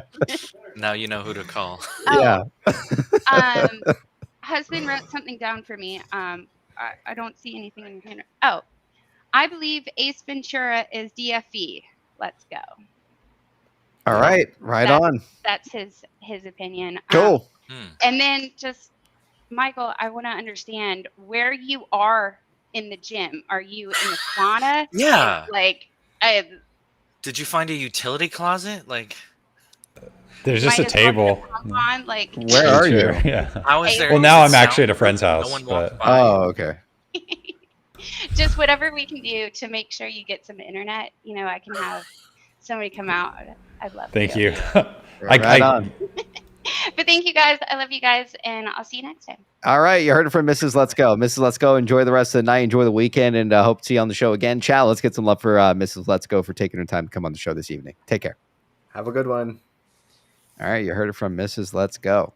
All right, let's go ahead and take it over to Spurious tonight. Spurious, give us some closing thoughts, man. As we start to wrap up and head into the night, what would you like the good people at home to know, man, as we enjoy the weekend and we head into a Monday for more news? Let's hear it. I was not fazed at all by today's price action, and it was specifically, I mean, I'm at the point where I've been watching for like 3.5 years, and every single time something bullish happens, they short the shit out of these stocks. So like, I wouldn't have been surprised anyway. But the thing that really like kept me like, it was almost fun in a way, was just watching how unfazed DFV was. He didn't give a fuck, and this guy with his positions was like losing tens of millions of dollars sometimes in a given second of position value. So I completely agree with everything you said tonight, ABC. This was so blatantly, I mean, I could see DFV saying certain things like, oh yeah, there's a button here, should I hit the button, he was he's like toying with everything. Yeah, because it's fucking it's a done deal. Sorry, go ahead, Spurs. And no, that's right. I felt like, and definitely, I think someone else said it too. He was either waiting for something. I think he was like watching screens on the side or something. He was either waiting for something or stalling for time. And at the time I thought he was waiting for something. Like I actually thought maybe like, is he waiting until the data, maybe level 2 order book or something? I thought he was maybe the at the money offering is done or something. Yeah. But now that it passed and like nothing happened after that in the market day, I feel like maybe he was just stalling for time because it was just racking up evidence. I mean, Kat is seeing all of these trades. Every one of those seconds when he says, there was at least 2 halts when he said, oh, should I exercise? Maybe I'll exercise. I don't know. Should I? And he like leaned forward, halt at the fucking moment. Dude, this is all on tape now. Yeah. Before a week ago, arguably before maybe 2 or 3 weeks ago, when Kat was likely being tested, I mean, none of this would have been like fully on tape, but now it's recorded. Now anybody that wants to look can see the evidence, and I think that's what today was about. I mean, think about it, right? Of all the weeks, of all the days in the year, for him to come back after like over 3 years of not streaming, he picks 1 week after Kat is fully online. I mean, there's what? I haven't calculated the days, but 3 years minus like 7 days. That's a lot of days, other days it could have been. But he seems to have waited coincidentally for this time. So I don't believe in coincidences anymore either. Stuff is going to happen. GME, Pulte's been ranting about it all day long, which He he's keeps not saying wrong. Gameshire brought Bath away. Yeah, he said that, and he said, you know, that GameStop's going to have 4 or 5 billion after they finish this at the money offering, which is absolutely statistically, mathematically true. And there's nothing else for them to do. There's like no other reason to do these at the money offerings, as they're putting repeated references to mergers and acquisitions in their recent filings, other than to fucking buy things. Yeah. So like they can buy like 10 of these random microcap companies. They could buy COS. Gamers would buy COS headphones. Like they could buy a shit ton of these things that are massive risk liabilities to the bad guys that are naked shorting all of these. Or they could buy like 1 or 2 slightly bigger companies and maybe 3 or 4 of the other ones after this is said and done. My point is, the writing is on the wall and it's highlighted over and over with different colored markers. Like, there's gonna be M&A. This is a part of it. ABC, your recent post about looking at the, coincidental share offerings from multiple of these companies, it's not coincidence. All in the same time period. Something is afoot, and these companies are going to be merged together, whether it's like under IEP or it's under Alt Teddy. I don't know which one is going to be doing the main buying, but there's definitely like symbiotic, mutually beneficial relationships that are absolutely possible here. It just makes way too much sense. And them having TSOs that are now matching together. Like, come on. Like, so yeah. Something's happening, man. Yeah, best time to be alive. Right on. All right, you heard it from Spurious tonight. Chow, let's get some love for Spurious, and appreciate having you on the PP Show. Take care, buddy. Right. All right, we have Rad Dad here tonight. Rad Dad, are you there?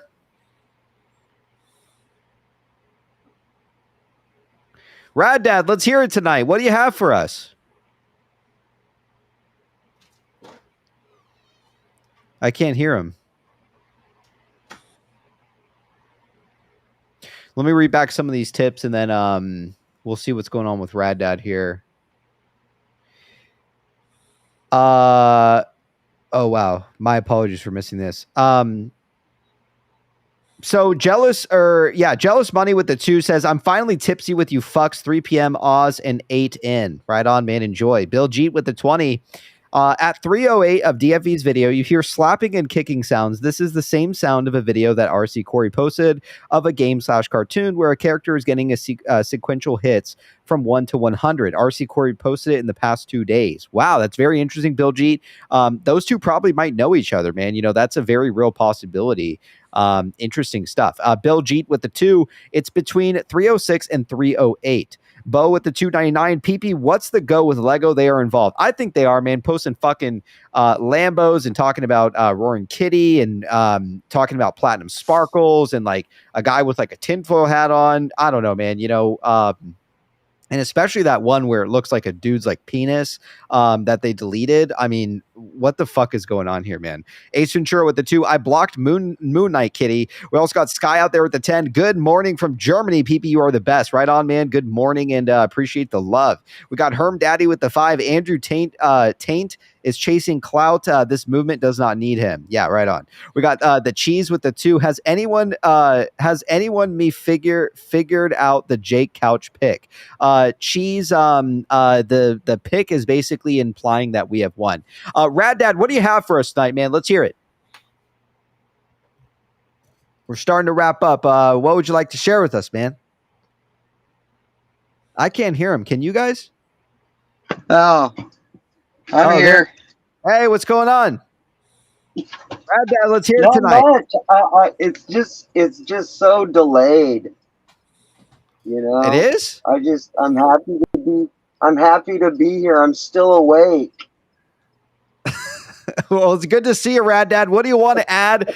Some closing thoughts for some of these people at home, man. What would you like them to know, Rad Dad? It's been a year. The first time I came on the show was on the 8th. So a shout out to Roaring Kitty for his birthday. Happy birthday, Roaring Kitty. We love you. And thank you, PP, for everything that you've done in ABC. It's been a year of coming on the show and about, I don't know, 17 months or 18 months of watching you. So it's been nice watching you grow, PP. Cool. Well, we Love love you, having you on Michael. the show, Hey. Rad Dad, and appreciate having you on, man. Okay. Just give me a PP slap.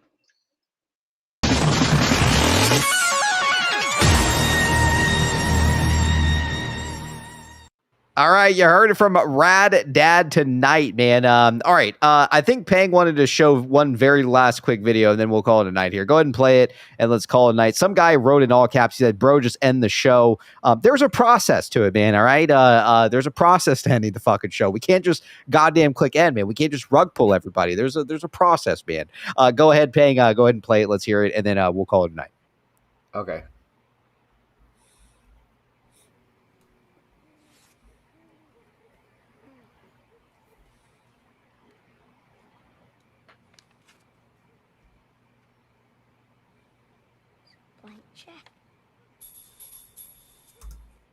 Oh, there's your blank check, ABC.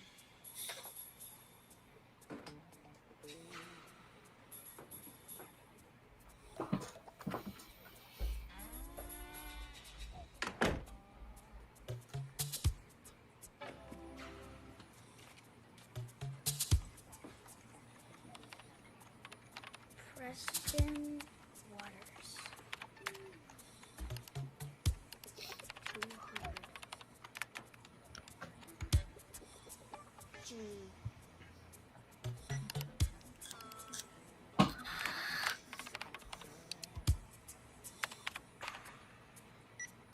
1,000.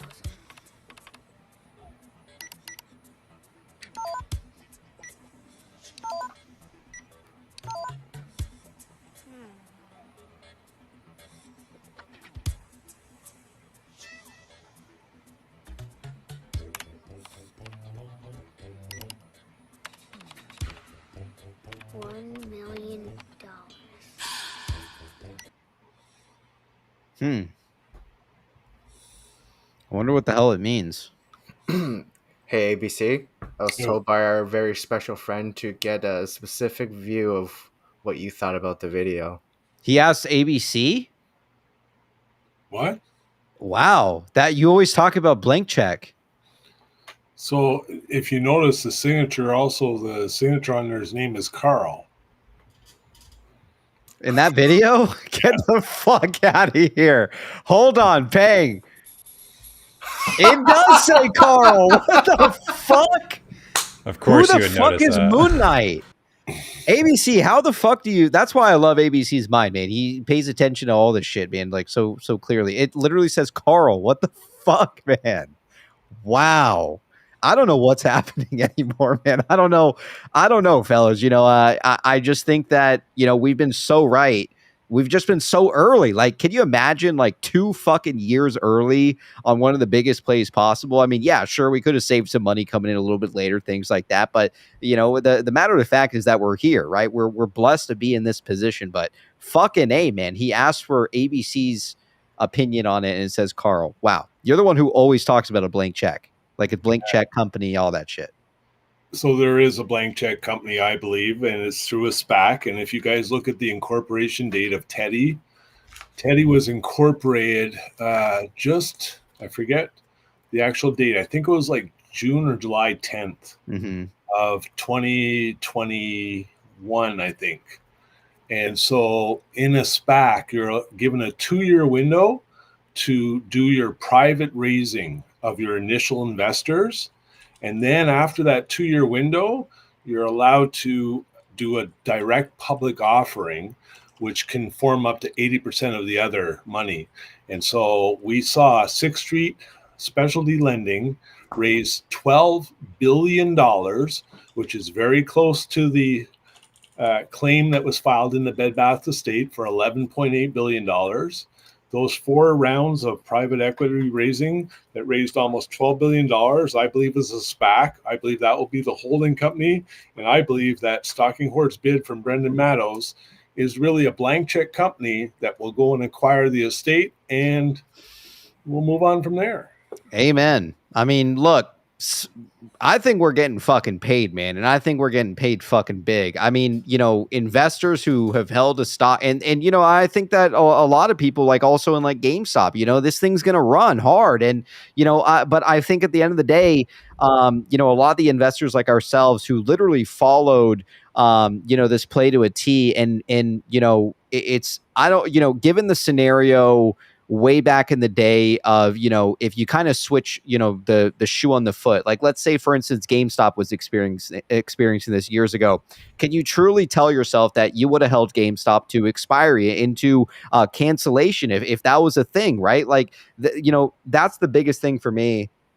It's just like we as Bed Bath investors really have been through hell and back, man, with canceled equity, the whole world shitting on us, doubting us, you know, even at times, you know, some of these quote unquote elitists out there who back in the day, they don't do it as much, but they used to shit all over us and just, you know, say you guys are getting fuck all and fuck you and this and that. And they'd say that Ryan Cohen left you holding the bag all at the same time that they're like invested in a company where Ryan Cohen is literally the fucking CEO. So I'd be very shocked to hear these responses from some of these people at times, because it really makes no fucking sense. Like if you think that Ryan Cohen dumped on us, why would you not think he'd do the same fucking thing there? So it's like, that doesn't even, you know, I don't even think twice about that. I don't think Ryan Cohen dumped on us at all. I think that, you know, he came in, assumed a position, and he had to sell that stake to essentially take over this company a strategic route. And if people want to view that as dumping bags, so be it, man. But we're the ones who are going to be fucking made whole at the end of the day. And I think we as Bed Bath shareholders will be made whole tenfold.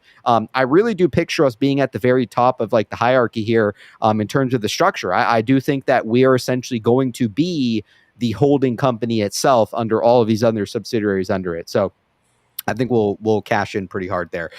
So let's go ahead and take it over to Peng. Peng, give us some thoughts, man, as we wrap up. You're muted.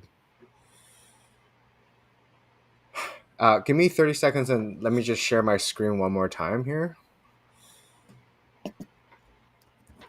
Okay, can you guys see that? Okay, so we see this, like this was the background for Roaring Kitty, right? For his for his video. So do you guys see that little candle there? From the meme?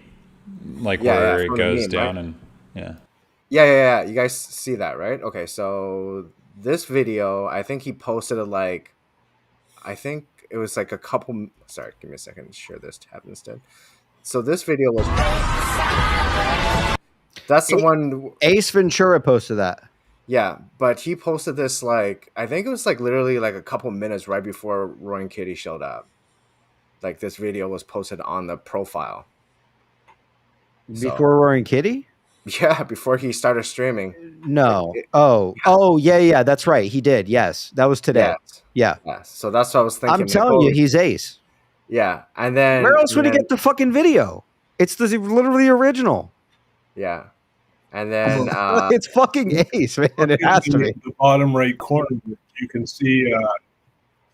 You can see the Ace. Look, full screen it, Peng. Just full screen it. Can I just play this video? I really like it. Yeah, you can play it real quick. Here's a hype video as we close out. It's 1 minute. 1 minute.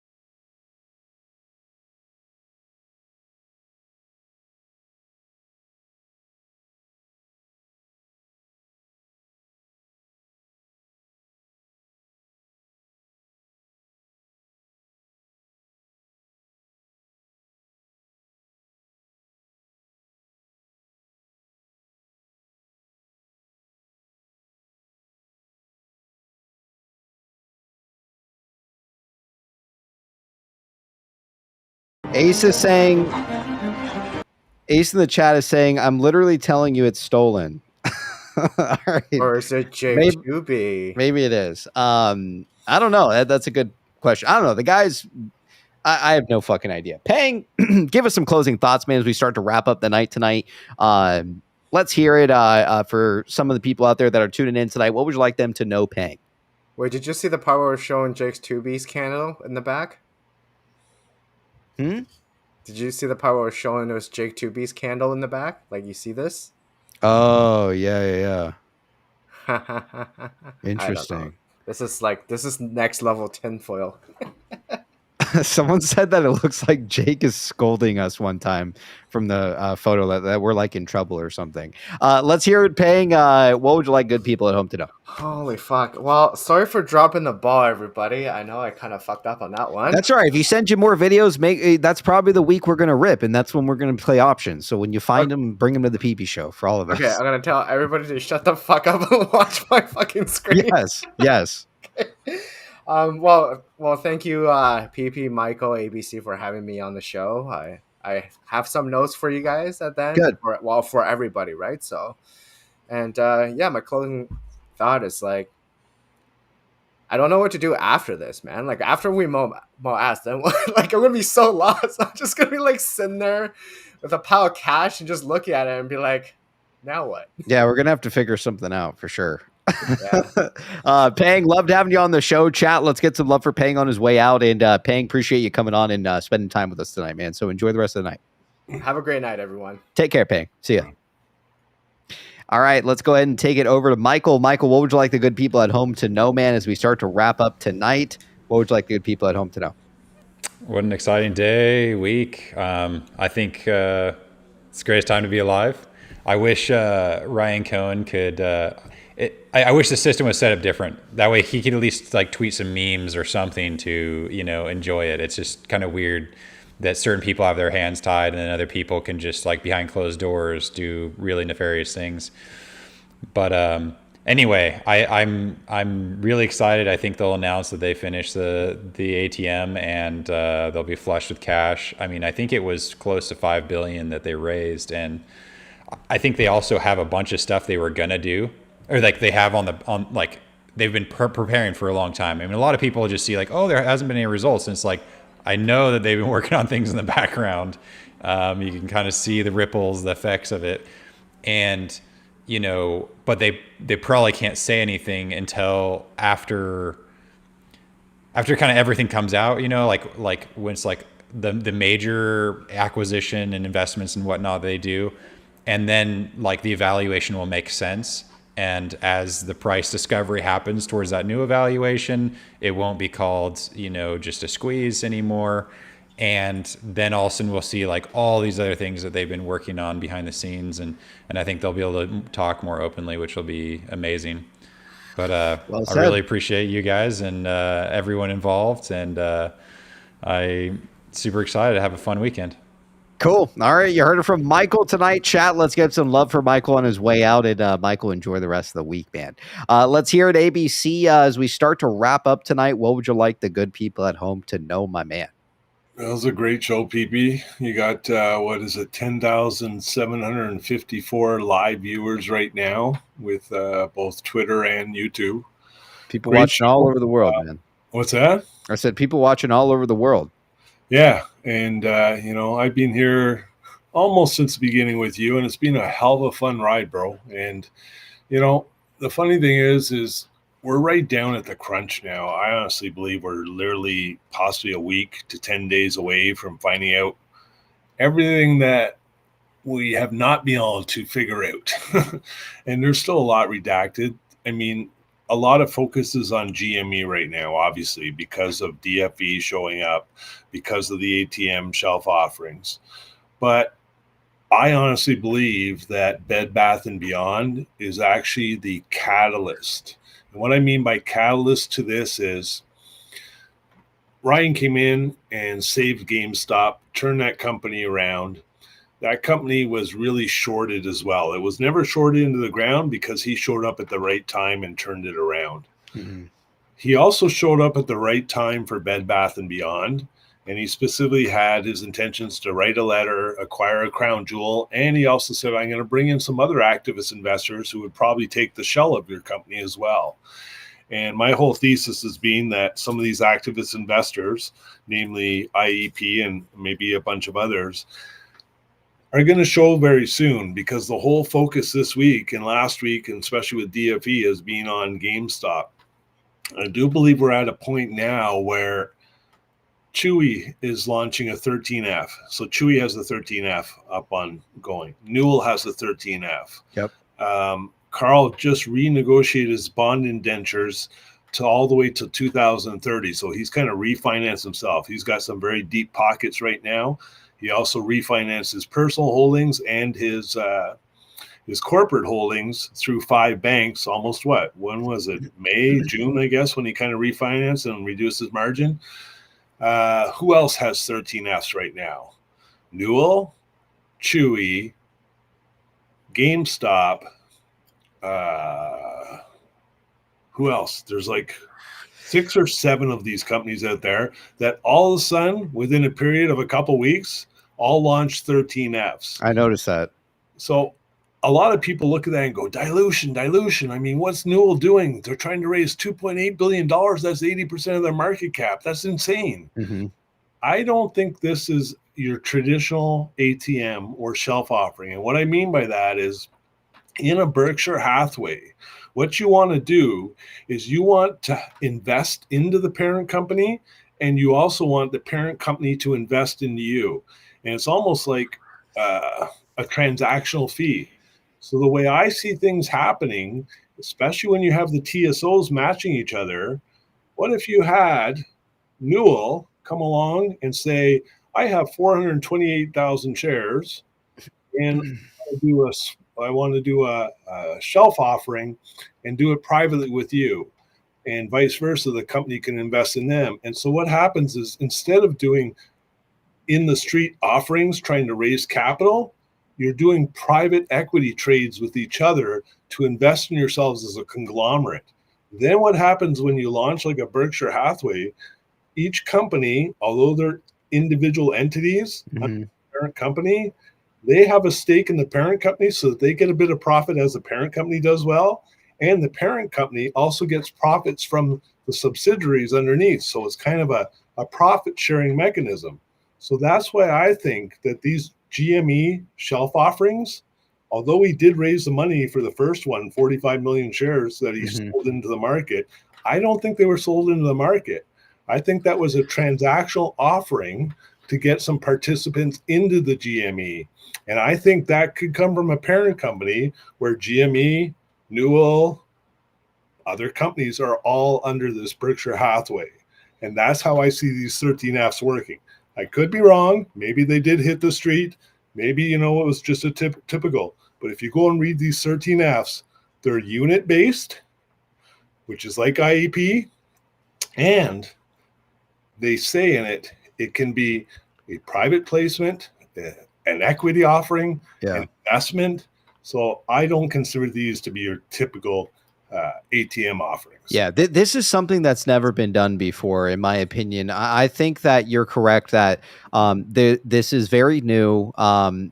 Possibly we it's just we've never seen something like this before. So ABC, I love what you have to say tonight. And chat, let's get some love for ABC on his way out. Appreciate all the insight that you provide. And you're right. When I started the show, I don't even think it was 2 weeks, and then you were already on the show. That Elvis tinfoil really brought you in and shit. So need a buck. Yeah, Alibaba and all that shit. Yeah. So with that being said, ABC, I hope you enjoy the weekend. I hope to see you next week, man. And I feel it, man. I truly think that we're a lot closer than we are than ever before in terms of hearing something with our cash and equity. So ABC, love you, man. Enjoy the weekend, and hope to see you next week. Cheers, brother. Take care. See ya. There you have it, man. The fucking PP show. We got together, we talked some DD, hell, even ABC, a few of the fellows like Michael, Pang, Spurious, a few of the other guests that we had throughout the night as well, Sloppy and a few of the others. What an excellent night tonight, fellas. And again, I hope you guys enjoy the weekend, man. This is a very exciting time here. And, especially when you're trading some of these options or some of these derivatives, you have to just keep in mind that these are hot potatoes, man. They are not like shares. You can buy shares, they can go down, they can go up. With these options and these like strike dates, you can get really fucked really fast on the weeklies, man. It happened to me. I got completely wiped out this week in terms of my weeklies, but luckily, I had a little bit of cash from an earlier trade of mine with some options on Monday when we did hit 46, and I did allocate that into June 21st. So I don't know, man. You guys need to be careful when you're trading some of these derivatives. And again, sometimes if you're you'd like to buy shares, then that's always the safest bet. So with that being said, we're gonna wrap up the show tonight, fellas. Again, enjoy the weekend, man. You guys deserve it. Working so hard for over nearly 3 years if you've only been in GameStop, or the last couple years with Bed Bath. Things are finally playing out, man. So with that being said, enjoy the weekend, fellas. We'll leave you guys off with a dildo slap, and I appreciate you guys tuning in. Whether you donate, you watch the show, whatever it may be, love having you guys on here with us, man. So with that being said, enjoy the fucking dildo slap on the way out, man. We'll see you guys on Monday for our normal scheduled time. Love you all. Enjoy the weekend. We'll see you Monday. Peace.